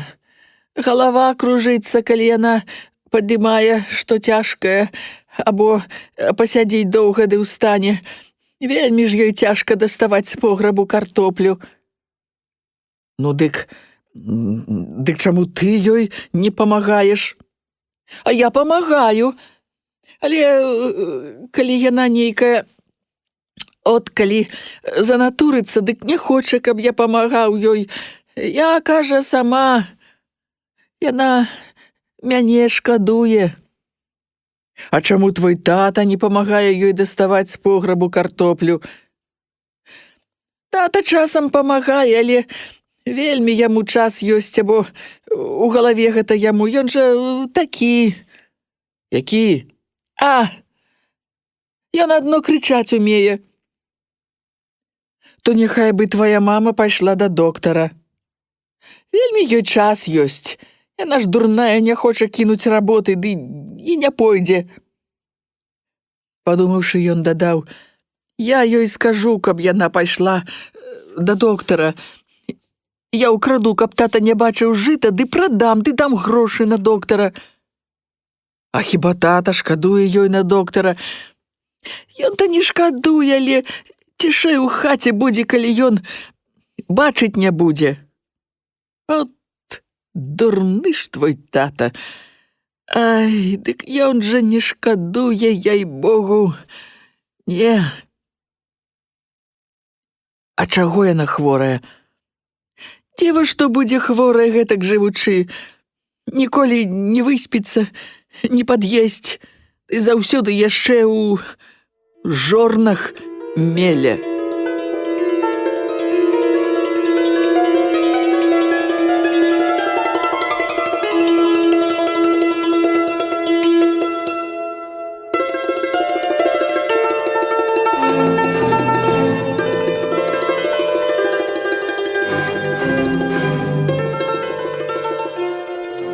Недзіцячы бляск раптам з'явіўся ў Юркавых вачах.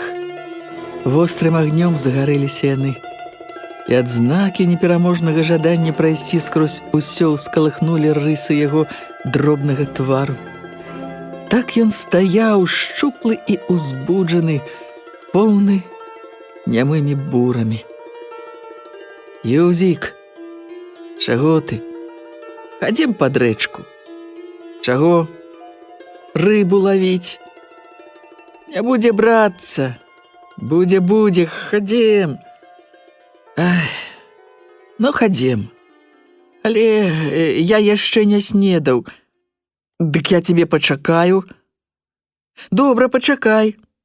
Дык ты ідзі хутчэй». Юзік пайшоў. Юрка застаўся адзін, ён усё глядзеў на свае ногі чорныя патрэсканыя. Раніца рабілася позняю. На вуліцы чуліся святочныя гаворкі. Юрка ўсё стаяў адзін. Пахла трава і лісце, і сонца адчувалася ўсёю істотаю.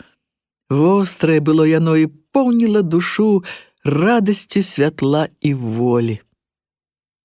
Юрка пайшоў да плота, узлёг грудзьмі на пералаз, глядзеў у вулачку між гумён і платоў, усю аброслую зелем і закіданую жаўцізною лісця. Так глядзеў на ўсё, што было перад вачыма, і чуў наскрозь на вылёт ад карэнняў да верхавін, ад пачаткаў і да канцоў. І вялікае кіпенне поўніла ўсё бачанае і нябачанае, і разам зусім яго.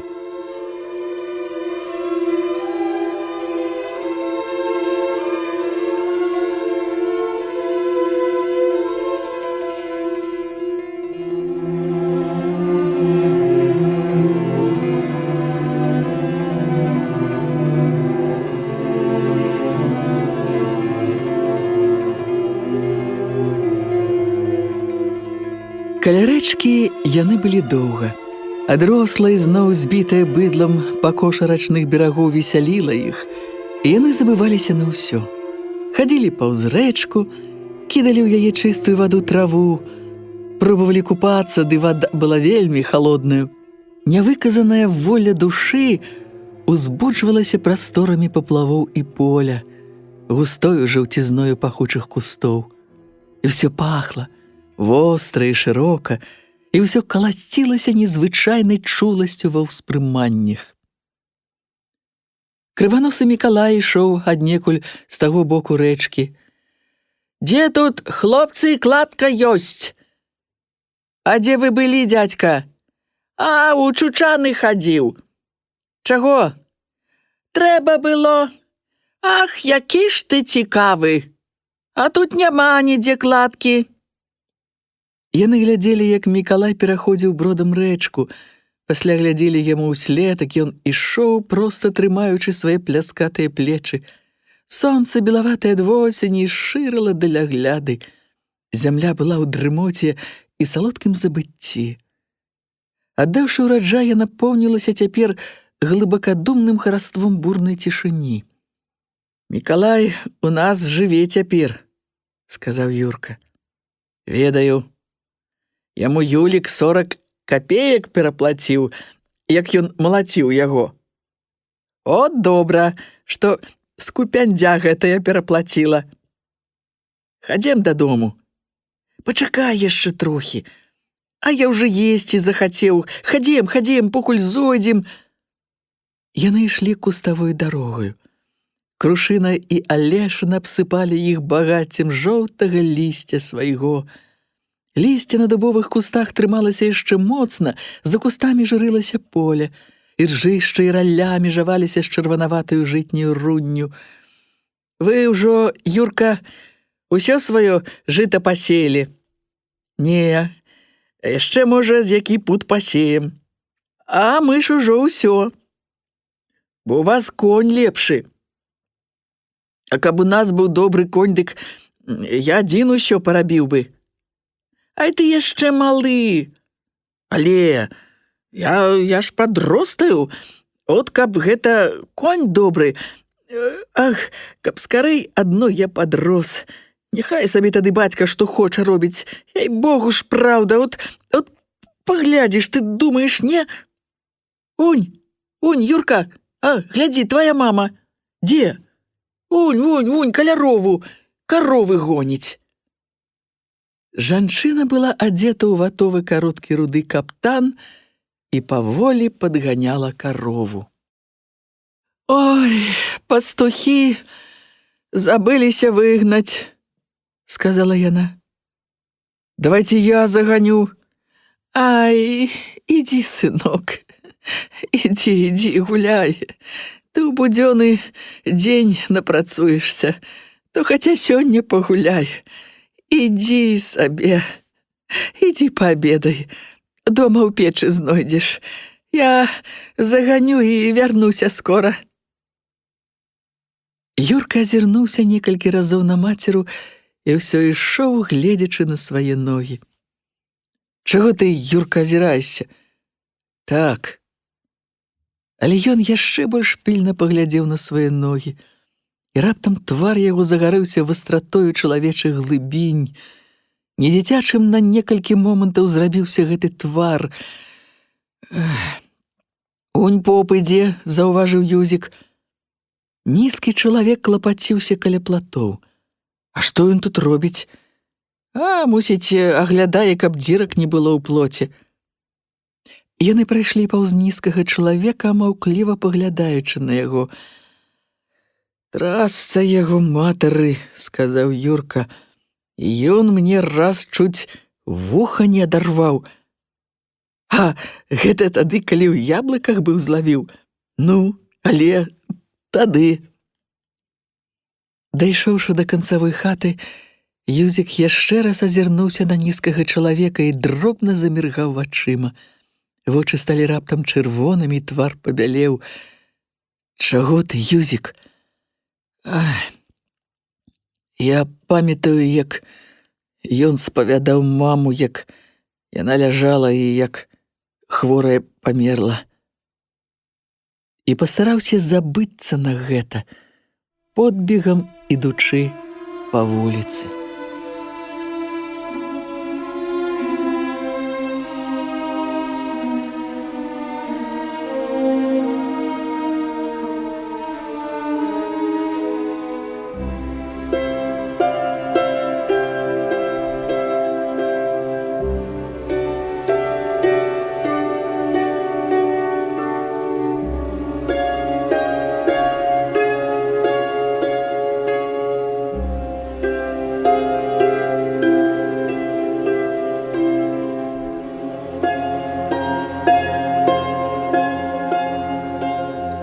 Себастыян быў рад. У адчуваннях цеплыні жыцця была яго радасць. З самага ранку загадаў ён пастушку, якому было чарга цяпер тыдняваць у яго падмесці двор. І з самага ж ранку, назіраючы гаспадарскім вокам за цішынёю ў двары і гумне, слаўна чуваў лёгкасць чыстых ануч на нагах у новых ботах. Тупаў каля хаты, падглядаў, як клапаціліся каля печы жонка з нявесткаю і стала пакручваў вусы. Госці павінны былі сабрацца папоўдні, калі скончыцца абедня. Ужо званілі ў царкве, як быў ён у Мацвея. Мацвей сядзеў на парозе сянец, босымі нагамі на дворы чухаў іх. «От, ты ўжо і унука прыждаў», — усміхнуўся Мацвей, гледзячы брату ў твар. «Але прыходзь на радзіны сёння». «Калі?» «Ну, так, пад абед». «Гэта сёння гуляць хрысціны будзеце? Але ці не дастану я ў цябе паўпрыцы? Раскідаліся жорна, хоць ты што хочаш. А заўтра чуць свет трэба будзе вобмешкі ўмалоць, а ў цябе, здаецца, паўпрыца другая была». «Можна». «Юрка, дзе наша паўпрыца другая?» Юрка выскачыў з хаты і адразу ўспомніў. «Наша другая паўпрыца на гары каля коміна. Дастаць?» «Дастань». Себастыян сеў на парог. «Ну, як твая маецца? Нездарова нешта была, моя гаварыла». «Ат, нешта ўсё ёй далягае, ніяка долі не возьме». «Дык, так, пад абед. Падыдзі, братка». «Толькі от, што ты мне так позна гаворыш, а? От усё роўна як чужому. Мая ж там памагла б што-небудзь каля печы, каб ты раней сказаў, а то нічога не гаворыш, хто там вас ведае. Ты ж сказаў бы дзён за два, дык я прыгатаваўся б, а то як жа вот гэта вось з пустымі рукамі ісці? А тут нічога, мы ж з табою родныя. Не ў тым тут музыка, што з пустымі рукамі ці не з пустымі. Мы ж з табою браты. Жыта адсеяў, на гэтым тыдні яшчэ клінок пасею. Нямнога там засталося. Неяк сяк-так падсяваў. Колькі там, праўда, таесяў быў мяне. Яно, каб добры конь, дык гэтая моя сяўба плёвая справа. Гуляючы, можна адсеяцца і скончана дзела. Гэта не то што... Ну, пэўна. А дзе ты сабе дубка такога дастаў? От, дастаў. Шула ў пограбе пастаўлю, а то столь гатова ўламацца, спарахнела ўсё. На той год, калі жывы будзем, трэба будзе пограб новы майстраваць. От тут, каля гэтае грушы, выкапаю, а то ў сенцах вельмі ж нявыгадна. Цесна, не павярнуцца. Ага, ну, пэўна, што, пэўна.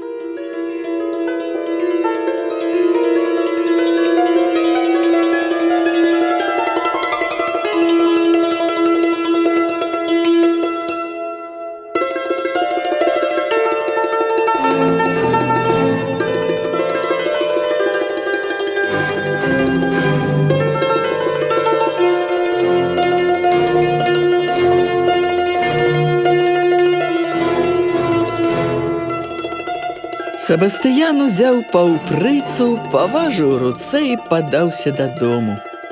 Сонца стаяла пад асенні поўдзень. У царкве званілі ў адзін звон. Высокі гук доўга нудзіўся і, як канчаўся, нараджаўся зноў. О, на верую звоняць, сказаў Себастыян у хаце. Зараз абедня скончыцца. І павысіў голас да жонкі нявесткі. Ці ўправіліся вы? У бакоўцы, адгароджанай у хаце цалёкамі, заплакала дзіцянё.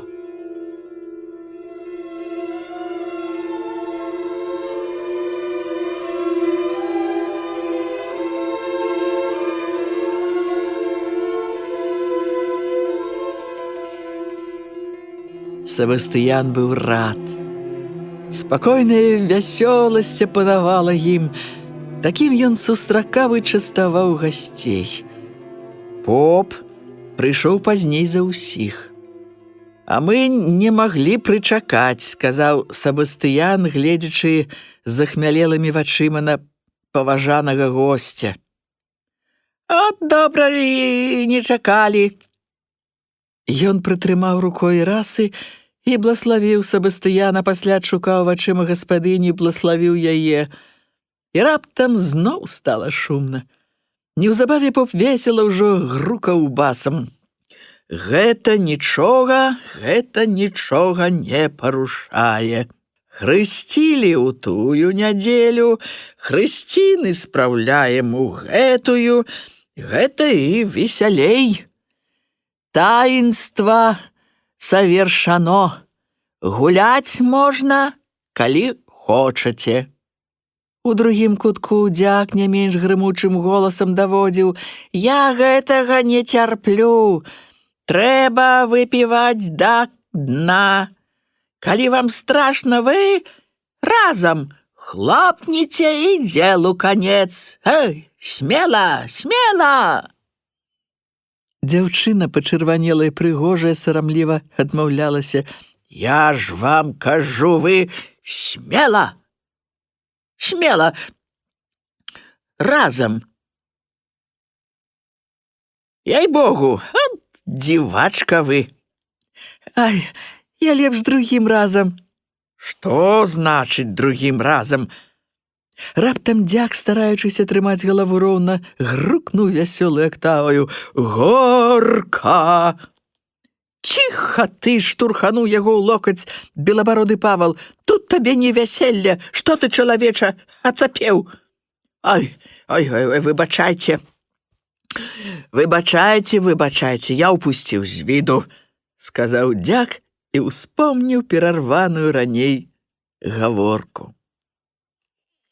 От кабыла, што кабыла? Што значыць кабыла? Раз яна добрага заводу, тады яна і добрая будзе. Белабароды Павал таксама ўспомніў перарваную на паўслове гаворку. От завод, кажаш. Калі ты добры гаспадар, дык табе і завод ні пры чым. Правільна. Калі ён добры гаспадар, тады ён і коней трымае добрага заводу. Ай, не гэтак. А як? А так, што калі ты добры гаспадар, дык у цябе і дрэнная кабыла будзе добраю, бо яна ў цябе заўсёды дагледжана будзе. Ай, падлу, колькі не даглядай, яна навек вечны падлаю і застанецца. Ай, з паскуднай кабылы толку не будзе, гэта факт. Я табе таксама пакажу факт. От і пакажы, толькі цвёрды факт. Пакажу цвёрды. Які факт? Падаў голас Сабастыян. А ці можа з паскуднай кабылы толк быць? О, з паскуднай кабылы толк? Бацюшка, а як вам здаецца? Што? Ну, пра кабылу гаворка ідзе. Пра чыю? Пра завадскую і простую. Ай, раней вып'ем яшчэ па адзінай. Ну, але госцейкі, заклапацілася Сабастыяніха. А чаму не па дзве? Усхваціўся Сабастыян. Раней закусім, а тады па другой. Бласлаўляю, бо і ў пісанні сказана: не выпіўшы, не закусвай.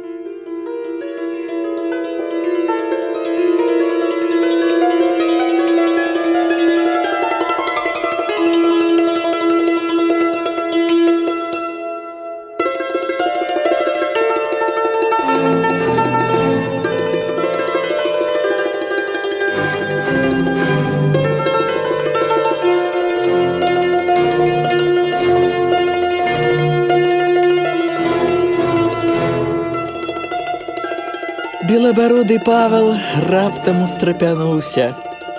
От, хоць ты і бацюшка, але я не пабаюся сказаць табе ў вочы. Ой, бязбожнік ты, мяцежнік, дамакрат. Поп пакінуў есці, уцягнуў галаву ў плечы і, як злосны кот, утаропіўся вачыма ў Паўла.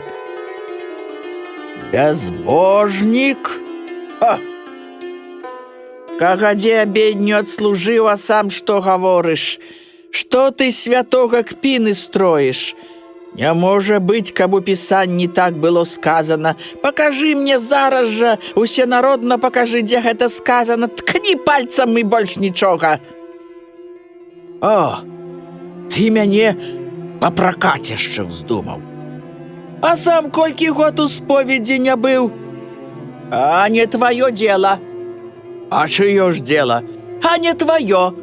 Канаць буду, а да такога азіята, як ты, да споведзі не пайду, далі Бог, не пайду.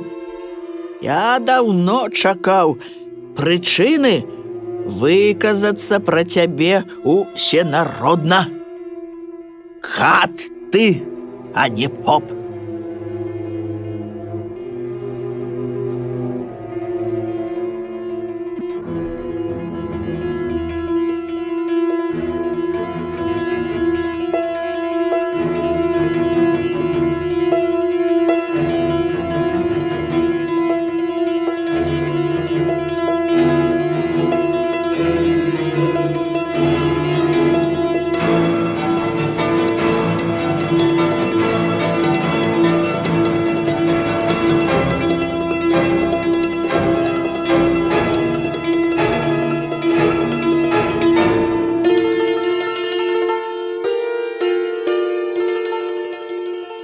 Шаноўныя слухачы, вы слухалі старонкі рамана Кузьмы Чорнага «Зямля». Чытала артыстка Маргарыта Захарыя. Для слухачоў старэйшых за 16 гадоў.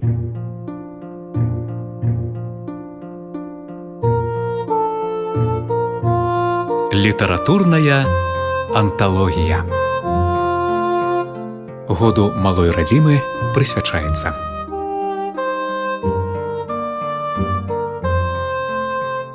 Шаноўныя слухачы, прапануем вашай увазе старонкі рамана Кузьмы Чорнага «Зямля». Чытае артыстка Маргарыта Захарыя.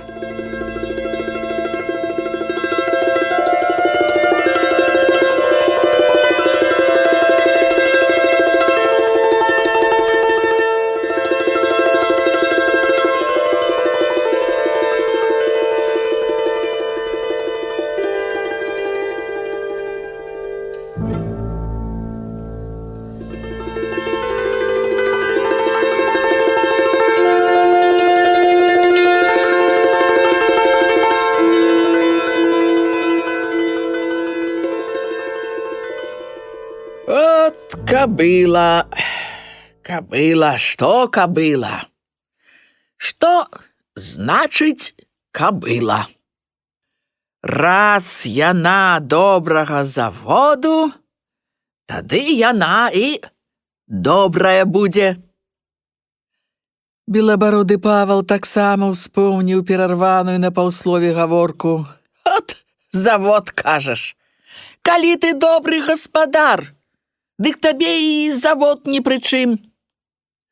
Правільна, калі ён добры гаспадар, тады ён і коней трымае добрага заводу. Ай, не гэтак. А як?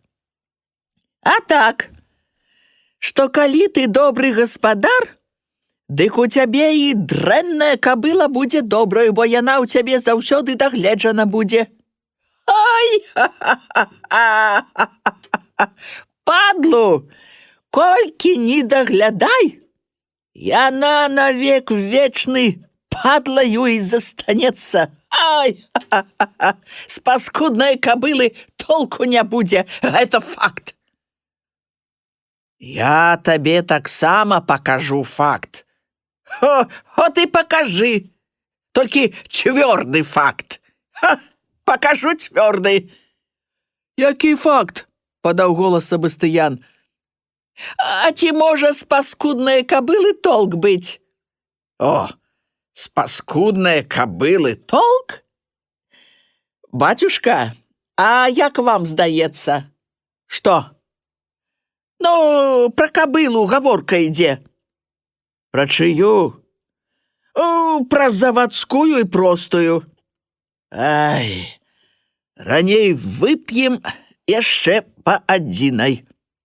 Ну, але госцейкі, заклапацілася Сабастыяніха.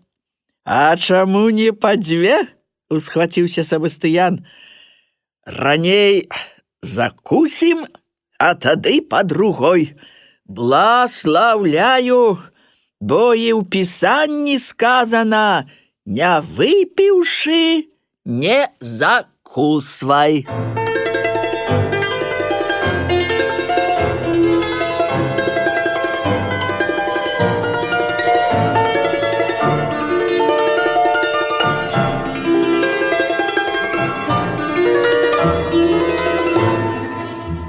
Белабароды Павел раптам устрапянуўся. От, хоць ты і бацюшка, але я не пабаюся сказаць табе ў вочы. Ой, бязбожнік ты, мяцежнік, дамакрат. Поп пакінуў есці, уцягнуў галаву ў плечы і, як злосны кот, утаропіўся вачыма ў Паўла. Бязбожнік? Ха! Кагадзе абедню адслужыў, а сам што гаворыш? Што ты святога кпіны строіш? Не можа быць, каб у пісанні так было сказана. Пакажы мне зараз жа, усенародна пакажы, дзе гэта сказана. Ткні пальцам і больш нічога. О, ты мяне папракаць яшчэ ўздумаў. А сам колькі год у споведзі не быў? А не тваё дело. А чыё ж дело? А не тваё. канаць буду, а да такога азіята, як ты, да споведзі не пайду, далі Бог, не пайду. Я даўно чакаў прычыны выказацца пра цябе усенародна. Гад ты, а не поп.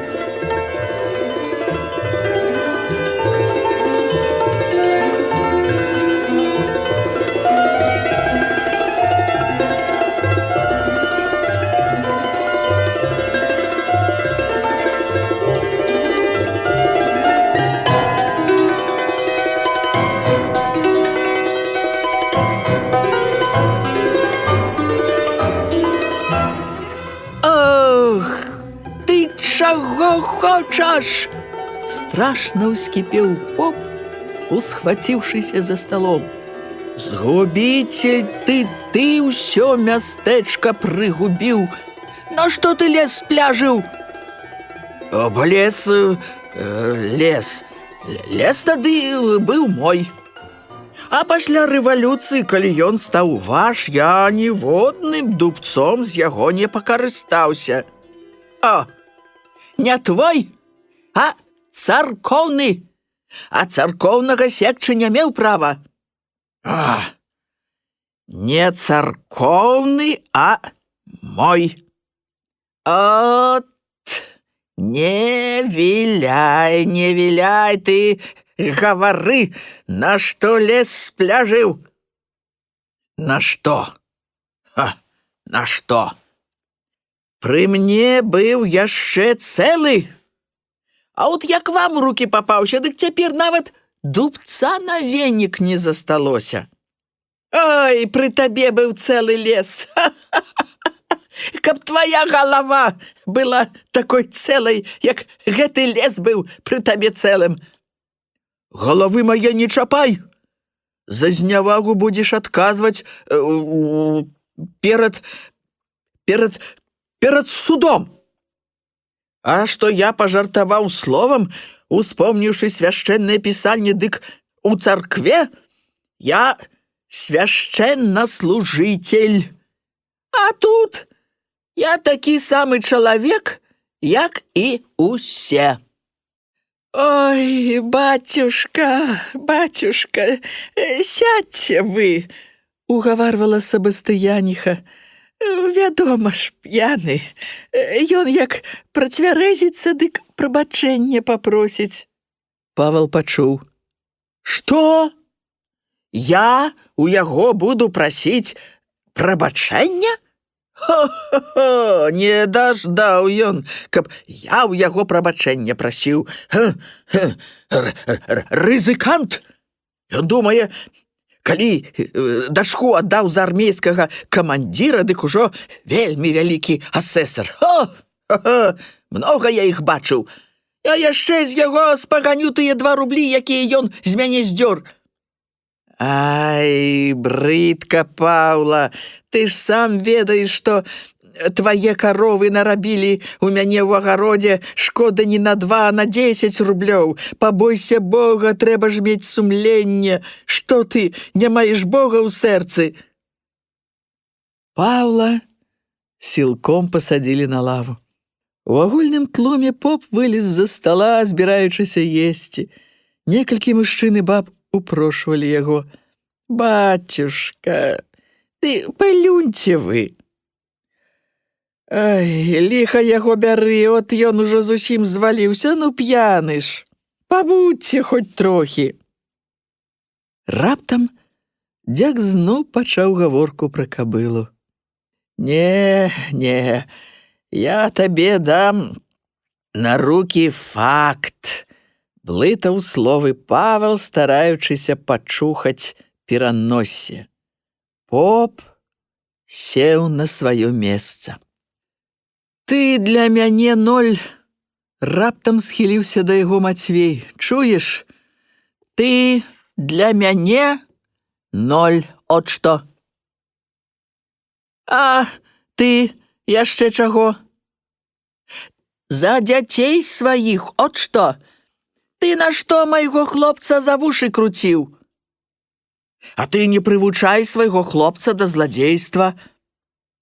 А што ён у цябе ўкраў? О, мала ён у мяне яблык папакраў. Ён у цябе яблык калі і ўкраў, дык на капейку. Я яго і за вушы накруціў не больш, як на капейку. Не, ты не жартуй. Калі ты яго злавіў, дык няхай бы ты прыйшоў, ды мне сказаў. Я яго сам бы ушчунуў, калі трэба было б. Ты, Мацвей, не рабі капеечных крыўдаў. А мне і капейка дорага. Гэта табе, можа, капейка нічога не варта. Якое табе ліха адходзіць? Я цябе не пасаромлюся і не пабаюся. Ты для мяне 0. І оно так, гаварыў кум Юліка Барановіч, адапхнуўшы Мацвея. Я ж кажу, тут, бацюшка, такая справа, што тымчасовая народ наш, можна сказаць, цёмны. Гэта цемнікі, а не людзі. Кожнаму ўсё мала. Кожны, усё разявіўшы горла, стараецца уварваць дзе толькі льга. Няма, каб тымчасове ўсё рабілася памяркоўна, па-чалавечаму і па-божаму. Я, бацюшка, такі чалавек. Мне няхай сабе хто што хоча, а я, калі пэвен у чым, дык знімай ты мне галаву, а я не адступлюся. Я люблю, можна сказаць, праўду і парадак. О, у Сабастыяна нарадзіўся ўнук. То няхай Бог гадуе. Сабраліся тымчасове, як добрыя людзі, выпілі, закусілі, пагаварылі сабе. А на што вэрлах падымаць, а? На што паднімаць тымчасове вэрлах, а? Ну, праўда, ці не, а? На чорта гэтая работа. Раз ты чым нездаволены, падавай у суд. А не то што. Ён мне узнімае лямант. Няма, каб усё памяркоўна. Я, калі хочаце, бацюшка, устрою штуку. Павел зараз жа будзе ў вас прабачэнне прасіць. Ой, не трэба. Ніякіх штук не трэба. Чаму? Я на яго націсну, калі хочаце. А ты, Мацвей, таксама. Што? Не ўмееш ты трымаць сябе ў кампаніі. Дзяк глянуў цераз стол, ну з касы сказаў: от, весела жывуць забіяцкі народ.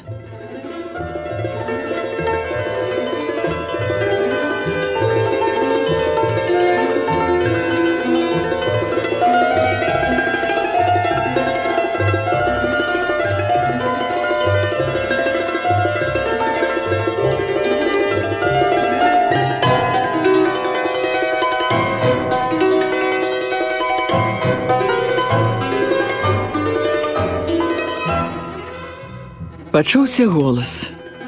Які ён забіяцкі! У нас народ запечны. Гэта толькі здаецца, толькі слава тая, што народ. Дзяк падаў тлумачэнне. Ну, пэўна, што няма тут сярод нас вельмі выдатных герояў.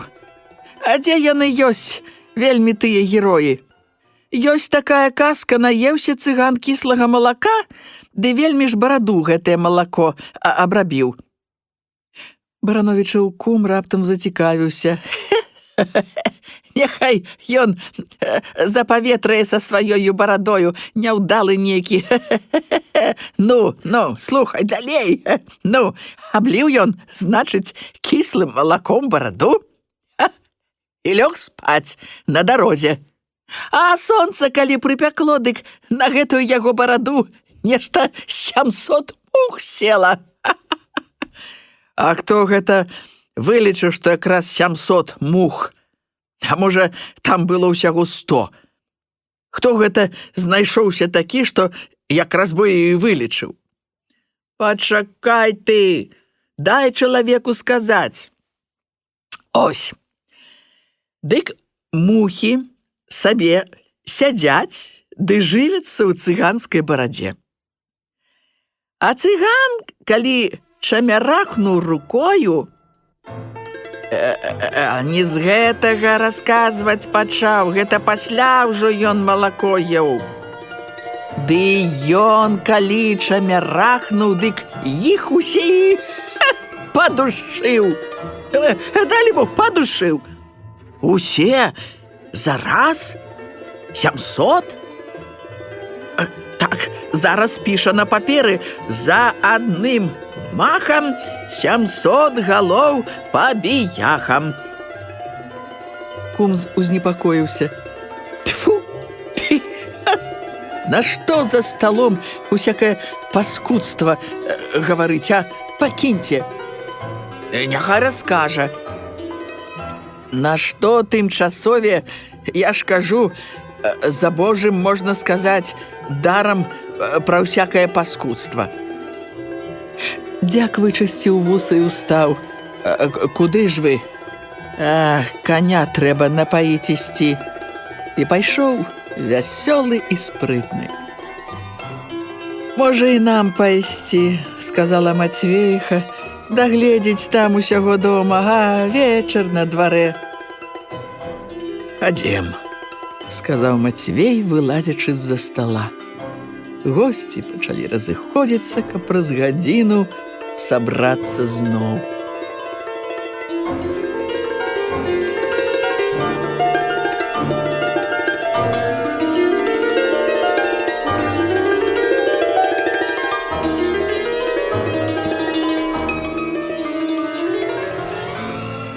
Сонца блізка стаяла да захаду свайго.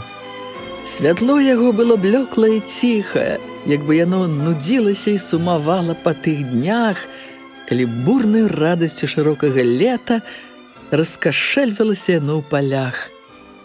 Вуліца была сухая, з пагодлівым тварам. Мікалай сказаў, што заўтра будзе вецер, сказаў Юрка, сустракаючы варотах бацькоў. А як гэта ён пазнаў? А от паглядзеў на неба, ды і пазнаў. Мікалай крываносы сядзеў у двары на прызбе. Мацвей пайшоў праўляцца каля жывёлы. Мацвейха управілася хутчэй. Зноў, мусіць, пойдзеце да Сабастыяна, запытаў Мікалай, гледзячы сабе пад ногі. Пойдзем яшчэ, адказала Мацвейха, садзячыся на сонечны парог. Шмат гасцей на радзінах. О, уся радня, і так, суседзі, знаёмыя. Мусіць, выпіўкі здорава. Шмат, няхай яна прападзе.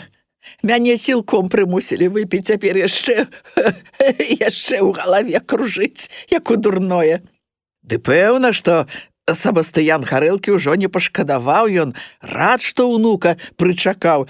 Мусіць, рад вельмі Сабастыян, вельмі весела вусы падкручвае. Бачыў я яго сягоння каля крам зранку. Апошнія словы сказаў ён цішэй сам сабе і, сказаўшы, пачаў зацягваць сабе пад нос сваю песню, доўгую, як сумныя дні, без слоў пачатку і канца. Варушыў наском правай нагі, ўсё цягнуў, ні на кога не гледзячы. Юрка пакручваўся каля мацеры. Дзве дзяўчынкі селі каля яе на парозе. Сонца пачынала заходзіць.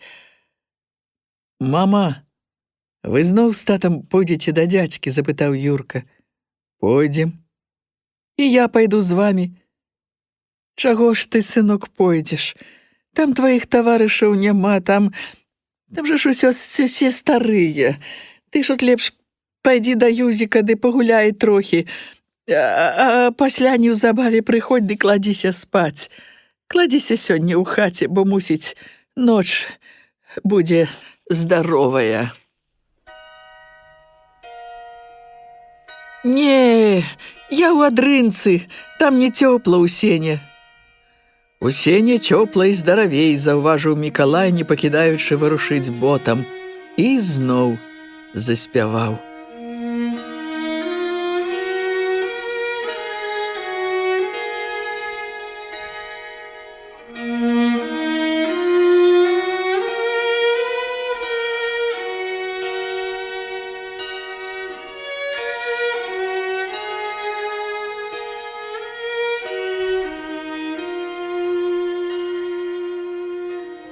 У хлеве Мацвей крычаў на коня.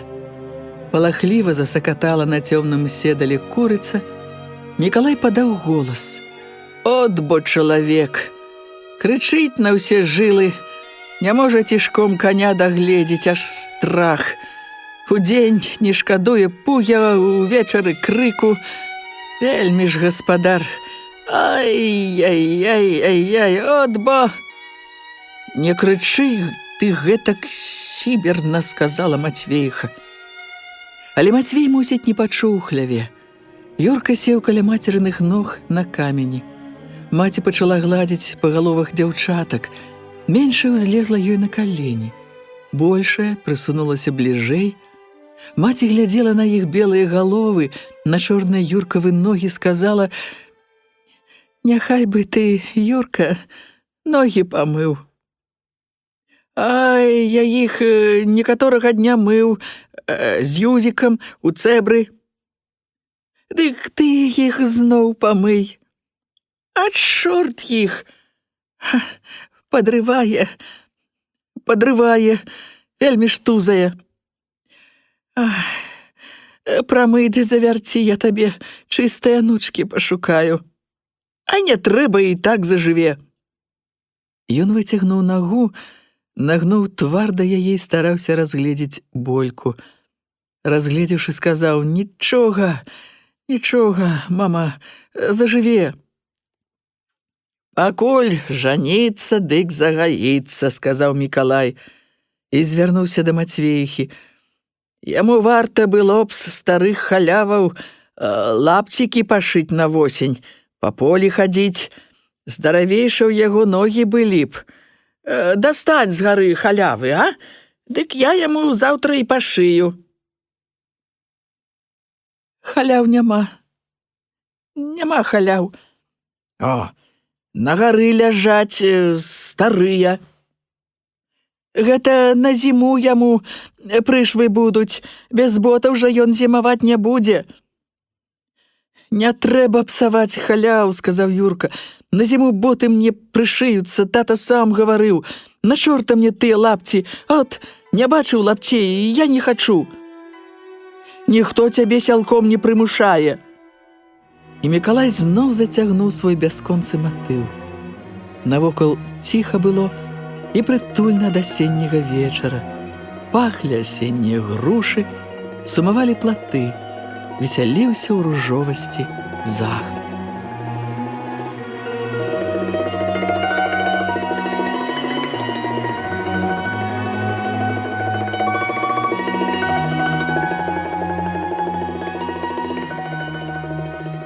Мацвеіха ўсё бліжэй прыгортвала да сябе дзяўчатак. Востра глядзела на іх, сказала: «Ай, галава кружыцца». «Чаго?» – запытаў Юрка. «Ад гарэлкі выпіла ў дзядзькі». І, гладзячы меншую дзяўчынку па галаве, заспявала: «Весялушкі ж мае, дробны птушачкі, шчабятушкі ж мае, шчабятушачкі». Голас яе быў сумным, непрывычным для дзяцей. «Мама, не спявайце!» – заплакала большая. Маці сціхла і глядзела на процілеглую сцяну за грушамі. Вочы яе блішчэлі ад слёз. «От, дзеткі», – сказала яна ціха, – «у жываце ў мяне баліць, у грудях, і так усё нядобра мне». «Бо нашто вы ў дзядзькі гарэлку пілі?» – сказала большая дзяўчынка. «Няхай бы сам і піў, калі гэтакі разумны». «Хто?» «Ну, дзядзька, канешне ж, прымушае піць». Юрка ж зразумеў усё. Паглядзеў мацерын твар, выцягнуў шыю і, усхваціўшыся, пайшоў у хату. Паглядзеў з цёмнай хаты праз акно на вуліцу і зноў выйшаў на двор. Не ведаючы, дзе дзецца, ён патупаў каля мацеры і выбег на вуліцу. І там не ведаў, што рабіць яму. Стаяў каля варот і чуў, як нешта цвёрдае, цяжкае сціснулася ў яго ніжэй грудзей і не давала дыхаць. «Чаго ты, Юрка, месца сабе не знойдзеш?» – сказаў Мікалай. «А нічога». Мікалай устаў з прызбы, выйшаў на вуліцу. «Дурны ты, малы!» «Чаму?» «Дурны ты! Мала што калі, каму што забаліць. Маці паправіцца, якая там хвароба, яна ж ходзіць і робіць усё. Ты ж сам бачыш, гэта ж не дзіва, што чалавеку забаліць што». Юрка раптам кінуўся на вулічную прызбу і закалаціўся ад слёз.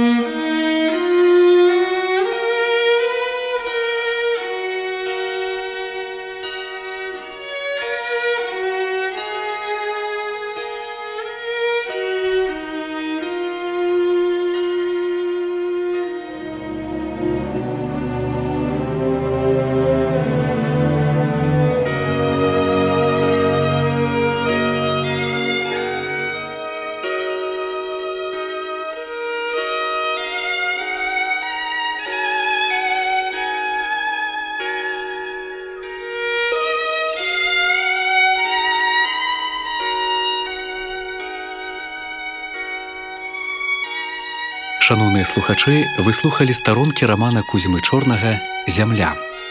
Чытала артыстка Маргарыта Захарыя. Для слухачоў старэйшых за 16 гадоў.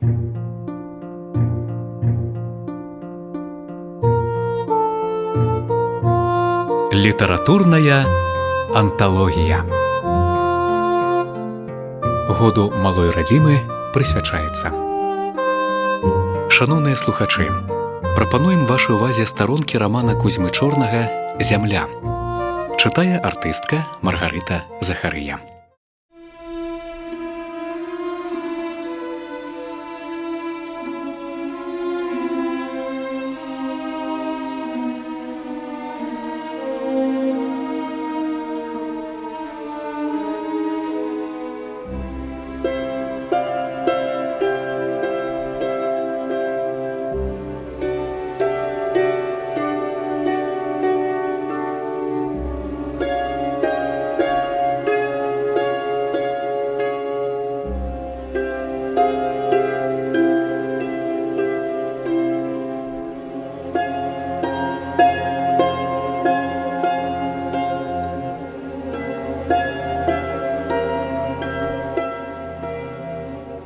Маці сціхла і глядзела на процілеглую сцяну за грушамі.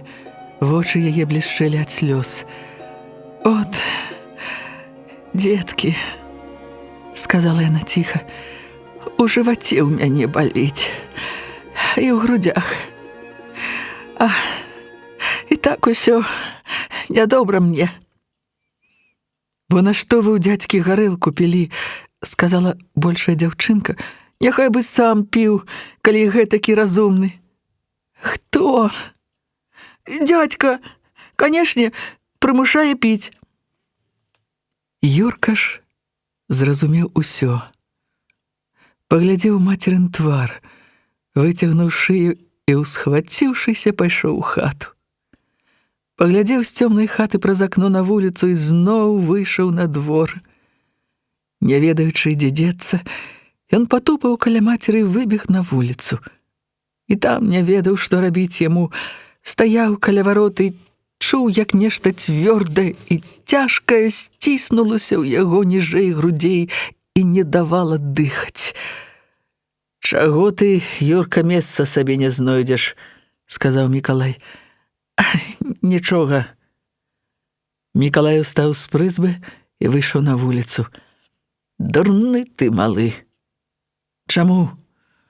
«Ай, дурны ты! Мала што калі каму што забаліць. Маці паправіцца, Якая там хвароба? Яна ж ходзіць і робіць усё. Ты ж сам бачыш. Это ж не дзіва, што чалавеку забаліць што. Юрка раптам кінуўся на вулічную прызбу, закалаціўся ад слёз. Чаго ты, дурны? Мікалай падышоў да яго бліжэй. Я ведаю, што яна доўга не пажыве. О, адкуль ты дазнаўся, а? Ай, выдумляеш. Яна пазаўчора вечарам у каморцы плакала і гаварыла, а я чуў праз сцяну з плечы ў адрынцы. Каму яна гаварыла? Сама сабе.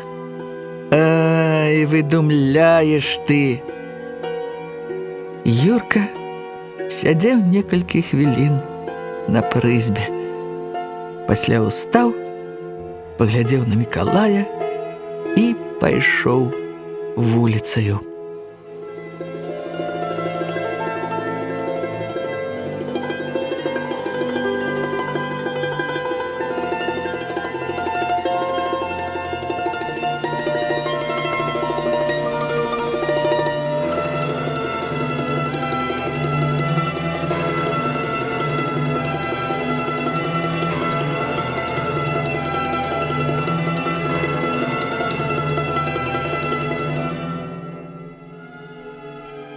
Мікалай застаўся адзін стаяць ля варот. Цямнела раптам. Мікалай пастаяў, пакуль Мацвей не пайшоў да Сабастыяна. «Адзін ідзеш?» – сказаў Мікалай. «Адзін. Ёй няма як ад дзяцей». «А чаму ты яе да доктара не выправіш, а? Яна ж нездарова». «О! Няўжо ж я яе не пускаю? Можна падумаць, што я азіят які». «Дык ты яе выправ». «Як жа ты яе выправіш? Яна сама не ведае, ці што гэта? Дзіцянё малое, што трэба выпраўляць?» «А, яно можа і так». Мацвей пайшоў, а Мікалай увайшоў у хату. «Ідзі ты заўтра, Наталя, у амбулятору». «Пайду». «Пайдзі, ратуйся ты». «Трэба якога рубля грошай». «На чорта той рубель не трэба, так павінны лячыць». «Не вельмі ён так налечыць. Дасць якіх парашков адчэпнага. Можа, хіба яму каўбас з пару занясці». «О, каўбас. Дай лепш няхай дзеці з'ядуць». Але, пайду, заўтра пайду». Яна прыставіла з коміна на прымурку газоўку і стала наліваць дзецям вячэраць. Мікалай зноў выйшаў на вуліцу, стаяў і глядзеў у асенні змрок.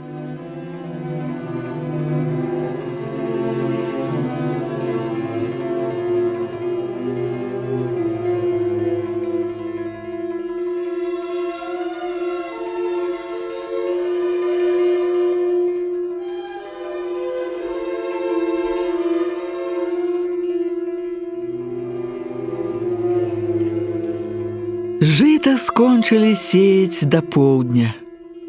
Вецер абвяваў сонечную раллю, мякка выбаранаваную, і абвяваў Юркаў твар, прывыклы да ўсялякіх ветраў і дажджоў.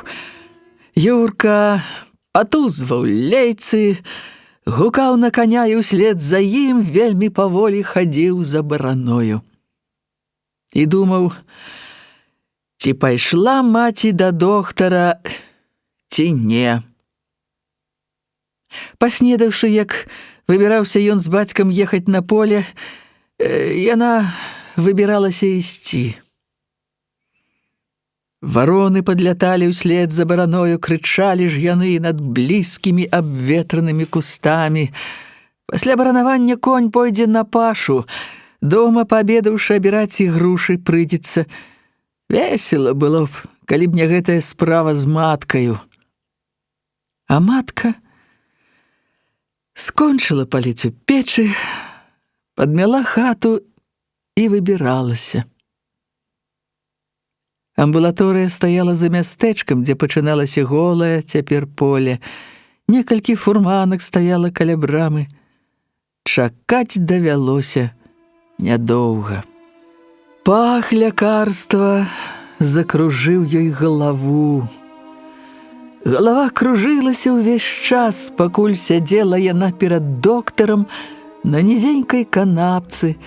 Сядзела і думала, ці страшнае, што скажа доктар, ці не.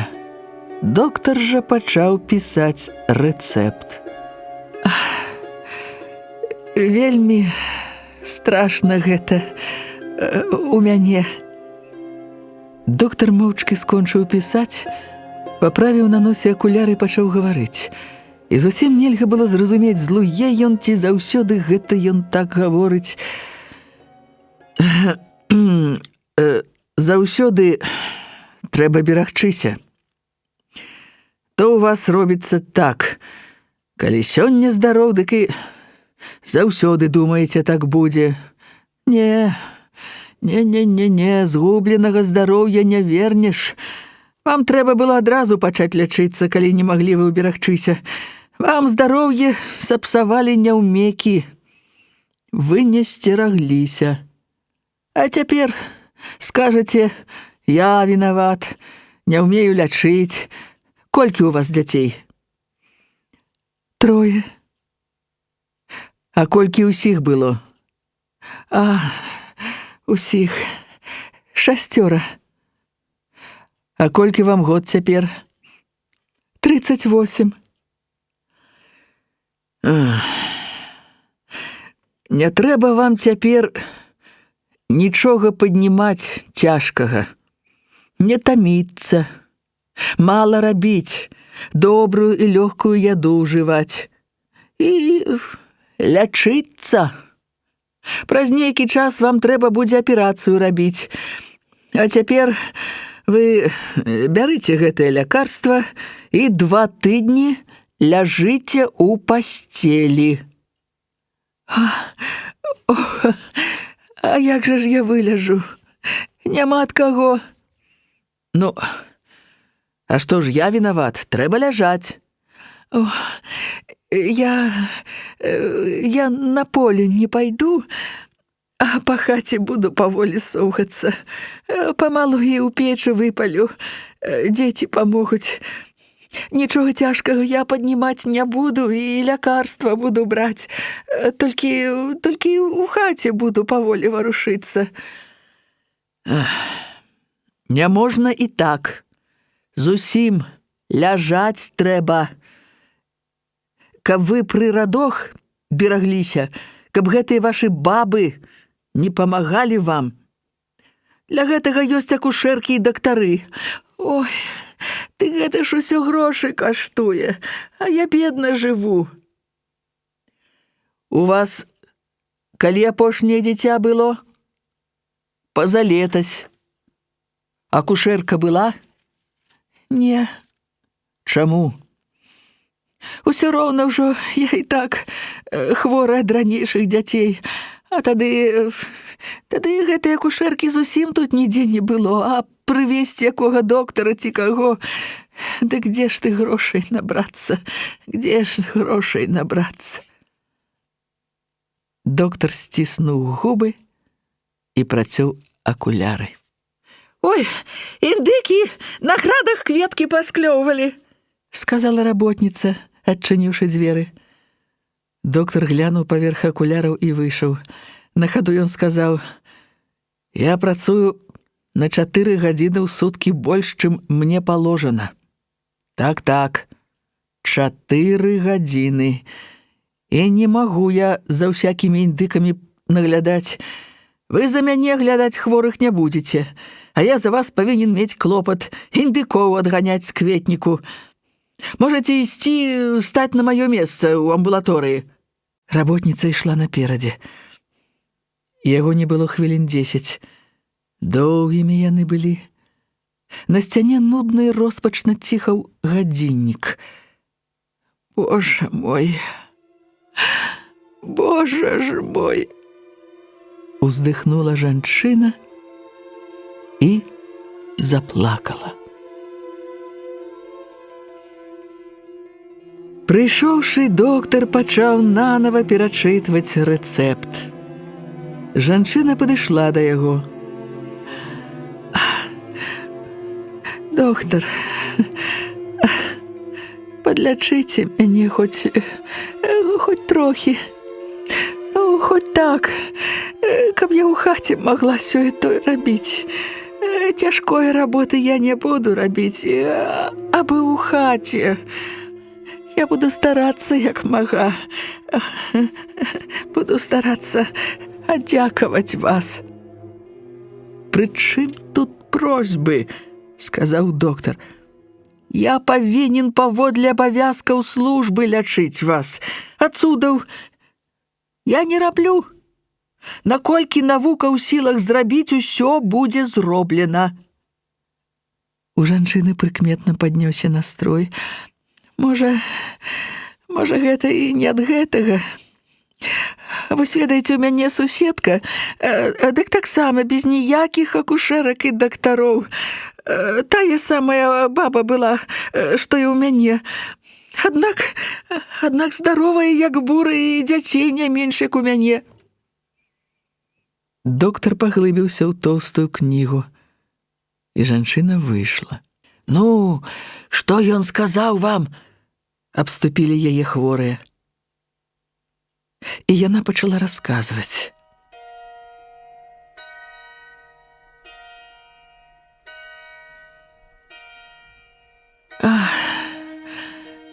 Дома ж не было нікога. Дзеці гулялі на агародзе. Ой, хата была асвечана сонцам. Яна дастала з печы чыгун паранай бульбы, насекла ў карыце і замяшала свіннем. «Доктар сказаў не паднімаць цяжкага», — падумала яна, і не выносіла карыта на двор. Упусціла свіней у сенцы і, седзячы на парозе, пачакала, пакуль яны з'ядуць. Тады, выгнуўшы іх, зачыніла сенцы, пайшла ў камору і лягла на палку пад цёмным аконцам.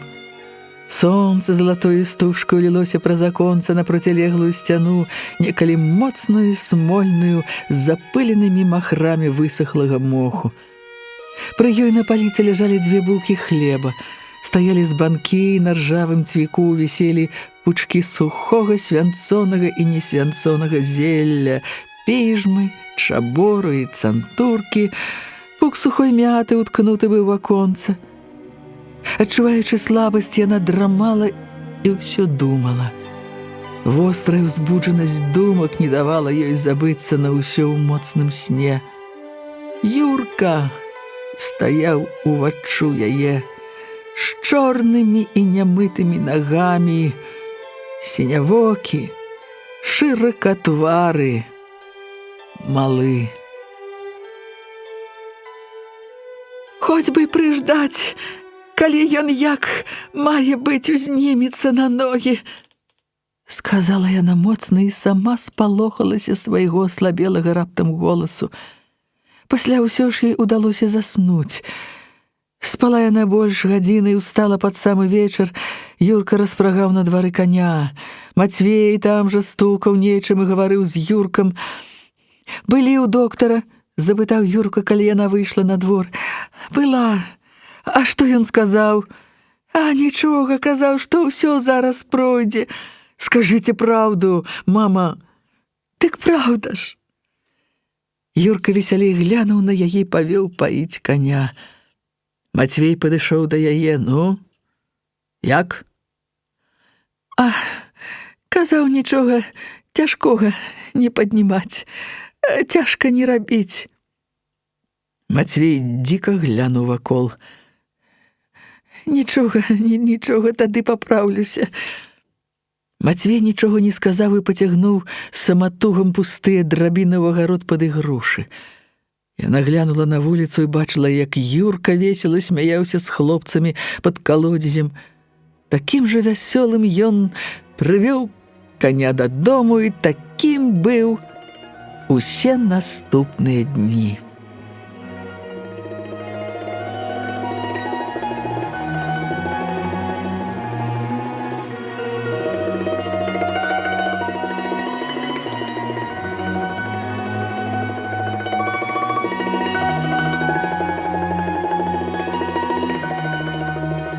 Пагодлівыя і ветраныя ж былі яны гэтыя дні. 2 тыдні стаяла гэткае надвор'е. Увесь гэты час выбіралі бульбу. Мацвеіха адчула сябе лепш і была на полі. Юрка гробся ў зямлі побач з ёю. Гаварылася неяк мала, Мацвей моцна крычаў на коня, які не мог браць цяжкіх вазоў, пыл уздымаўся па прысохлай раллі, пылелі ж і дарогі, і шумелі кусты. Бульба была выбрана ў канцы 2-го тыдня. Надвор'е не змянілася. Здароўе ж Мацвейхі пагоршылася. Мікалай, крываносы, прыходзячы вечарам з падзённай работы, гаварыў: «Не варта было табе, Наталля, на поле ездзіць. Выбралі б гэтую бульбу і без цябе. Шо ты, Мацвей, за чалавек, га? От які ж каменнае сэрца ў цябе, халера цябе ведае. Да праўды, далі Бог, да праўды!» Мацвей пачухаў шыю. «А, я і сам не ведаю, што мне рабіць. От як прыйдзе бяда, тады навучыць, што табе рабіць. Ай, добра. Што добра, да чаго ты гэта, да чаго ты дапускаеш усё гэта, га? Я ж кажу, што добра. Кончана. Цяпер няхай ляжыць, няхай нічога не робіць».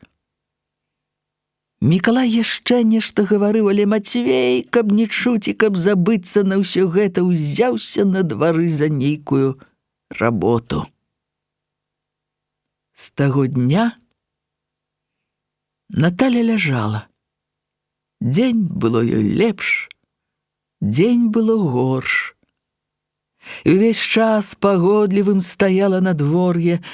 Пасля некалькі дзён засаб было ёй горш. «Ну, як вам, мама?» – пытаўся Юрка, даючы ёй адвараную бульбу, хлеб і паранае малако ў шклянцы. «Мне добра, Юрасіку, неўзабаве папраўлюся». Юрка бег гуляць на вуліцу. Работы цяпер было яму менш, ночы былі месячныя, у белай віднаце маўчала і пахла ўсё, і ўсё клікала радавацца ды жыць.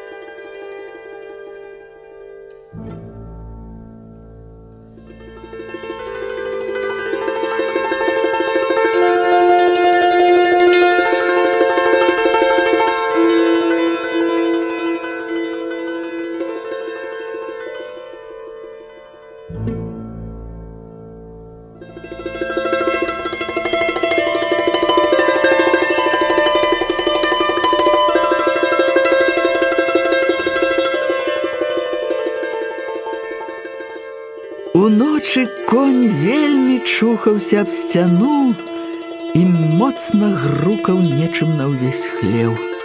Аж у хаце чуваць было. Мацвею не спалася. Кагадзя ён даваў Наталлі малако і пасля таго ніяк не мог заснуць. Варочаўся на свежым сенніку і прыслухоўваўся да стуку ў хляве. Месяц быў поўны і белы. 2 лапіны святла яго ляжалі ад ваконнай зямлі, і ў хаце быў белы змрок. Наталля была зусім слабаю. 3-й ужо дзень ёй было ўсё горш. Юрка з Мікалаем спалі ў каморы разам. Наталья застагнала, у хляве застукала мацней. Мацвей устаў, скінуў на плечы світку, выйшаў на двор. Маўчалі грушы каля суседняй сцяны, пахла над імі вялая трава. Мацвей увайшоў у цёмны хлеў і вобмацкам знайшоў коня. Конь усё дёрся, шыяю аб сцяну і жолаб. От, мала яшчэ, дык... «Ах, кароста, мусіць, напала», — сказаў моцна Мацвей. «І так падла была здохлая». Пастаяўшы так трохі, ён пайшоў назад і ўжо ў сенцах пачуў, як варушылася Наталля на сенніку. «Можа, трэба што?» — запытаў ён панурым голасам. Ніхто нічога не адказаў. «Наталя!» І ён запаліў газоўку. Падышоў да жонкі. Яна выцягнулася ўся, шырока глядзела ў сцяну над печаю, і рот у яе быў так, як ніколі, разяўлены. Мацвей зразу не зразумеў, пасля ж кінуўся да стала запальваць лямпу. І пакуль запаліў, Наталля захрапла разоў 3 і вельмі хутка кончылася.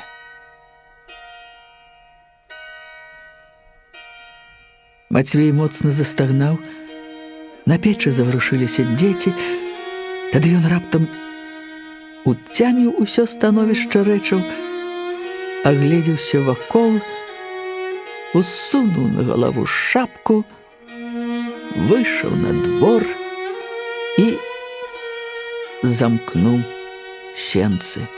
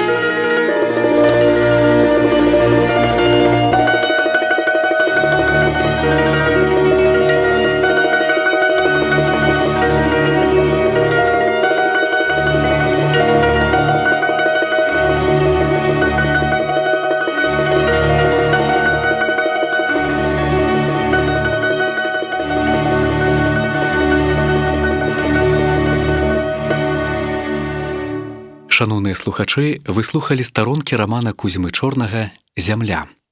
Чытала артыстка Маргарыта Захарыя. Для слухачоў старэйшых за 16 гадоў.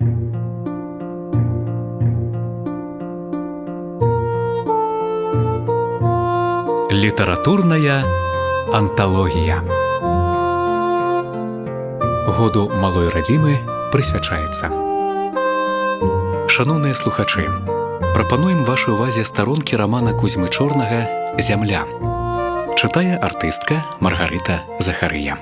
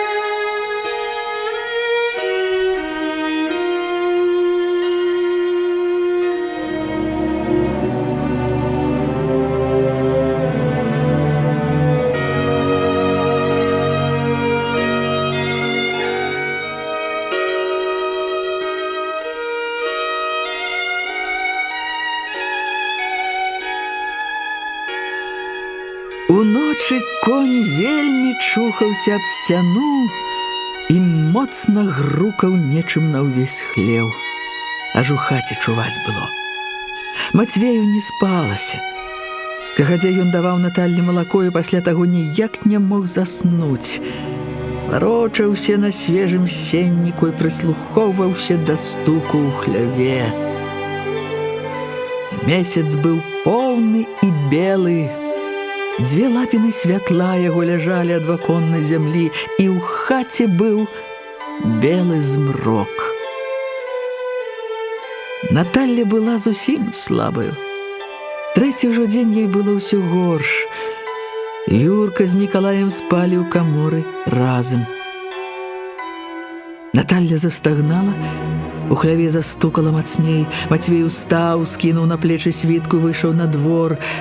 Маўчалі грушы каля суседняй сцяны, пахла над імі вялая трава. Мацвей увайшоў у цёмны хлеў і вобмацкам знайшоў каня. Конь усё дёрся, шыяю аб сцяну і жолаб. От, мала яшчэ, дык...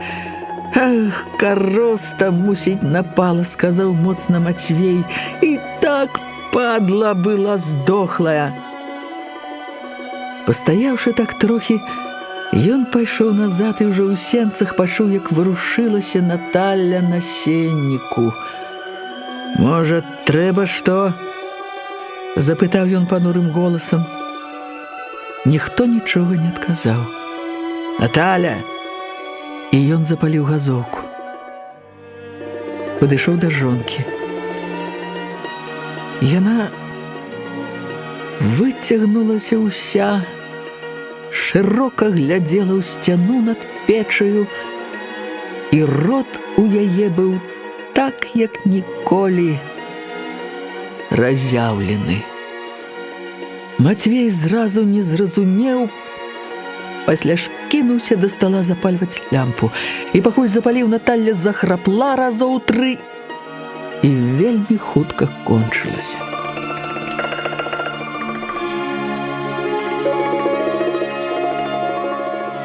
Мацвей моцна застагнаў, на печы заварушыліся дзеці, тады ён раптам уцяміў усё становішча рэчаў, агледзеўся вакол, усунуў на галаву шапку, выйшаў на двор і замкнуў сенцы.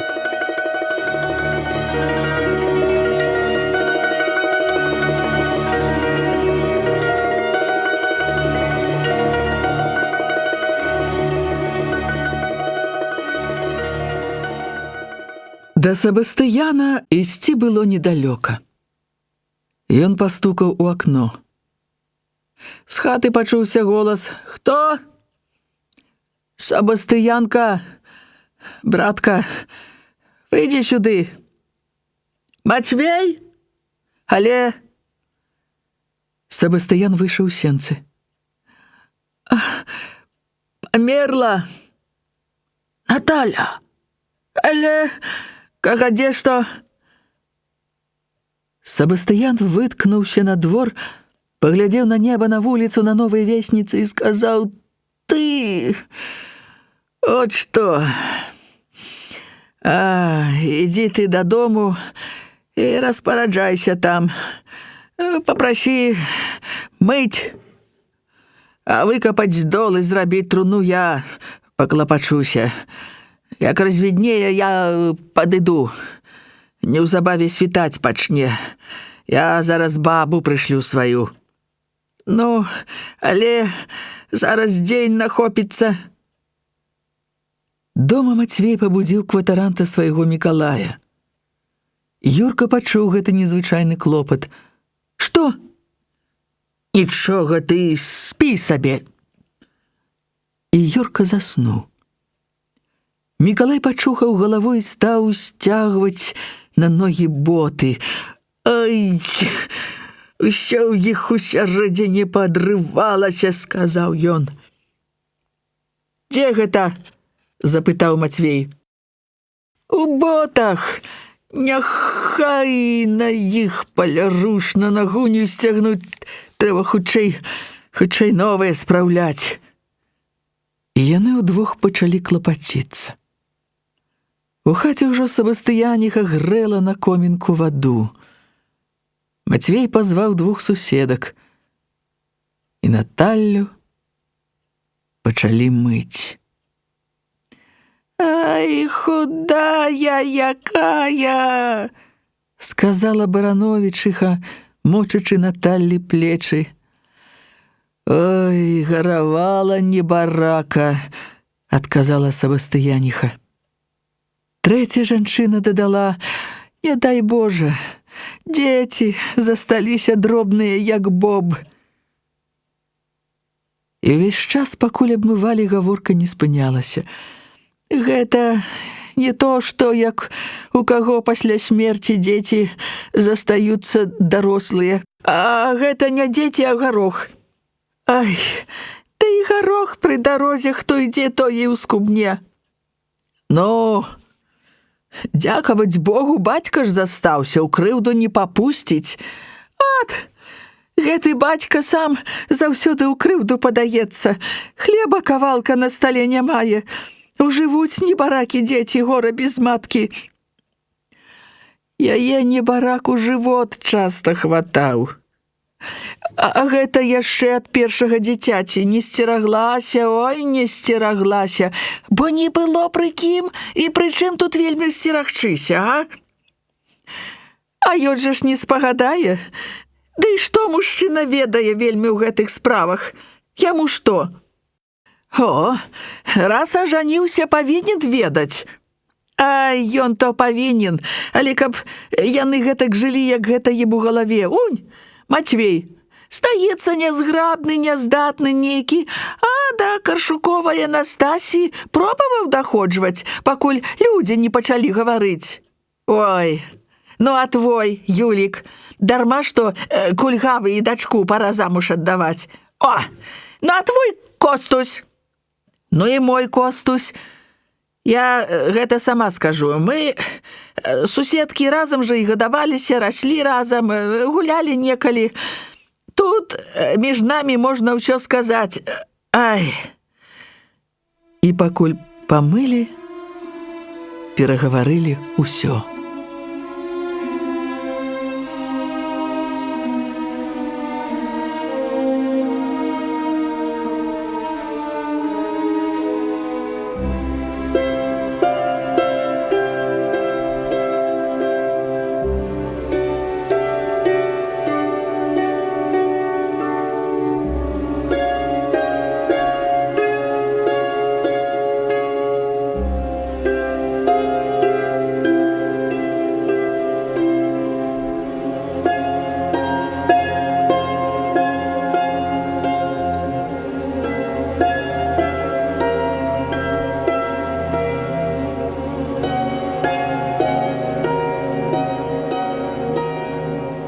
На дварэ хутка развіднялася.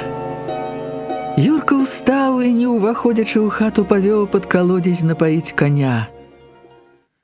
Вярнуўшыся назад у двор, убачыў, як Мікалай разглядаў у агародзе дзве рыдлёўкі. Мацвей неўзабаве прынёс аднекуль трэцюю. «Гэта лепшая», — сказаў ён. «Я ў Юліка ўзяў, а гэта Сабастыянава дрэнь. Капаць табе паможа Тамаш, я папрасіў». «Няхай бы ты Алеся папрасіў, гэты маладзейшы».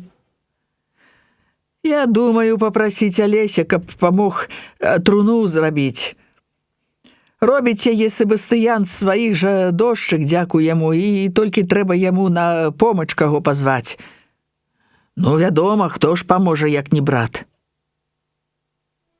Узышло асенняе сонца, агарод і двор быў ясным і здаваўся прасторным. У Юркі раптам нешта сціснула за горла, дыхаць стала цяжка. Страшная здагадка шавяльнулася ў ім. Ён, як стаяў, павярнуўся і роўна пайшоў у хату. Спачатку сторопа нічога і не заўважыў. Толькі дзіўна было, чаму гэта цётка Сабастыяніха паліць у печы. Яна скварыла сала на вялікай скаварадзе.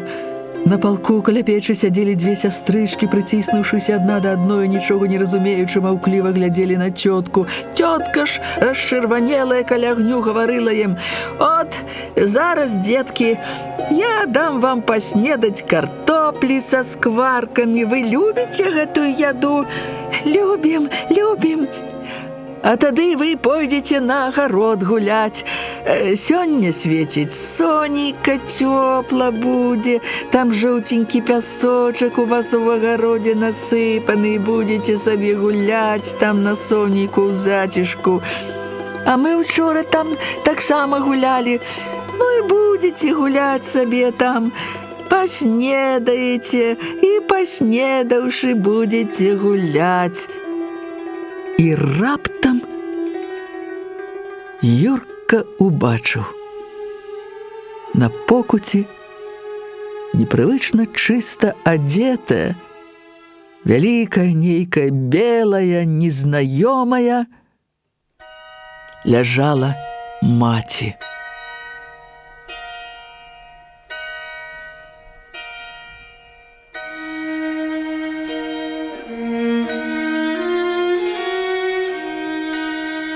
Ногі яе былі яшчэ босыя, але адзетая яна была ў той цёмны гарнітур, які надзявала на Вялікдзень, калі ішла ў царкву або да дзядзькі Сабастыяна ў госці.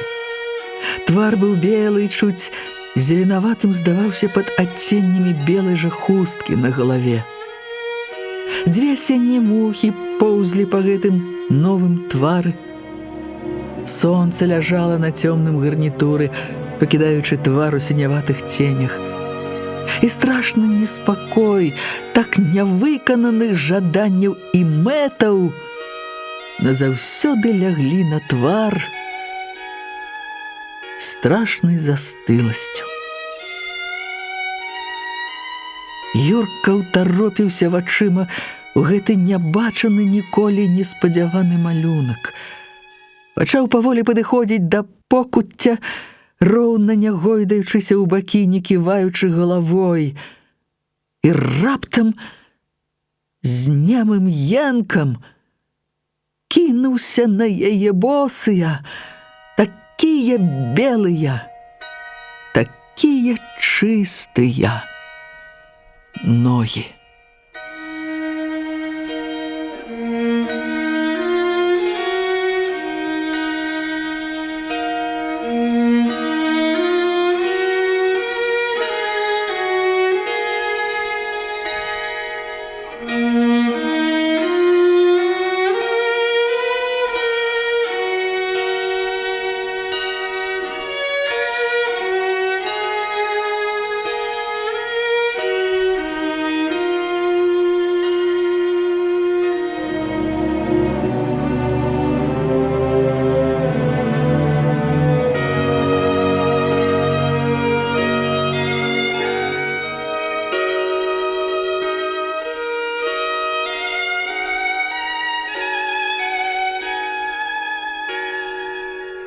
Гэтая гаворка адбылася ў тым жа пустым асветленым сонцам Мацвеевым агародзе, дзе гулялі на пяску дзеці. Мацвей сядзеў каля суседняй сцяны на старым бервяне і глядзеў на драўляную барану, прыстаўленую да плота. Кагадзе прыходзіў Алесь і сказаў, што труна гатова. Сабастыян прыйшоў з дому, убачыў у агародзе Мацвея, падаўся да яго, сеў побач з ім, спусціў вочы між сваіх кален у зямлю і сказаў: «А я, кагадзе, дома каровам сечкі ўрэзаў, салому папалам з канюшынаю мяшаў. Пайдзі ты цяпер вальнейшую часінаю да папа. Пагавары з ім, патаргуйся». Мацвей маўчаў. «Скажы, што так і так, няма тут лішне з чаго вельмі даваць. Папрасі, каб лішняга ж не браў, каб па-божаму. Ён і сам, праўда, ведае, што яму тут лішняе гаварыць. Не павінен і сам дорага браць». «Не пайду», – панура перарваў Мацвей Сабастыянаву гаворку. «Чаму?» «Чорт яго пойдзе». А як же ж гэта будзе, як?» «Няхай як хоча, так і будзе». «Ой, ты што гэта, з глузду з'ехаў?» «Чорт яго ведае, ці быў яшчэ ў мяне той глузд. Можа, тут не было з чаго і з'язджаць. Няхай яно, Бог дасць, выгарыць. Чаго ты праклінаешся? Нічога гэтым не паможаш. А ты мне парай чым памагчы. Не гарачыся. Будь трохі халаднейшым. Халаднейшым будь, я табе кажу. Будь халаднейшым. Ідзі, дагаварыся з папом. Слухай мяне». Не буду я ні з якім папом дагаварвацца. А як жа ж, так? Як будзе, так і будзе, няхай жа будзе. Ай, без папа. Няхай сабе і без папа. І без крыжа, без царкоўнага звону, як нехрысць, як жывёліна якая, як не чалавек, не раўнуючы, ліха ведае, што ты рад, што яна памерла, азіят ты. Ты якога-небудзь пуда жыта не хочаш на яе ў апошні раз патраціць, Гэта ж уже апошні раз, разумееш? Апошні раз. Нічога не памагло ёй жывой, не паможа і памерлай. Мацвей! Ніхто не памог ёй жывой, ніхто не паможа і нежывой.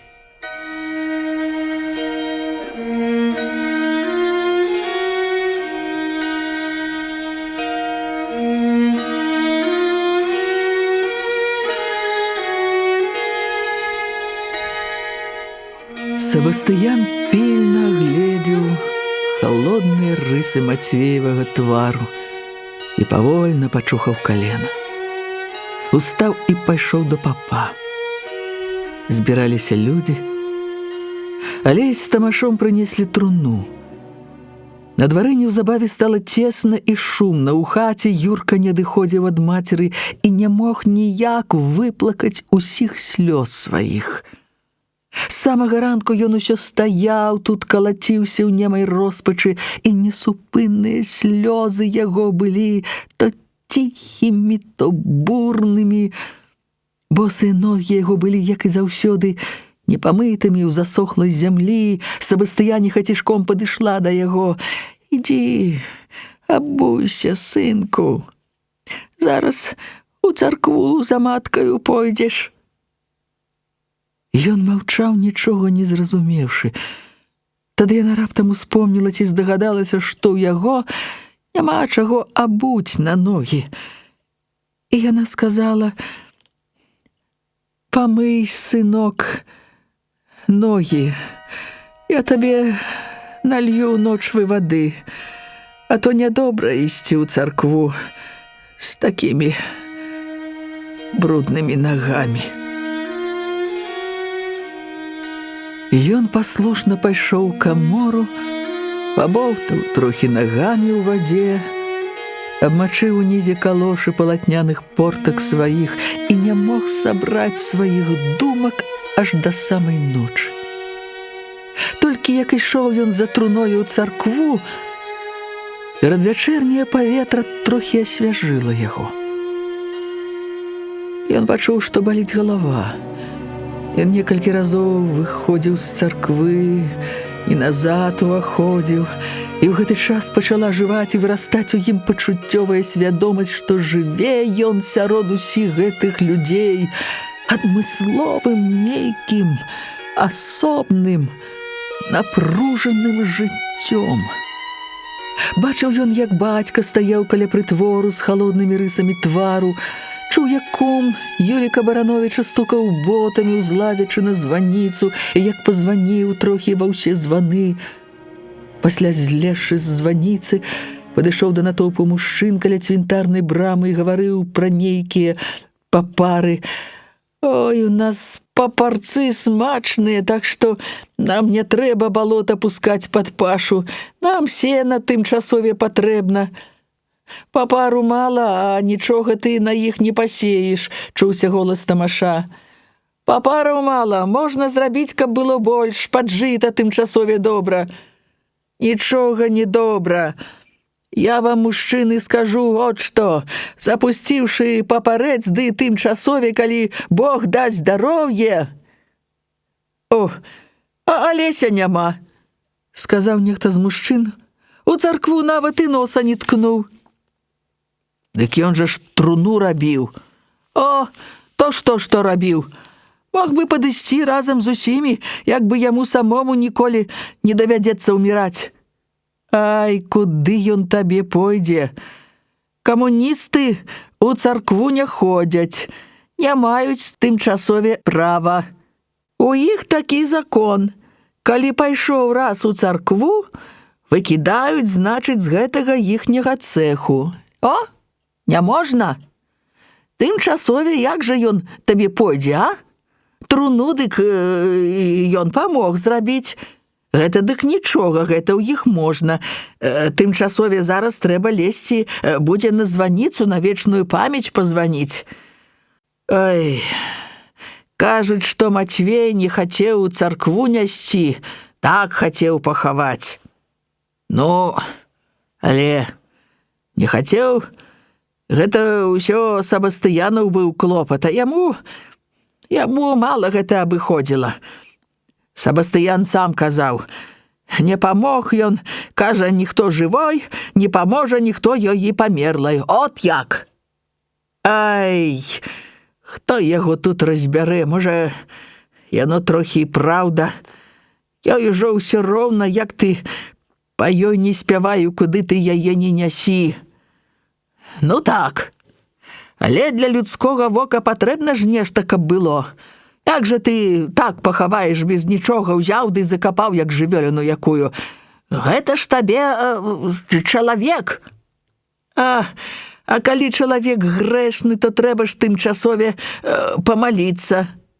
Ой, якія там у яе грахі, адкуль яны ў яе?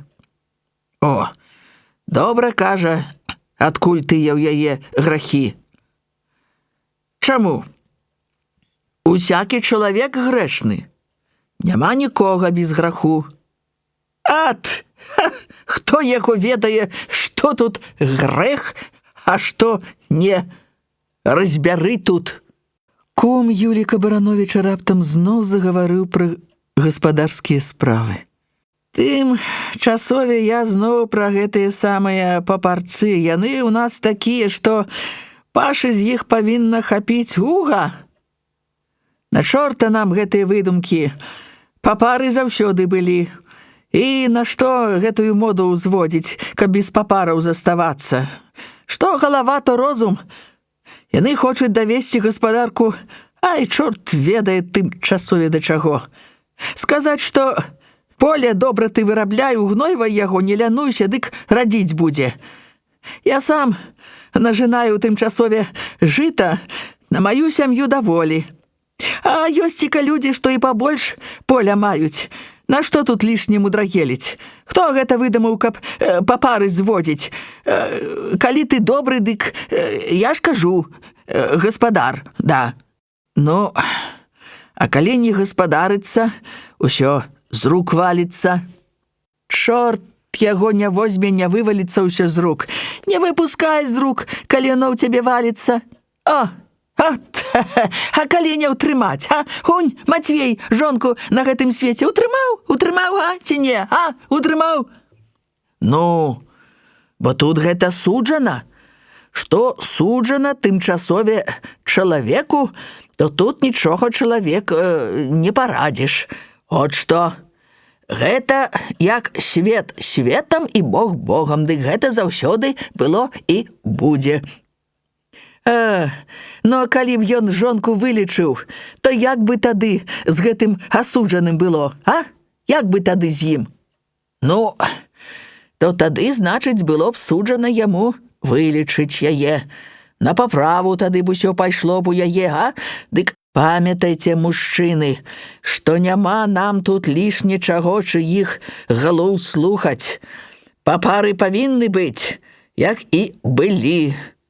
Як табе, Тамаш, здаецца?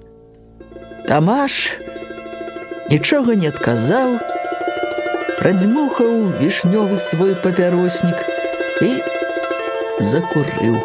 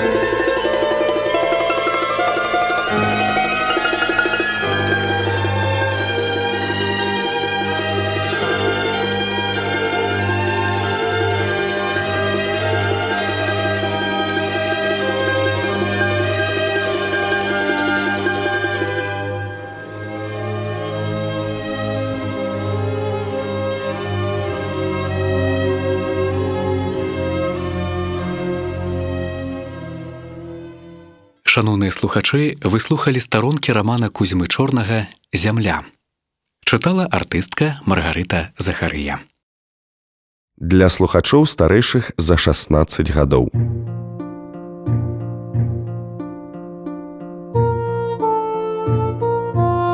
Літаратурная анталогія. Году малой радзімы прысвячаецца. Шаноўныя слухачы, прапануем вашай увазе старонкі рамана Кузьмы Чорнага «Зямля». Чытае артыстка Маргарыта Захарыя.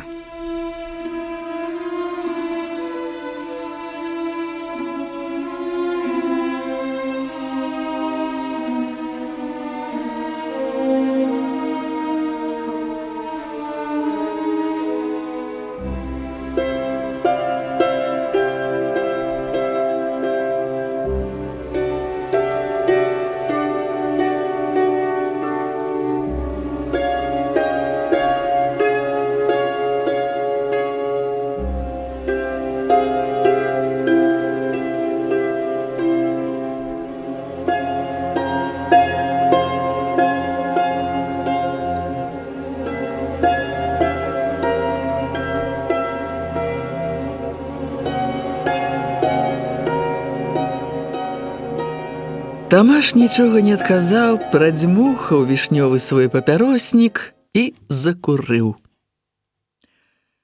«Што ты, Тамаша, чапаеш? Тамаш у камуністы сам думае зараз падавацца. Ён нанава зараз гаспадарыць пачне. О, яшчэ і ажаніцца гатоў. Ай, што мне, колькі там мне засталося пажыць, ты ведаеш, колькі мне ўжо гадоў? Можна тымчасове дагадацца. Ну, от жа. То што ты маеш да мяне? А нічога. Што мне да цябе мець? Жыві сабе на здароўе. А я і жыву. Добра робіш. Адно не баламуць лішне светам. О! А што я, дзе баламучу? За лесем разам баламуціце. Таварышы тымчасове знайшліся. Можна сказаць, аднаму жаніцца пара, а другому уміраць. Фацэця! Да і годзе. Тымчасове усялякія перарэзкі і перамеркі, гэта ж з вас усё свет гарыць. От ты папытайся, што Мацвей на гэта скажа. Ха! Дык Мацвею гэта можа і выгадна. Што ён згубіць? У яго ўсё роўна не родзіць і радзіць ніколі не будзе, бо ён это такі гаспадар. А, які ж ён гаспадар? Нядбайны. Нядбайны. Памагчы яму трэба. Тады ўсё яго нядбайства ліха ведае, куды дзенецца. Пасадзі цябе на яго месца, пабачым, як ты тады паскачаш. Паспрабуй. Ой, я да гэтага дык не дапушчуся, каб ты захацеў. От, каб я захацеў? Я хачу.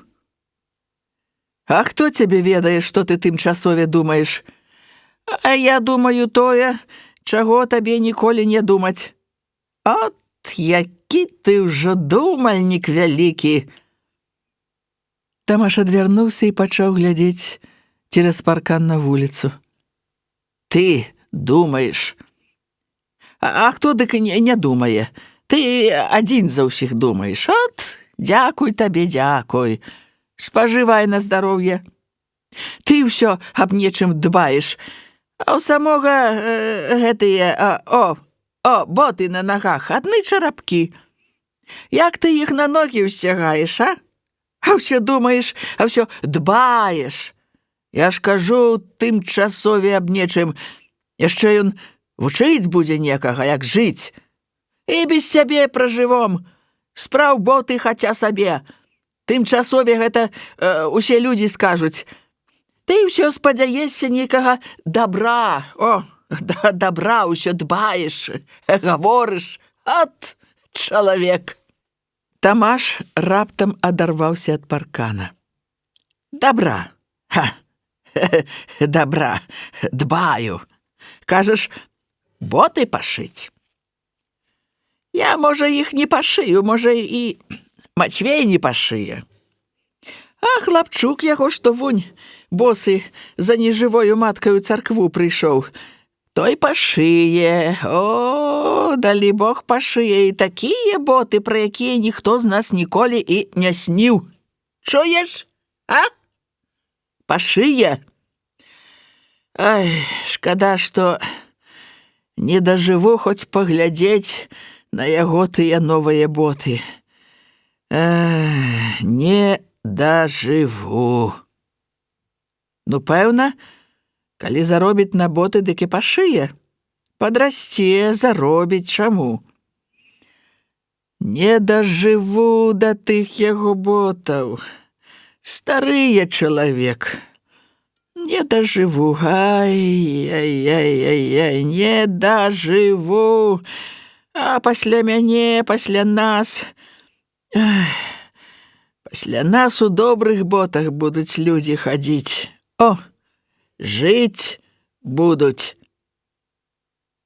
І Тамаш пайшоў паволі па цвінтары да брамы. Пасля ўбачыў Юрку, які пайшоў з-пад брамы ў прытвор, і сам застаўся стаяць каля ганка. Юрка як бы паспакайнеў і стаў халодным і маўклівым.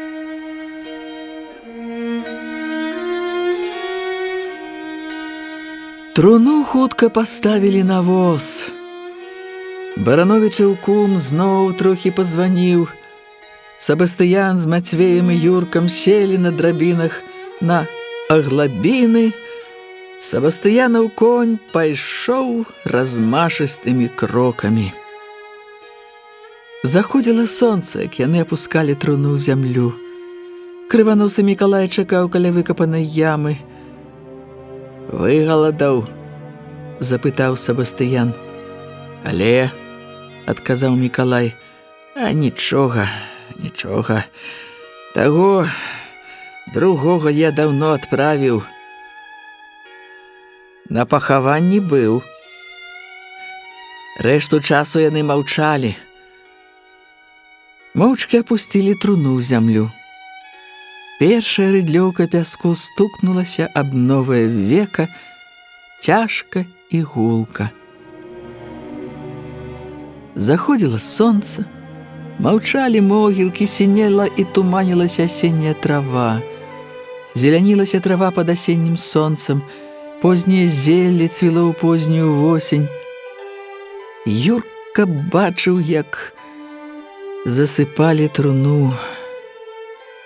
Крываносы дзядзька Мікалай утомлена кідае зямлю, засопся і з натугай паглядае пад ногі свае. Таксама павольна б'е рыдлёўкаю ў зямлю дзядзька Сабастыян. Бацька нешта заклапаціўся каля каня, каля пустой фурманкі. От яны ўсе зліваюцца ў адно, варушацца, дзейнічаюць, нешта падначальваюць, некаму падначальваюцца. От яны ўжо селі на воз, на памятую пацёртую салому. Чакаюць яго, малога, маўклівага. Ён жа глядзеў, як яны клалі на воз рыдлёўкі. Падышоў да насыпанага пад зямлёю жвіру, як стары агледзеў яго і кінуўся на яго тварам. Пахнуў пясок і трава каля яго, і восень, і зямля. Як жа яна пахла, зямля!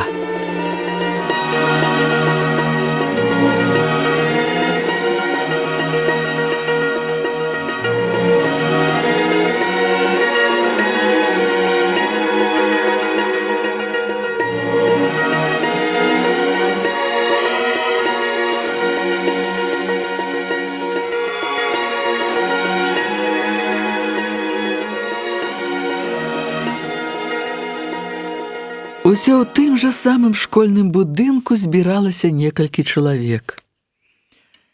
Алесь на ячэйку пазваў Тамаша і настаўніка. Тамаш запазніўся. Настаўнік, васпаваты, вастраносы чалавек, худы і высокі, нервова парушваў праваю палавінай твару і, цярэбячы на галаве вожык, гаварыў Алесю. «У горад хачу паехаць на які тыдзень. Праветрыцца трэба, ды не прыбяруся ніяк. Хай, гаспадарка заядае. Заядае, далібог. Гарбузы палажыў на страху, кожны дзень знімаць іх на ноч. Часу няма і ахвоты. Больш тае работы будзе, як тых гарбузоў. А так, падпільноўваць трэба, а то пазвалакаюць уночы са страхі. І прапала уся мая, так сказаць, гарбузовая палітыка». «Палітыка? Палітыка? Я мяркую выспяліць гэтыя гарбузы раз». Пры слове «раз» настаўнік пальцам правай рукі прыгнуў самы меншы палец на левай руцэ. «Пасля гарбузоў у мяне другое.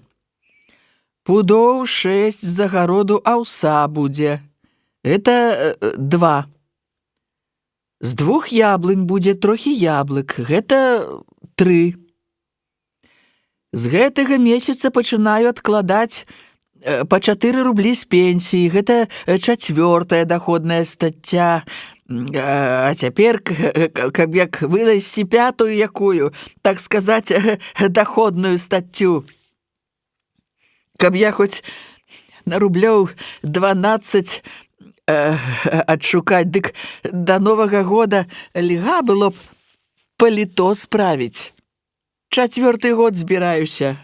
Ай, дык трэба гарбузы спяліць, жонка паехала да радні, а гарбузы, не падпільнаваўшы, прападуць. Прападуць, з агароду яшчэ пробавалі іх цягаць дзеці на гарбузікі. От як?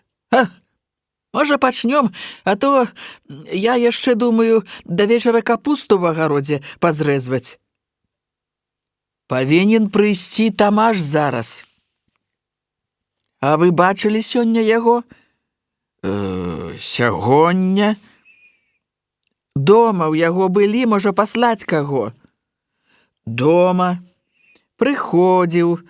А ён сядзіць на парозе і ногі чухае. Моцны стары, здаровы. Ой, здаровы. Ён нездаровы. Зусім не. Гэта, так сказаць, здаецца толькі. За тым, што ён рухавы такі, ён, так сказаць, як грыб стары, які ўсярэдзіне згніў увесь, а толькі зверху здаецца цэлым і нечарвівым. Ён жа зусім стары. Я год 10, як сюды пераехаў, дык як і запамятаю, ён усё такі рухавы, сіваваты, усё з сваім вішнёвым папяроснікам, і ўсё босы, з падвязанымі калошамі. Ходзіць і глядзіць на ўсё, як бы чагодзе забыўшыся. Я яго адразу заўважыў тут. Эх, знакаметны нейкі чалавек. Твар у яго такі. Ну, то мы можам і не чакаць Тамаша. Пагаворым з вамі. Давайте пагаворым, вось, цяпер пагаворым. Ну, дык я слухаю. Гэта яна ў нас па гэтых справах. Алесь паглядзеў на вастраносую дзяўчыну. Дзяўчына падышла да іх. Я слухаю, зноў сказаў настаўнік. Мы думаем вас карыстаць для адной справы. Для якое? Каб вы загадвалі рэпертуарам. Каб п'ес добрых маглі адшукаць, а то ўсё ў нас выпорваюць застарэлыя, з порахам, з вінтоўкамі, трэба якую-небудзь новую п'есу, каб з людзьмі. Настаўнік раптам ажывіўся. Ага, з людзьмі? З людзьмі. З людзьмі.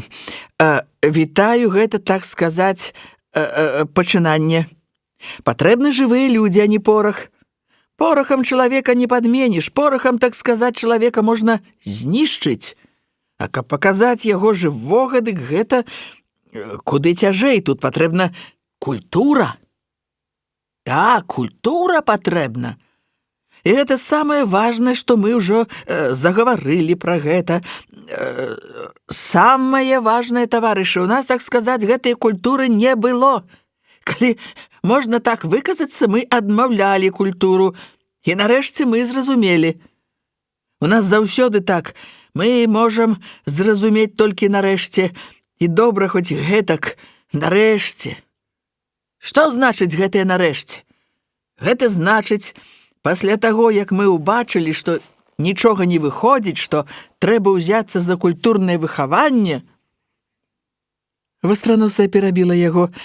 Раней нам трэба было замацаваць пазіцыі. Не спрачаюся. Трэба было.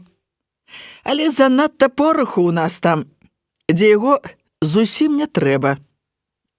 Порахам чалавека не выхаваеш. Гэта павінна быць ясна, як 2 ды 2, так сказаць, 4. Вы мне выбачаеце, я праз хвілін 15 вярнуся.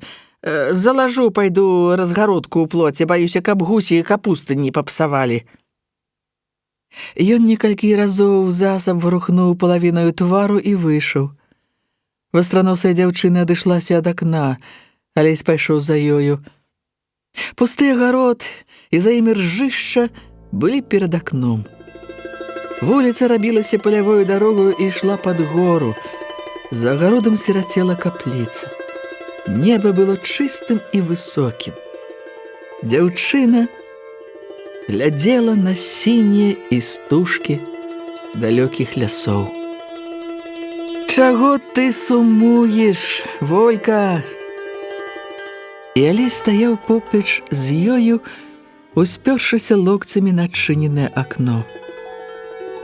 «А чаго ж мне сумаваць?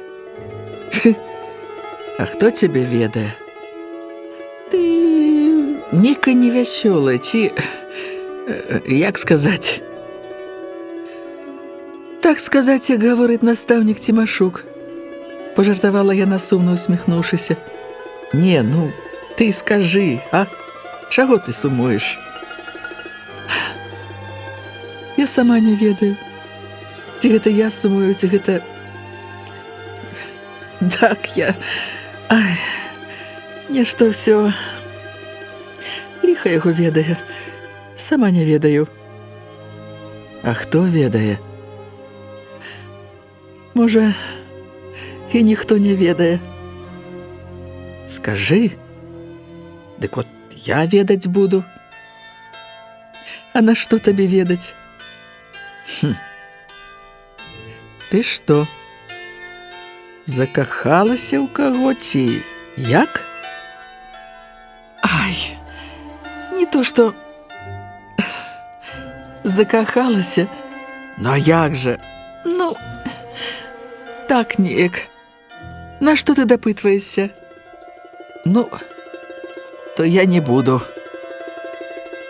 Некалькі хвілін яны маўчалі. Волька задумёна вадзіла пальцам па аконнай шалёўцы. Пасля сказала, нягледзячы на Алеся: «А як у цябе справы з Барановічаваю Ганнаю? Ты ж яшчэ вясною гаварыў, што будзеш жаніцца».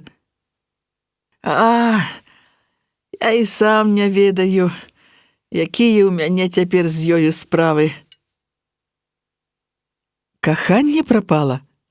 «Не. Каханне не прапала.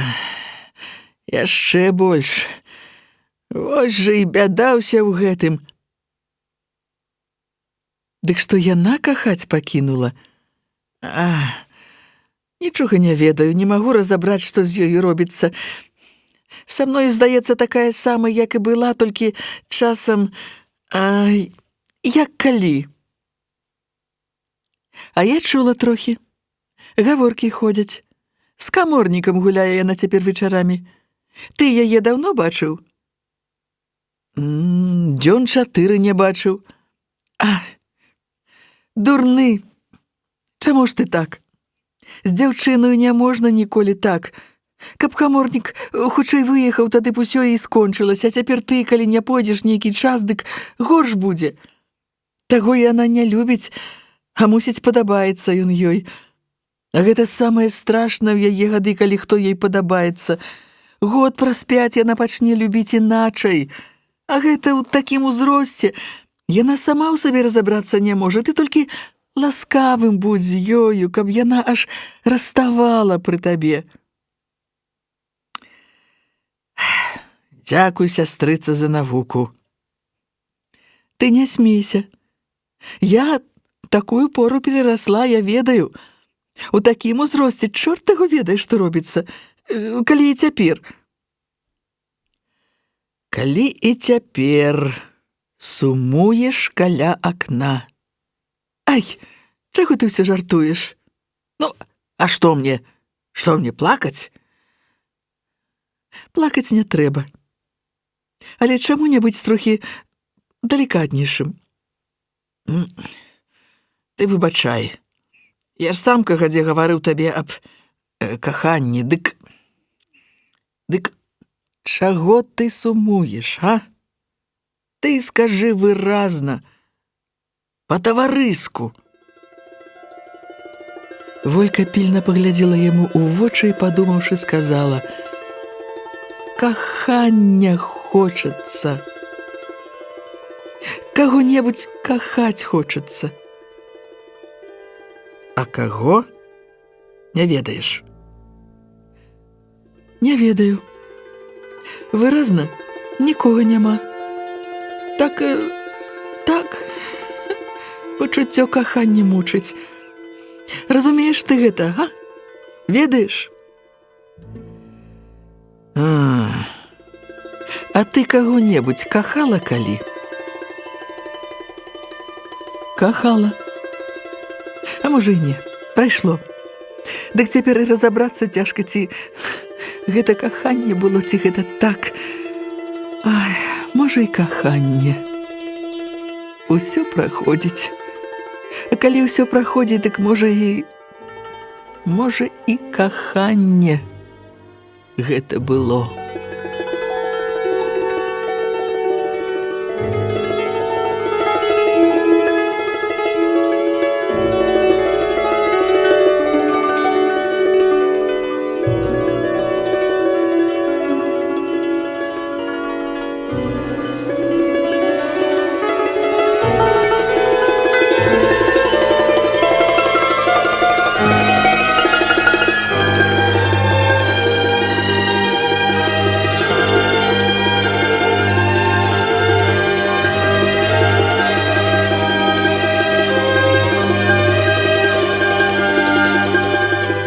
Чалавекі тры сядзела на ганку, і чуваць былі іх галасы. Тамаш прыйшоў позна, калі ўжо ўсім надакучыла чакаць яго. Ён быў у новых ботах і трохі захмялелы. І гаваркі: «Ты, браце, Алесь, выбачай!» Пасля звярнуўся да Волькі: «Выбачайце і вы!» Памаўчаў і адвёў Алесю ў бок. «Я табе, браце, раскажу, як гэта ўсё было. Зроду на мяне ніхто ніколі не чакаў. Доўга мяне чакалі? А так, нішто. Ну от, бачыш. Прынёс боты Хоніў швагер. Я яму казаў: калі, кажу, пашыеш боты добра, і за 3 дні, ну, каб я, значыць, боса не хадзіў доўга, дык барыша пастаўлю». Я думаў, што ён і да барыша такі самы нядбалы, як і да ўсяго. А ён узяў ды пашыў, як да тое ліха пастараўся. Так, дык, ён шые боты тыдняў 2. А я думаю, калі скажу яму пра барыш за 3 дні, дык, можа, за якіх дзён 10 пашые. А тут, от як! Ты толькі ў мяне з хаты пайшоў, аж ён тыц у хату з ботамі. І добрыя ж боты пашыў. Дык я і паставіў барыша. Прачнуўся, бачу, а вечарам пахне. О, бач, якія галоўкі прышыў. Добры тавар, на точкі падаваў, а халявы старыя, але моцныя. Будуць насіцца, чорт іх не возьме. І пашыў зграбна, бачыш? Астаткі хмелю у яго шпарка прападалі.